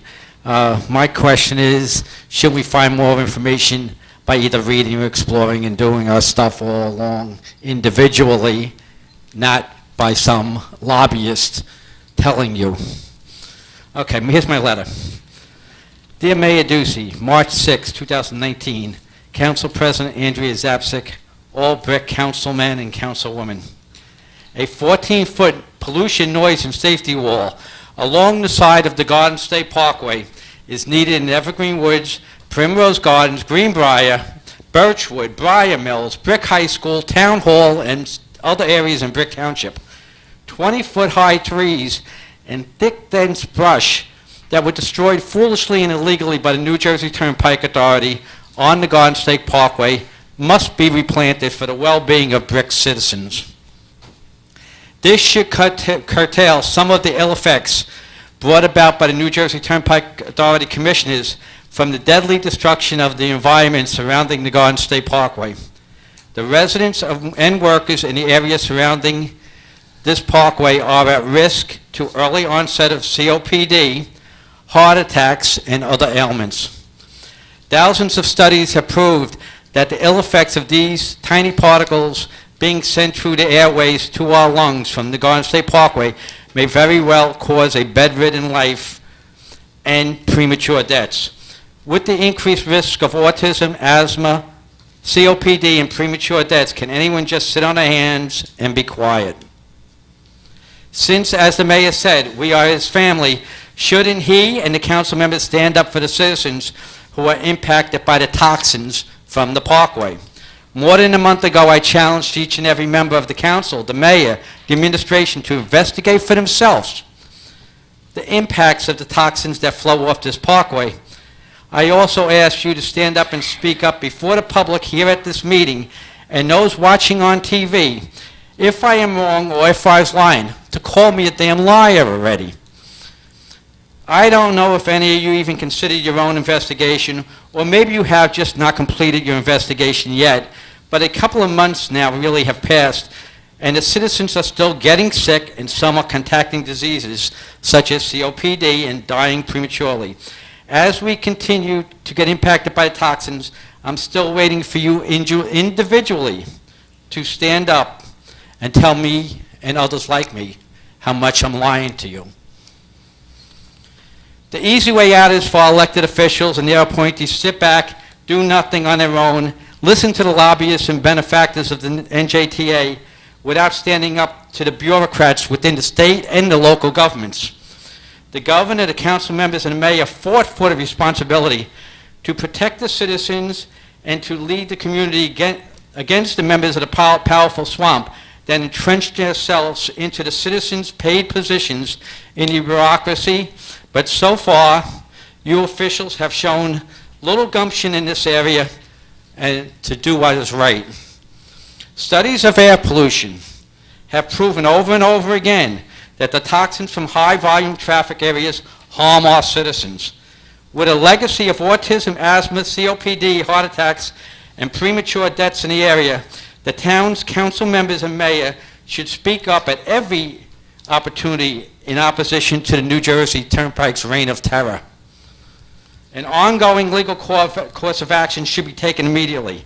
It's been over 6 years since the Turnpike began their assault on the citizens of Brick, and very little has been done to protect the people. Flooded streets, sinkholes, washed out homes, doctor visits, and deaths are all signs of this assault. The hidden dangers, as detailed in thousands of air pollution studies of forced toxins into the lungs of our children and seniors, are not as visible but they are even more deadly because they're not visible. Every meeting of the council, every radio talk show, every gathering should be an opportunity for elected officials to show their support for the citizens who were impacted daily by the deadly assault of the New Jersey Turnpike Authority Commissioners. Various lawsuits should be filed, and a call to action needs to be addressed. I beg 10 extra seconds. With all this in mind, immediate action needs to be taken, and a 14-foot noise pollution and safety wall needs to be erected in the many areas of Brick Township, and along with the wall, replanting the vegetation, including trees and bushes, along the Garden State Parkway needs to take place. I didn't say my name, John Sluka, 950 Sylvia Court. Thanks for the extra 10 seconds. Thank you. And Mr. Sluka, thank you for the nod on the reading all the bill, but I got to give props to Council Vice President Crate. She wrote all 250 pages of the Colorado Impact Report, so.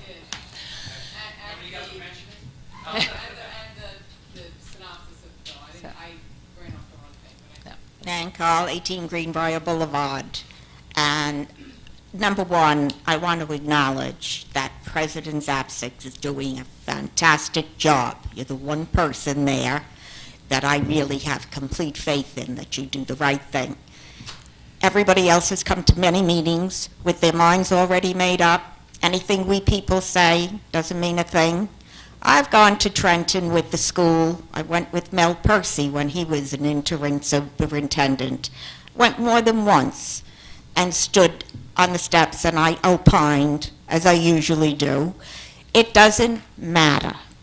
It's political action committees with big money that gets everything done and done their way. And the comments that were being made that I heard was it was cannabis packs that got this done and insisted on taking out the homegrown.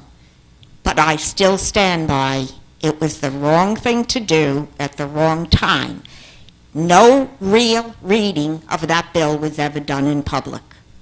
To read it, you need to be able to discuss what exactly is in it and let us talk and search for the information. When we seek information, it's not forthcoming. And it's not forthcoming when you put in Oprah requests. You're told things like, that's research. Yeah, why would anybody put an Oprah request in if you weren't researching the answer or the truth of something?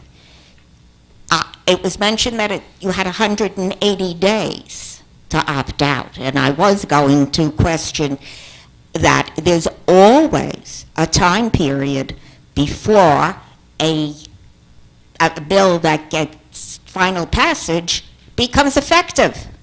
You could have tabled this bill and waited and then picked it up. But the better thing was you needed to have more discussions. You needed to discuss also the drug problem here. In Brick, across the country, most of the hard drugs, it's more because of mental problems than it is. You get dependent upon it. You take it, the pain goes away, and then you crave it. With the cannabis, I'm not too keen on it. I'm very straight-laced and always have been, and I follow a very strict line when I walk. Meantime, my father owned a bar and grill for 25 years of my life. But he had people that he actually called their AA sponsor to say, Jimmy's here, and I think you better get him out before things get any worse than they are. He was that kind of man. He had a moral instinct.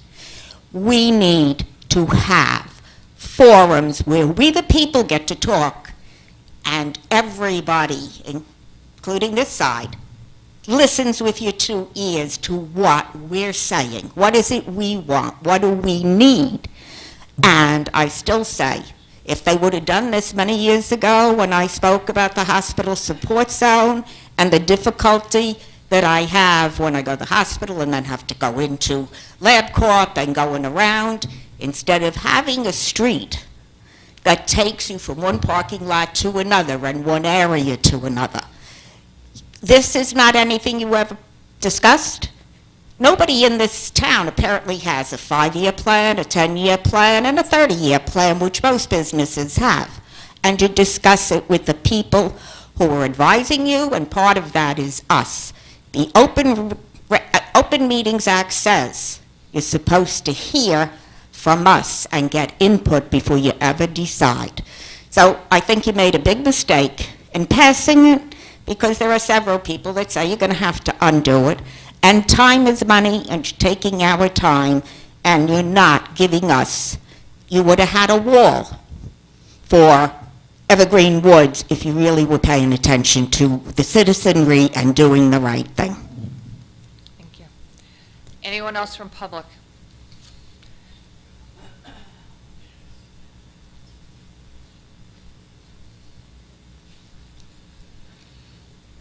I would like to go on record to say thank you very much to the council for making an informed opinion before you took your vote, and a special thanks to Council President Zapsik. Thank you very much for taking the time to really go through the bill and say exactly what it is. Thank you. You're welcome. Thank you. Thank you for coming tonight. No problem. Anyone else? Seeing none, close public. Council comments, Ms. Bergen. No, thank you. Oh, okay. Mayor? Yes, I will be brief because it's 11:25. So I just want to say, because I promised I would, to the clergy, I wanted to advertise their Rise Against Hunger event. It's hosted by the Brick Clergy. It's at St. Dominic's. It's a meal packaging event.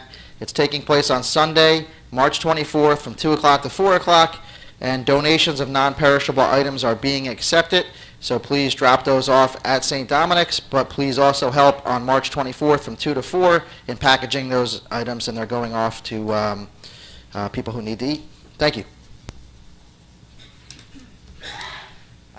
Mr. Starkey? Madam Clerk? Nothing, thank you.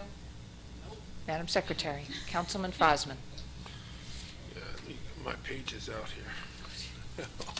I'd just like to congratulate Patrolman Fogarty for his award, and Sergeant Matthews for his award. And Mr. Sluka, I did send an email with Michelle about your wall. So if she needs me to send another one, I will. All right? So Mayor, when you get the engineering report for Greenbrier 1, I'd like to see that whenever it comes in.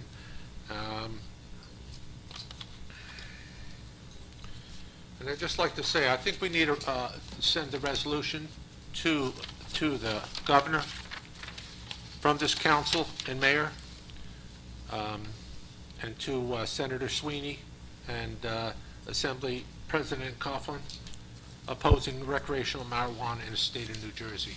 This will reinsure what we did up here, coming from all of us. Thank you. Councilwoman Dion? Thank you. I just want to say congratulations to the Brick Memorial Marching Mustangs and the Brick Township High School Girls Dragons soccer team for their winning seasons. And a couple of buy and brick updates. The Cold Stone Creamery has a 7.5 rebate, and Shore Kickboxing has a 7.5 rebate. So use your buy and brick cards. Thank you. Thank you. Councilman Mumolo? Thank you. Congratulations, Brick Memorial High School band, Brick High School girls soccer team. Thank you, Ms. Bergen, Ken Mathis, Rob Burns for giving this presentation. Thank you very much, and happy St. Patrick's Day to all. It might be St. Patrick. No, it's not yet.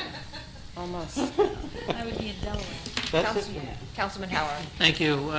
Congratulations to our new recruits in the police department, and certainly to our award winners. Also, congratulations to the band and the soccer team, ladies soccer team. And I hope, and I'd like to thank Ms. Bergen and Mr. Burns and Mr. Mathis for their wonderful presentations tonight. We didn't get a chance, because it was so hectic tonight, we didn't get a chance to say thank you. But I hope they hear it, and have a nice St. Patrick's Day, safe one. Thank you. Thank you. Council Vice President Crate? Yes, I just want to, even though nobody's here now, I just wanted to thank all the people who came out from both sides to share their thoughts feelings, stories with us. I think it's important that we hear both sides, and I think we genuinely all took into account what everybody was saying and what we feel is best for the town based off of that. So thank you so much for coming out, and happy St. Patrick's Day. Thank you. I would like to congratulate our new police officers and wish them all the best of luck and good health and everything else that goes along with their service to our community and keeping all of us safe. And congratulations to the Brick Memorial Marching Mustangs and the Brick Township High School girls soccer team. And also thank you to everyone who came out and spoke tonight and for participating in the democratic process. That's what, it's the price of living in our country. And that's really all I have tonight, other than to say, Councilman Fosman, I would be delighted to have you participate a little bit more in the meetings with us. The last time I asked you, you declined, but I'll certainly be happy to share the agenda with you and have you take more part in it in the future. I will come to your caucus meetings if you allow me. The next public meeting will be on Tuesday, March 26th at 7 p.m. Motion to adjourn? Motion. All in favor?